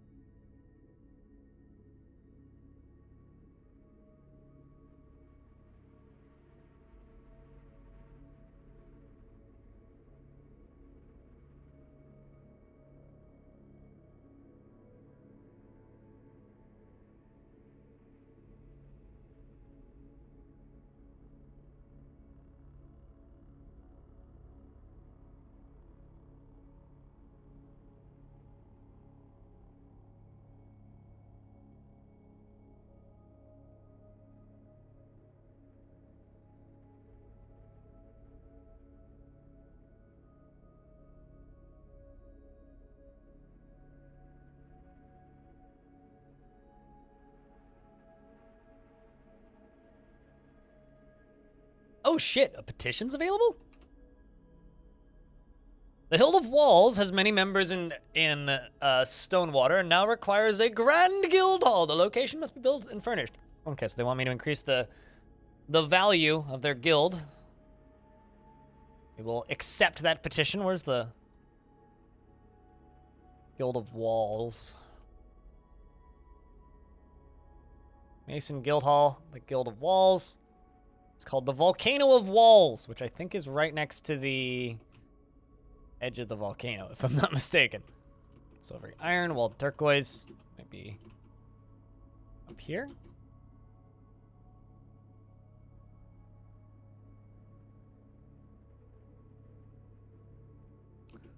Rough bridge, the Volcano of Walls. All right, so this spot requires a value increase.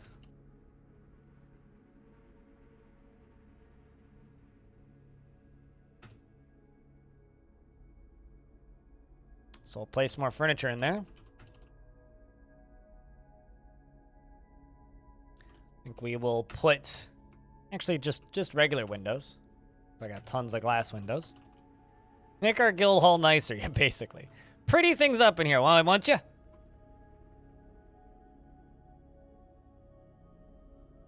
Let's see how that does.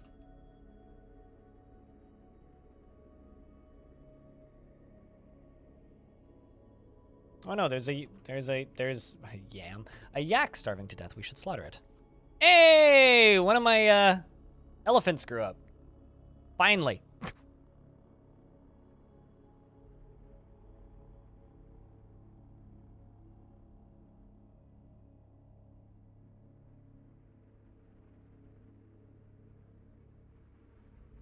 at all these dwarves rushing in to grab windows.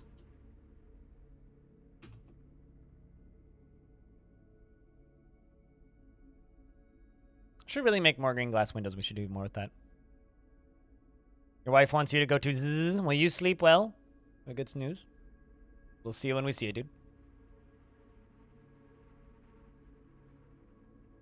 I will be on Sunday for a relatively short stream. I haven't decided if I'm going to end at 1 p.m. yet or not, because that would only make it a 4-hour stream.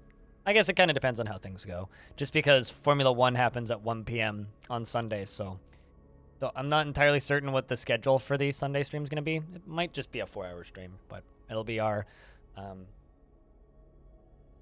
partner anniversary special, I suppose.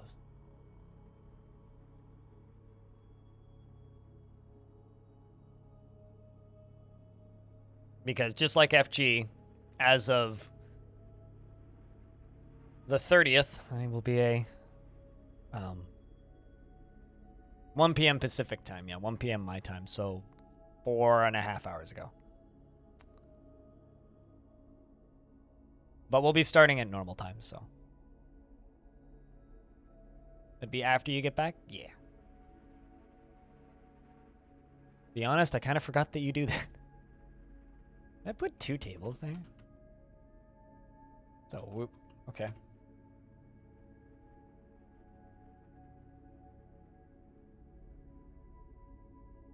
Okay, I guess we just need to wait for the rest of the furniture to get installed. The windows have already done quite a bit of good. Dwarf, can you stop standing there, please? No? Okay. It's just gonna keep getting canceled until that dwarf steps away, but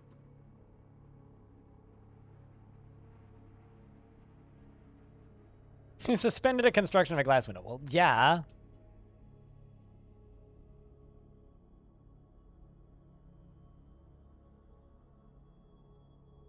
There's a dwarf standing there. It'd be mighty difficult to not suspend it.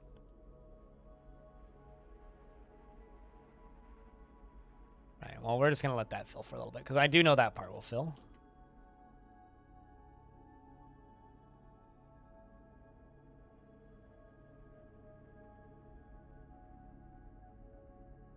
Let's do a downstair here.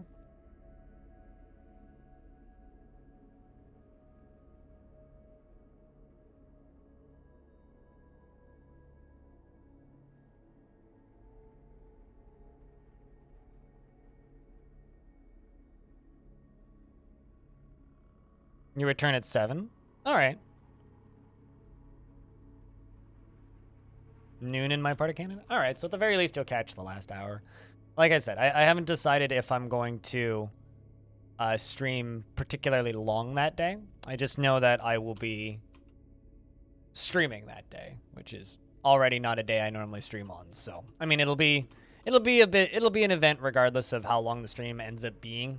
I mean, obviously, I kind of hope it'll be longer, but it's depends on whether or not I end early to watch Formula 1. Although I might also just end and watch Formula 1 and then turn the stream back on afterwards. But could also theoretically just sit and just... Oh shit, Lamond has been possessed. I may also just do a... What's the word? Sit and just chatting and mute the desktop so you guys can't hear it, and I'll watch Formula 1 and shout over it. Do like a live reaction stream to Formula 1. Maybe that'd be interesting. I don't know. We'll see. We'll figure something out. There's something rotten.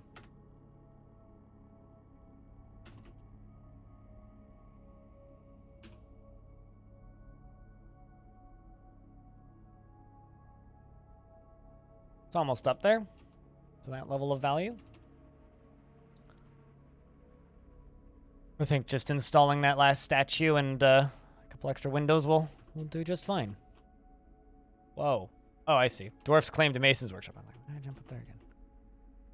Second-hand F1. It can't be F2 because F2 is also a thing.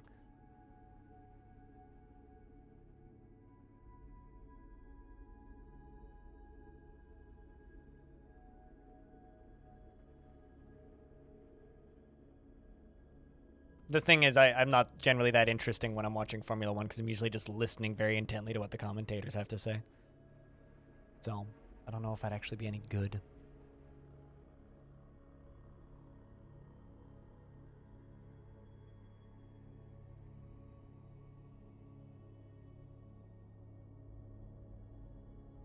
Saw me blowing up on YouTube?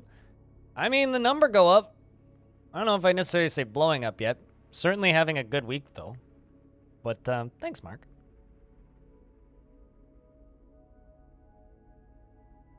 Face and voice of Dwarf Fort? That's Tarn Adams, okay? I'm the guy holding the microphone. Or, I guess in this case, handing them the microphone.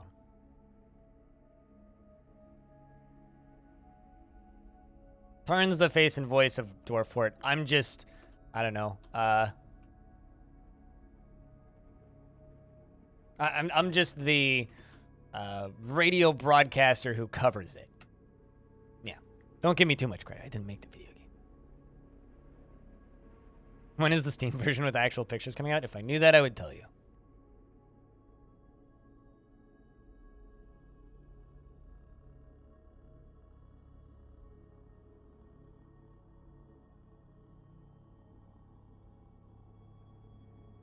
Yeah, I mean, I literally did provide them with a microphone. I gave them a microphone. So I literally did provide them with a microphone. This is a fact. Dwarf, why are you so freaking slow? This dwarf is walking incredible slow. Just build the statue already. Come on.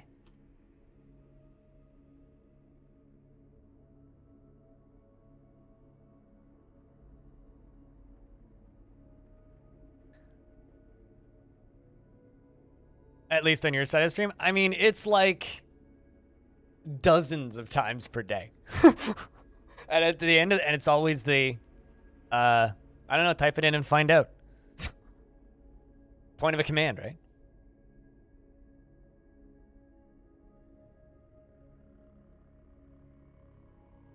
Clearly it makes text pop up in chat. Does it give a virus? Is that a serious question?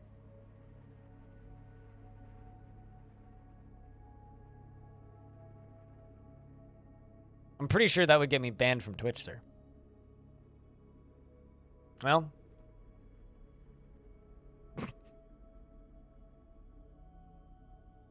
That's unfortunate.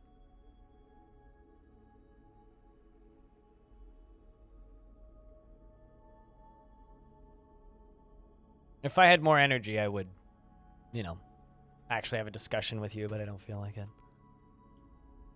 If you're that brain dead, you can watch in silence if you want. That took a turn? Yeah. No kidding. Clearly, hasn't squinted at my shirt. Now it's to Ginger. Some people? Uh-huh. Don't get banned from Twitch? It's literally my income, so. Although if I wanted to get banned from Twitch, it'd be much easier than doing some weird virus thing. I could just stand up and pull my pants down. That's how you, like, get a forced retirement from Twitch. Stand up and pull your pants down. It's very easy.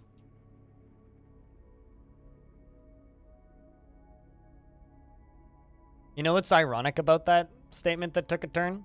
Is, they already have a virus. It's called Russian propaganda. Hell of a drug. It was joke? I mean, if it was joke, cool. It's a joke that gets you banned. It's simple as that.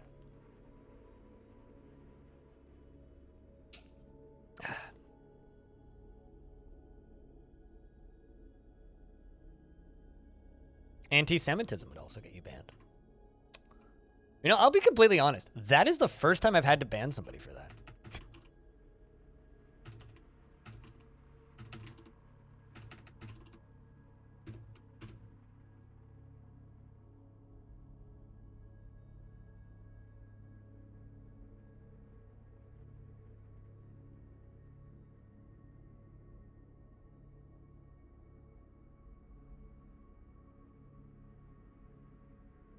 Get twatted. I think twatted is one of my favorite uses of the word twat.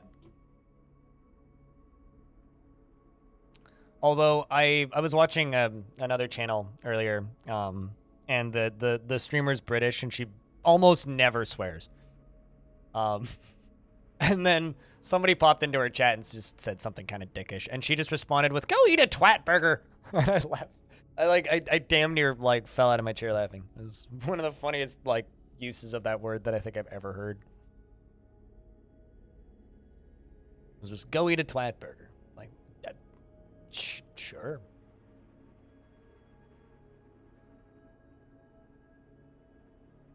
Wait, hold on a second. How do people from North America pronounce twat? There's only one way to pronounce the word twat, and it's twat. What do they say, twat? Or twait? Twait? Twait? I'm trying to wrap my brain around that one.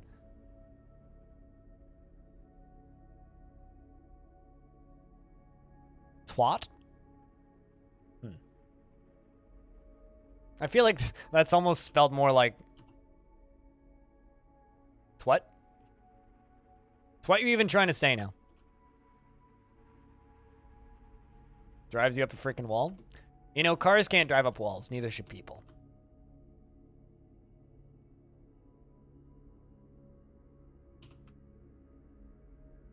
Unless it's those kind of scammy toys that they sold at Toys R Us in like the mid-2000s that were like the weird sticky cars that drove up walls.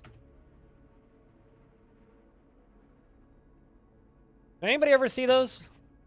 My cousin had a remote-controlled one. He drove it up the wall, and it drove my aunt up the wall because it like left these weird marks on the walls. And then like the sticky stuff from it like fell off, and it couldn't drive up walls anymore. Kind of a sad toy.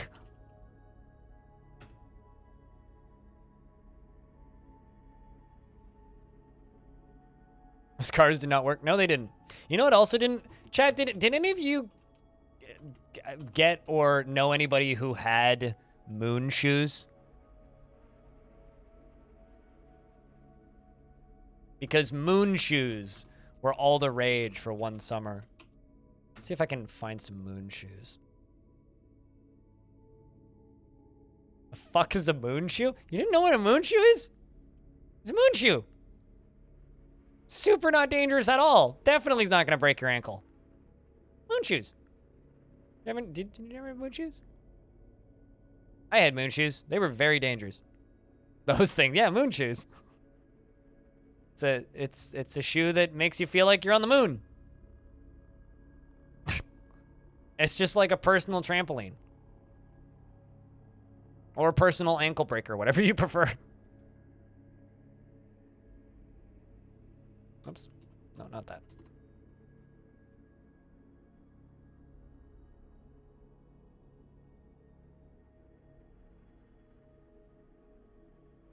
Is that still a thing? I don't think they're still a thing because they would break your ankle. You've seen them in recent years? Really? I'm pretty sure, like, although Toys R Us doesn't exist anymore. I can't remember the last time I was in one, so.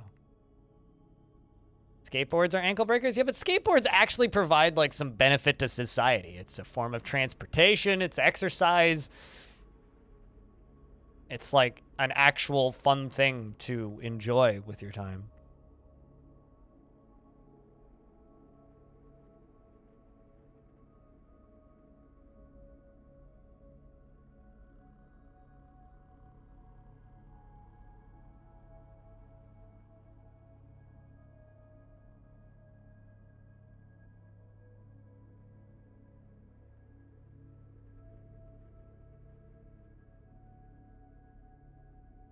You've never seen them before?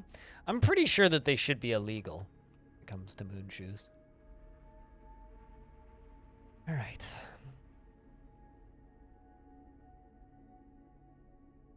So from up here, even though I can't connect to it just yet, we're going to do this.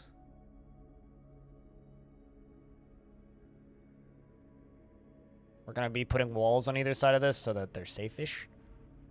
Safe-ish, chat.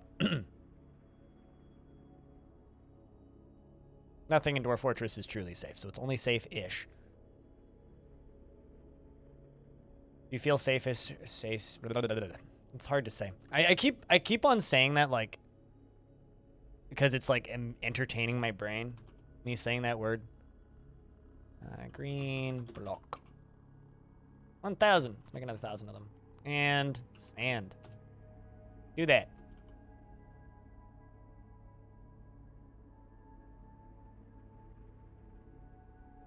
Skating than you are to hurt your head when the skate. That's what the helmet is for. You wear a helmet while skateboarding so that doesn't happen. You know this, right? Like the reason you wear a helmet is so that you don't hurt your head when you fall off the skateboard, which yes, is inevitable.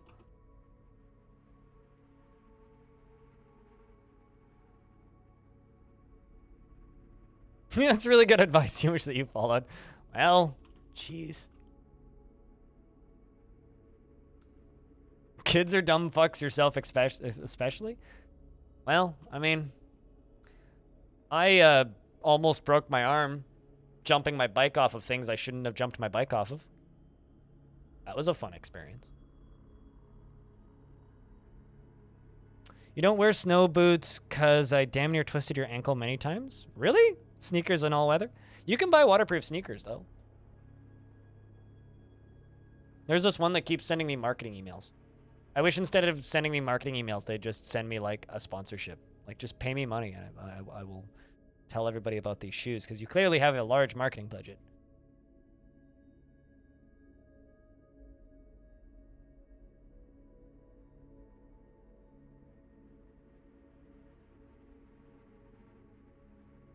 I'm just going to put metal bars right there, because I keep buying them.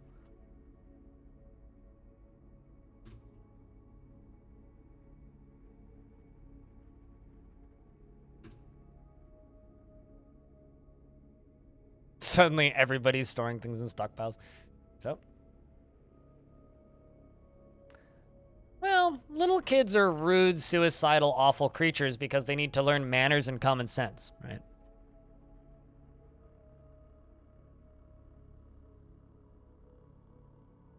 That's what parents are for, right? So, kids are not dumb. Kids just haven't learned all of the lessons yet. Kids are actually very smart. I mean, considering babies can learn a language without any, like, instruction whatsoever is kind of incredible.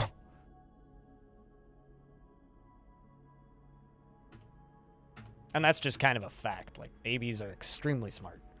So are humans, right? But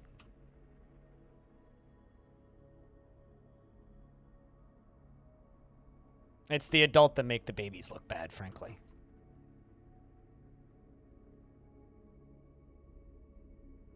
Only a poser would use a helmet? Well, that's what you were thinking when you were a kid. You know, same. Except I never rode a skateboard because I grew up in the country. So we had a gravel driveway and like no concrete around. So I rode a mountain bike everywhere. And you know what? Same. And then one day I biffed it on the bike real bad and I wore a helmet after that because that shit fucking hurt. Like, genuinely, that shit fucking hurt.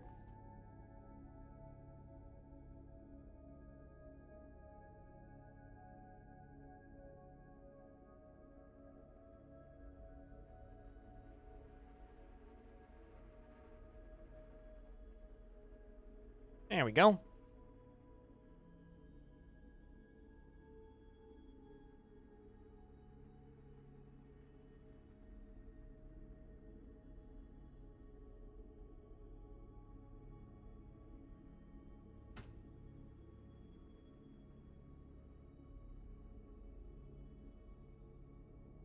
Like, if I could learn a language as effectively as a baby, do you know how many languages I would know by now?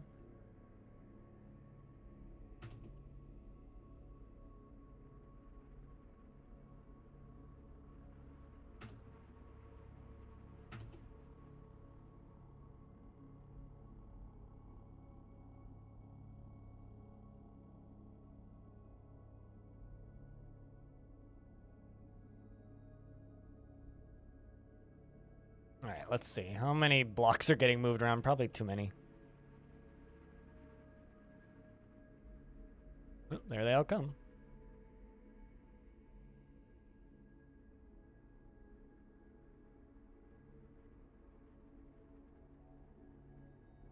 This will also give me a pretty good idea of how many materials I actually have.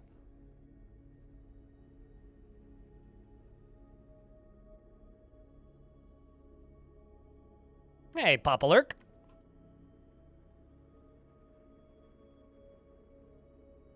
How is things? Hope you're well.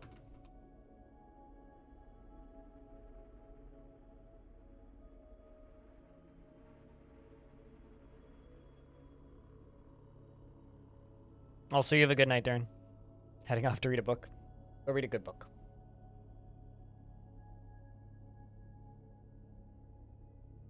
We're also going to be changing games pretty soon. I just want to successfully fill this thing. Once I've successfully gotten this thing to start filling, at that point we will swap games.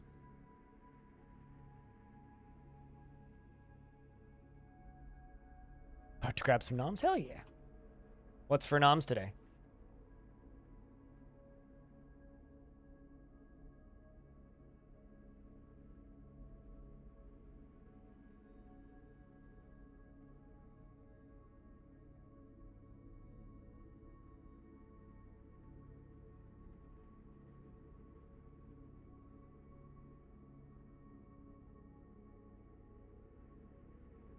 Did wear a helmet when you were cycling, and it didn't even make a difference. The one fall I had while cycling angled such that you broke your wrist. Oh god, that sucks.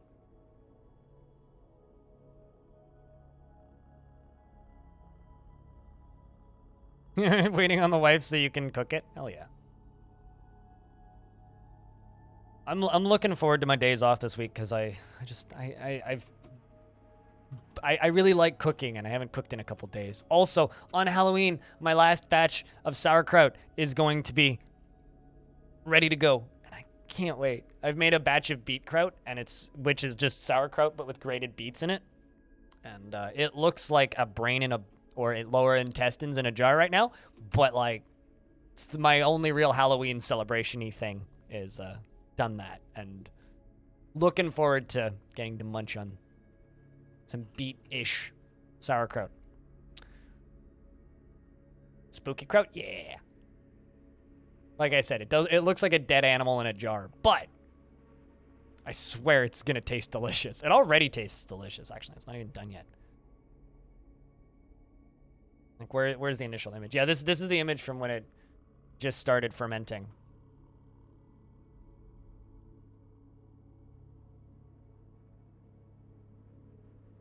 Like, it looks like some sort of weird mad science. It looks like something you'd see in the background of, like, a 1980s horror film in the cannibal's house. Like, it's concerning looking, but...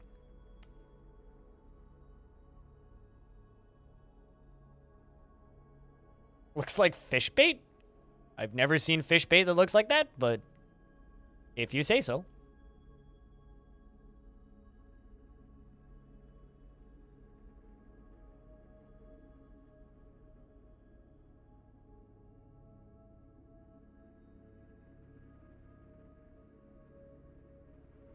Chum?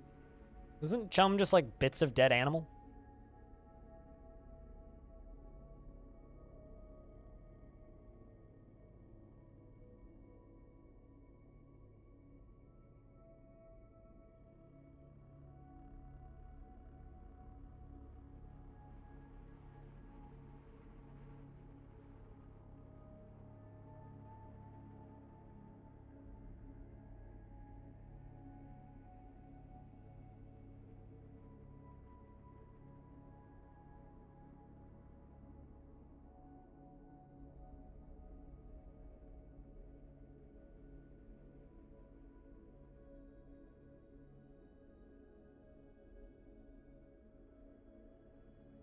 Man, I keep forgetting how much gold this fort has.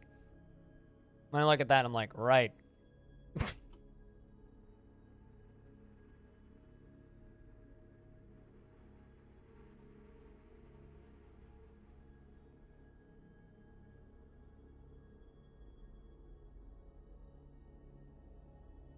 Make a bunch of fancy chunks of gold. All right, well, this is filling. It's up to 3. I think we'll fill it up to 4 or 5, and then we'll dump her and see where it ends up.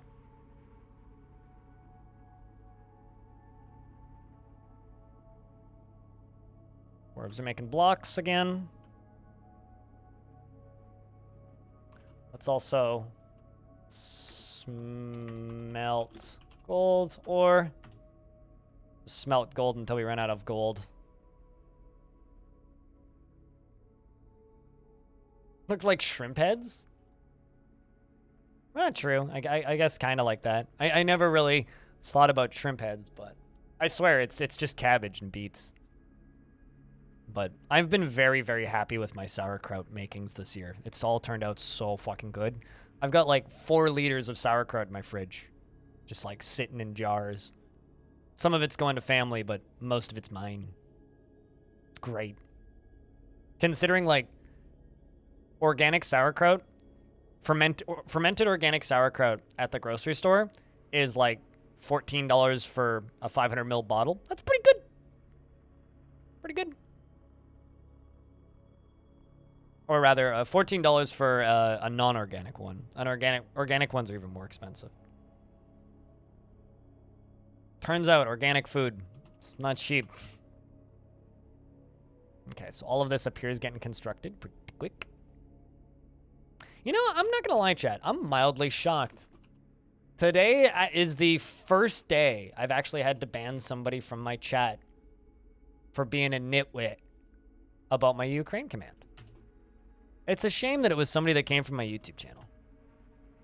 Probably one of the same people that was also like, fuck you, the one time I was like, yo, Russia's a bunch of idiots, or Putin's an idiot, I guess. Because I said one thing once about it in one video, and that I think was like one of my most disliked videos at the start. I got like 30 dislikes right off the bat. I was like, whoa, and then it like evened out over time, but like, it was weird. Got a lot of comments telling me to, you know, jump off a bridge and various other fun things like that. The only time I've gotten more hate messages overnight was when I posted the pro-choice related itch.io bundle.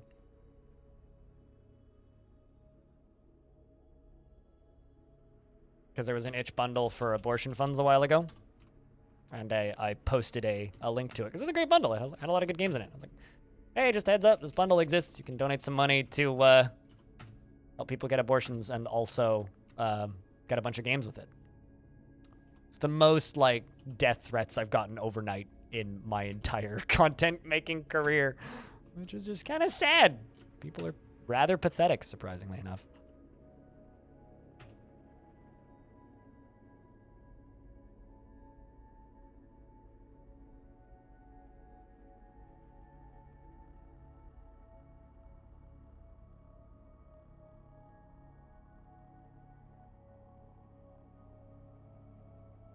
People just have weird hills that they want to die on.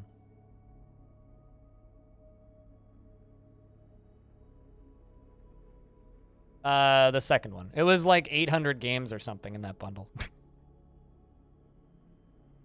It was one of those massive itch.io charity bundles that are like $5 minimums, and it was just like hundreds and hundreds of games. But, I mean, it's long gone. It's long over. It was earlier in the year.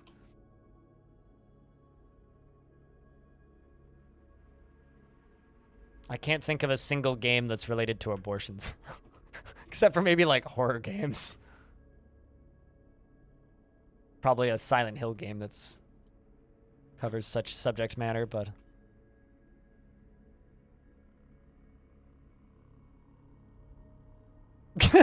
About how many abortion-themed games made it into the bundle? My guess would be not very many, but...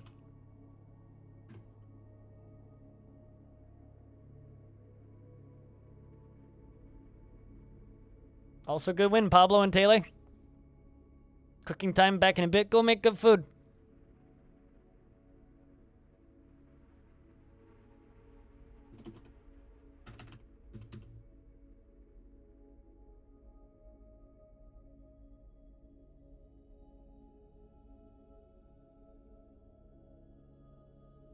Actually, hold up. I'm gonna be dumping boulders onto my walkway, which I don't want to be doing. So let's cancel that zone. Make a dump zone right there, which is gonna drop stuff. Ugh. Also not a good spot. All right, let's go one further up. Dump zone, which is going to drop it right there. Perfect.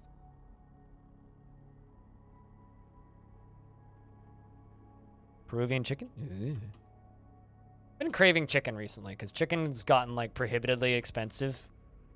And so I just also, just like most meats here as of late, but chicken's like particularly egregiously expensive right now. And so I've kind of been craving chicken because I haven't had chicken in a while.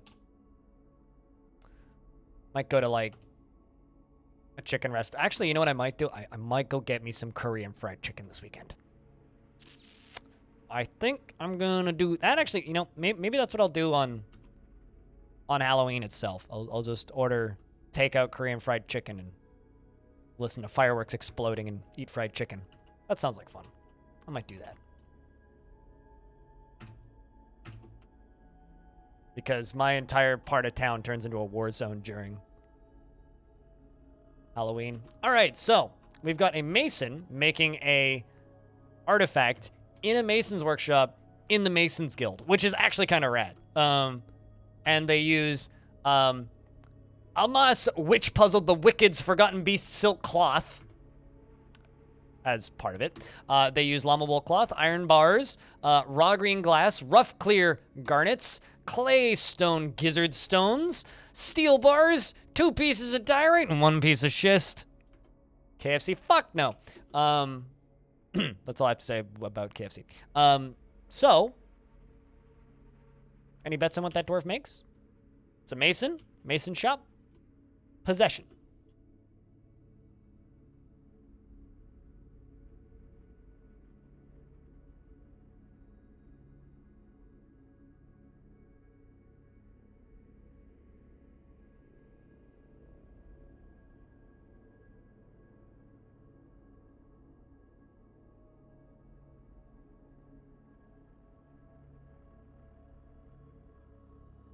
All right, let's continue those floodgates.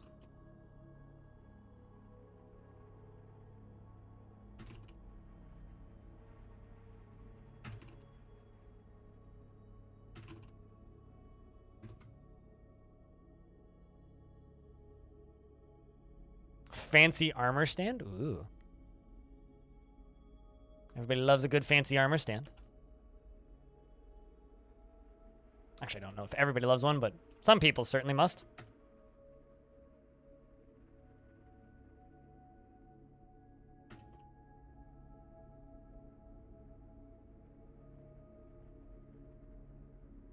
This is going to be a sketchy thing to walk to, I'm not gonna lie.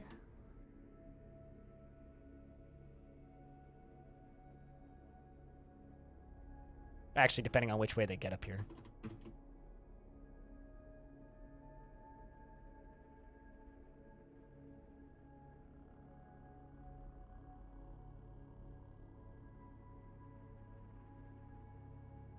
You know, I gotta be honest, I think Kentucky Fried Chicken might actually be the worst fried chicken I've ever had in my life. Which means I'm probably pretty spoiled for fried chicken.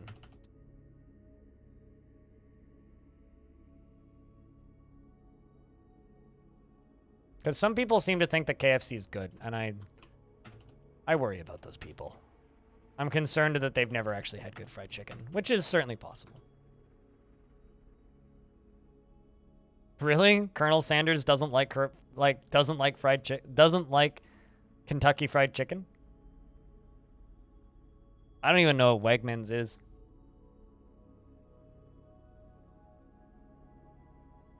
What is Wegmans?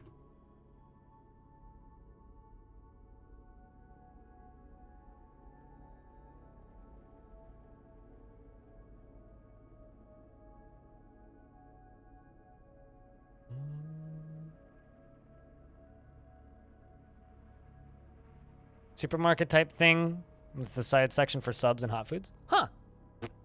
Sounds pretty good. I actually really like restaurant delis. So, these only need 215 power each for these pumps. I'm very curious about how quickly these things fill, and I can't wait to connect them. I can't wait to test this thing. God, I hope it fucking works. Damn it.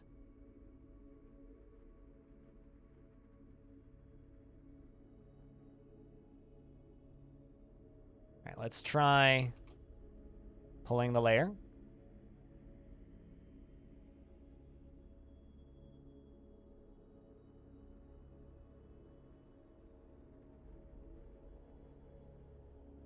Change the secret recipe for their chicken and gravy.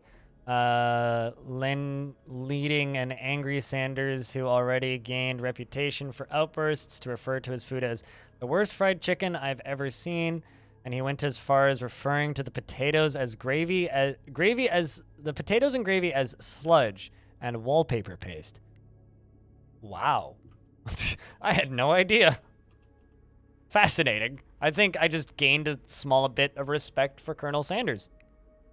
I mean, I'm sure he was not the greatest person. I don't know. I feel like it's hard for somebody who was known for outbursts and was kind of like, he wasn't known for being the greatest person in the world, but Millstone, of course it's Millstone. Maffel, aka Lemond, the Mason, created Degel Zolak, a schist millstone, and claims it as an heirloom in the name of the family ancestor, Dastot Brim Paddles. You know what? I think I'm going to place this millstone in the same place it was made, because I think that's a fitting use for it. It's worth 82,800. It's called Gully Blizzard. This is a schist millstone. Our craftsmanship is of the highest quality. It is encrusted with rectangular schist cabochons and encircled with bands of claystone cabochons.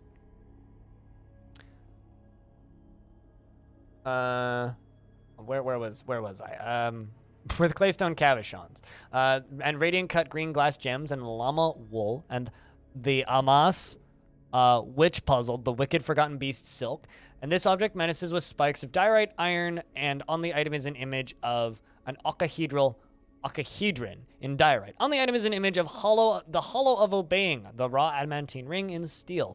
On the item is an image of Saigon, Wicked Strand, the dwarf and dwarves in clear garnet. Saigon Wicked Strand is surrounded by the dwarves. The artwork relates to the ascension of the dwarf's necromancer Saigon Wicked Strand to the position of Queen of the Rim of Savants in the early summer of 98, during the overthrow of the Rim of Savants in Channeled Feet. That's fascinating. Ooh, if that gets put in a quern and the dwarf still owns it, does that make them a millionaire? Wow. It's just like if everything the dwarf owns is made of billin, does it make it a billionaire? And if I throw billin through the air, does that make the air a billionaire? Also, what's up, Hexranch? How's things? I love you, Colonel Sanders. I've never played, nor do I have any interest in playing that visual novel, but it does in fact exist. I wonder what Colonel Sanders would think about that visual novel. That dating sim where you can date Colonel Sanders. Genuine curiosity of mine.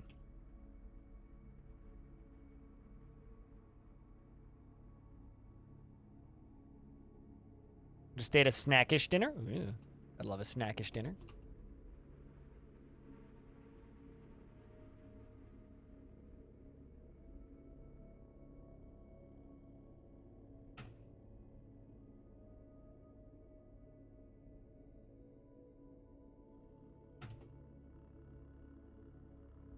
Also, what's a snackish dinner? What was this snackish dinner? Is the query I was looking for, but my mouth couldn't find the words.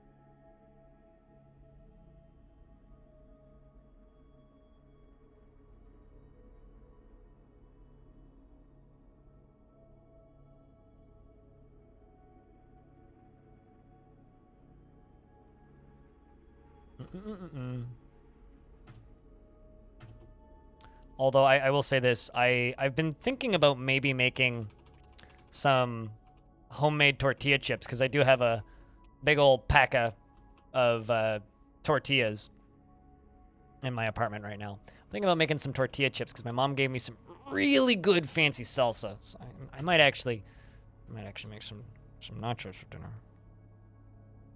That might actually be what I do. If I don't end up eating that pasta that I pre-make for the stream week, I may actually have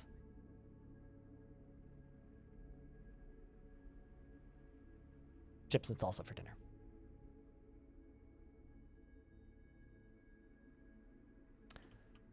Chat, I would like to inform you that my strat of filling this one chunk at a time appears to be working. Yay! Very excited. It occurs to you that Sanders is pretty much the opposite of Muhammad in terms of quantity and depictions of him. The only forms they take are media formats and ostensibly none over a grand total of 0 media formats other than text. That's a odd thing to muse about, but I suppose it's accurate. So it'll fill all the way up, and then we just wait until this is like 4 deep, and then we plop the second row down, and then the rest fill up. And then we can actually start testing this thing, which is something that I'm super excited about. The goal for today is to test the first tower and see if it works. I mean, I know it'll work, but I'm just curious about how well it works. Pretty confident that it will, in fact, work.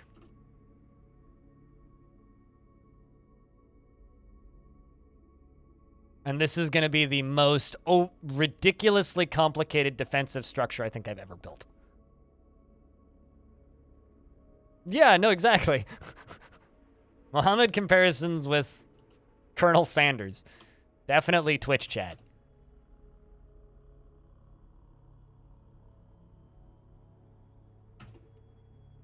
Actually, random question, which probably has an answer somewhere on the internet.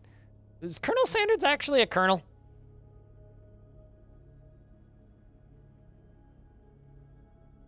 Serious question.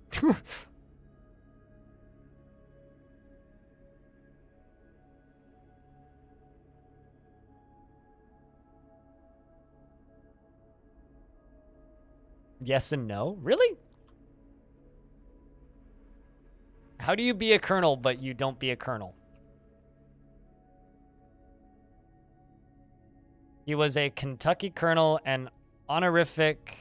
So it's like, is that like an award that you get in Kentucky?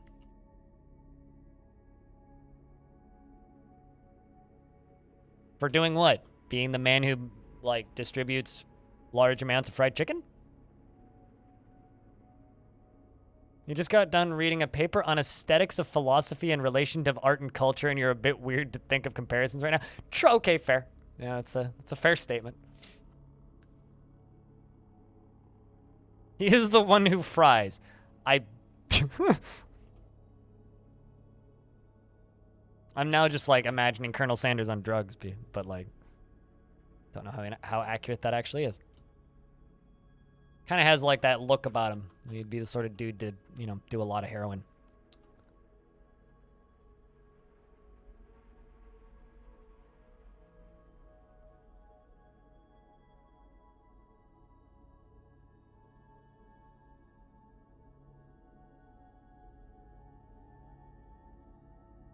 All right, so you know, let's actually close fill layer 1 a little bit. Fill them up a little bit extra.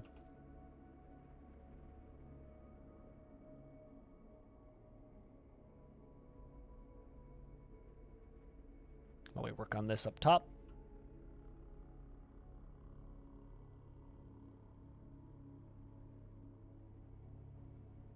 All right, hopefully you're here to do that top side piece. One of you are, I'm sure. And then we can just continue the axles across. Oh man, neither of them did the one I needed. Oh well. So basically it's like one of them many titles that royals give UK people, but military rank given by a governor. Huh. Interesting. I guess it's not a private rank then. This is where you go, ha ha ha ha ha ha ha ha ha. All right, let's do that.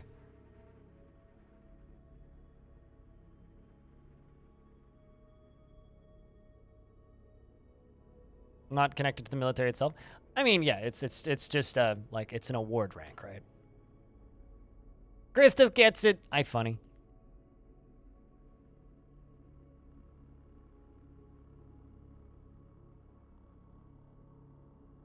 This absolutely is the most convolutedly overbuilt construction I think I've ever made. And I made a tube of lava that goes all the way down to the lowest possible level.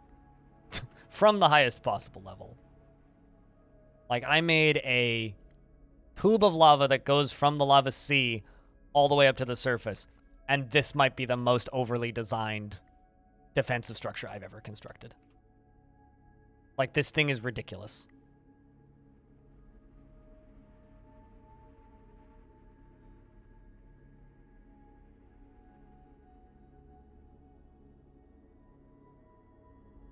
Absolutely ridiculous.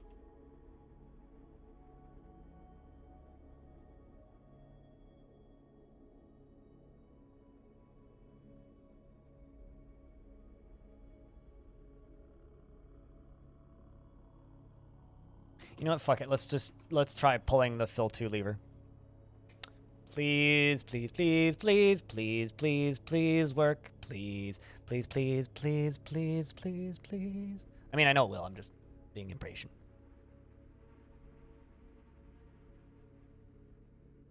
Is Kentucky the famous one because of Kentucky Fried Chicken?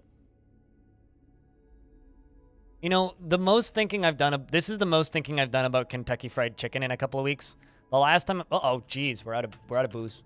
Last time I was heavily thinking about Kentucky Fried Chicken was because I was reading about John Wayne Gacy, who's a serial killer. But he owned and managed, it was like 3 different Kentucky Fried Chicken restaurants at one point in his life. Because he couldn't keep a job, and so his wife's dad bought him the Kentucky Fried Chicken franchises.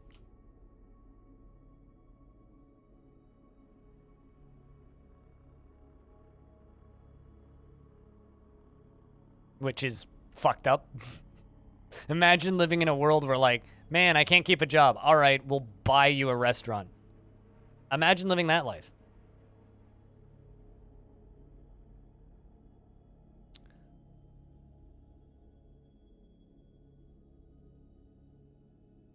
All right, so this should just flow all the way to the other side, ideally. It is deep enough. Let it flow, let it flow.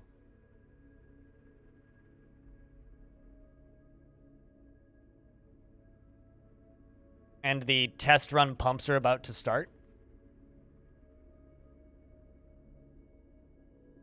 Oh boy. Baby, baby, work, please. Please, please, please. If ever in VR, just hit Sword Master. Okay, so literally I just need this to be done, which just needs mechanics. And then the test run starts.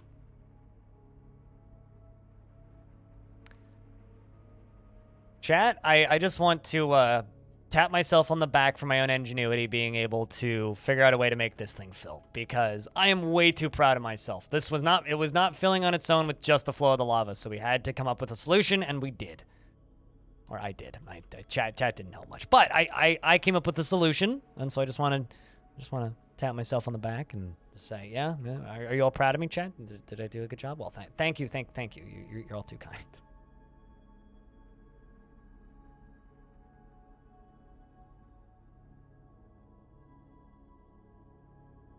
Also, chat, Taylor needs a refresh on that beer. I'm just saying.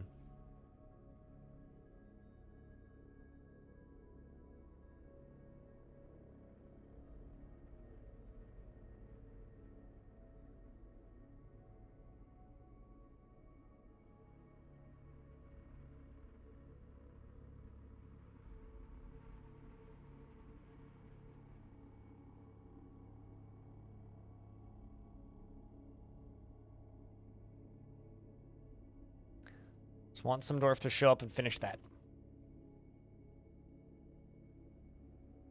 All right, well, getting there.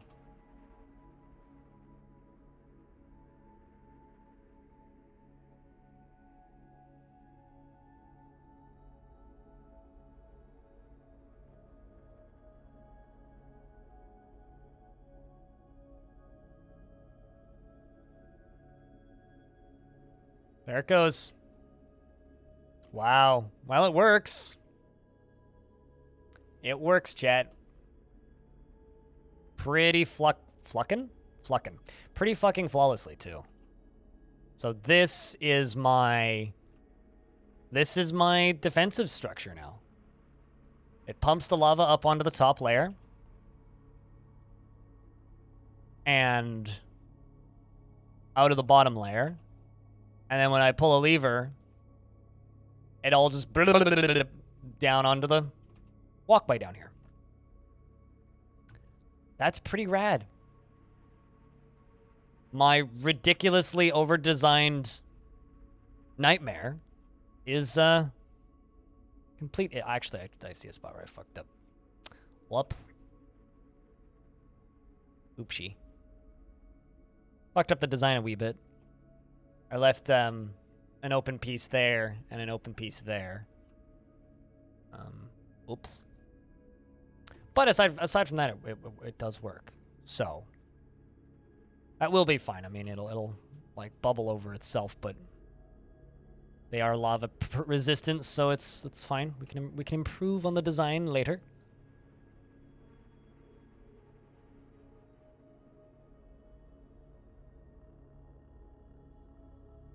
Anyway, it's still spreading. Although I'm gonna do a thing real quick.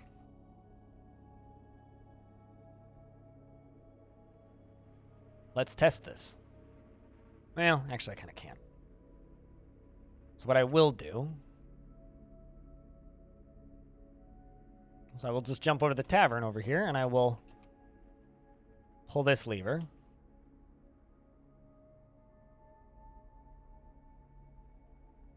Because that's going to stop the flow there. There we go. Oh, no.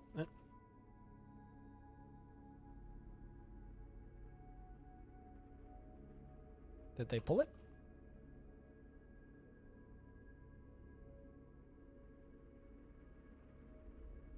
All right, dwarfs.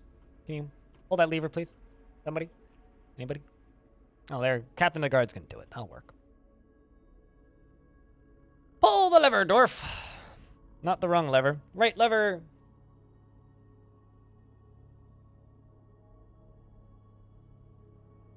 All right, let's see. Did that work? I think I hooked it up. Yep. Okay, so that stops the lava from flowing. And then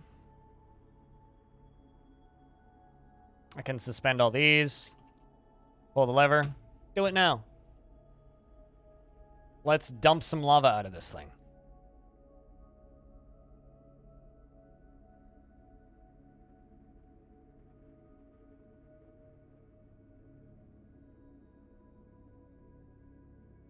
This is my stupidly over-engineered trap, right?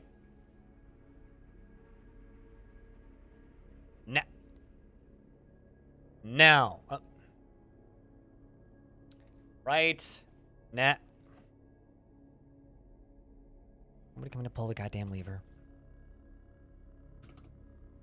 Where's... Oh, there he is. Dorothy McLever puller.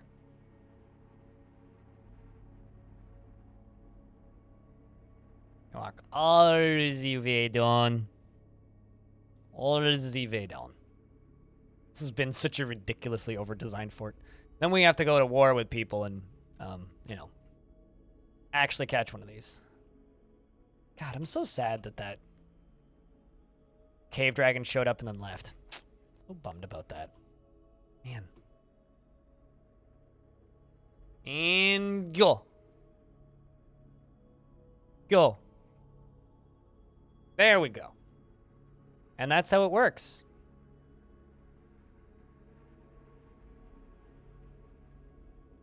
it dump sees the lava everywhere. I think that's pretty cool. Although obviously once it's finished, it'll just keep pumping. That's the plan for it eventually, is so that it just keeps pumping and pumping and pumping. But right now, it's just gonna do that. Not actually fill the whole thing up or anything.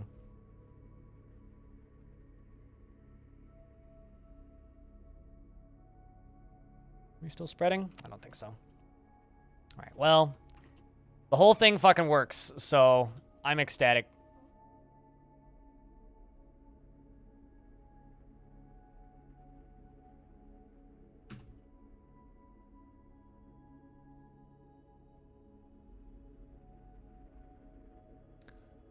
The whole thing fucking works. And we can finish her up next time.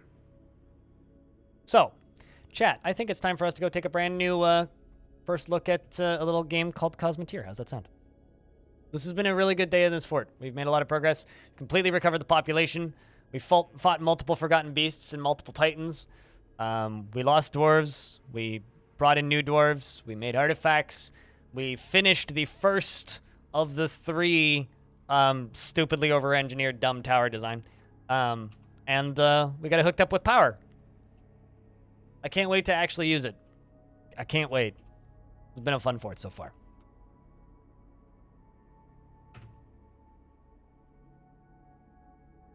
Hey, wave depletion. How's the air down there? Is it cleared up yet? Been lovely rain up here for the past, like, week.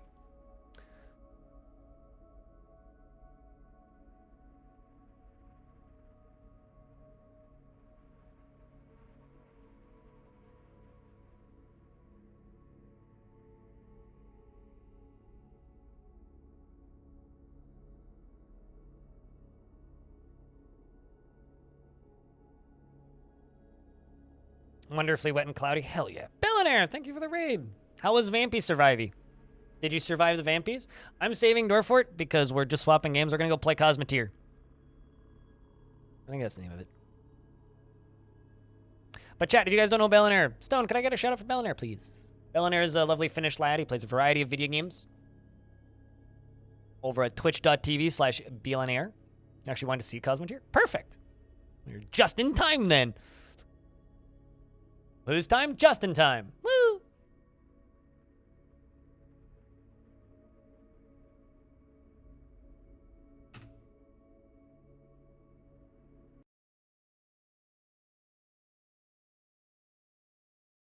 And I'm going to pull up marker in chat.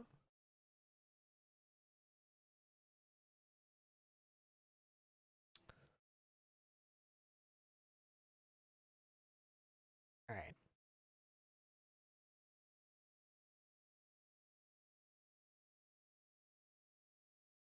Here's the thing, Stone. I'm slowly giving you other tasks to do. All right, let's jump over here.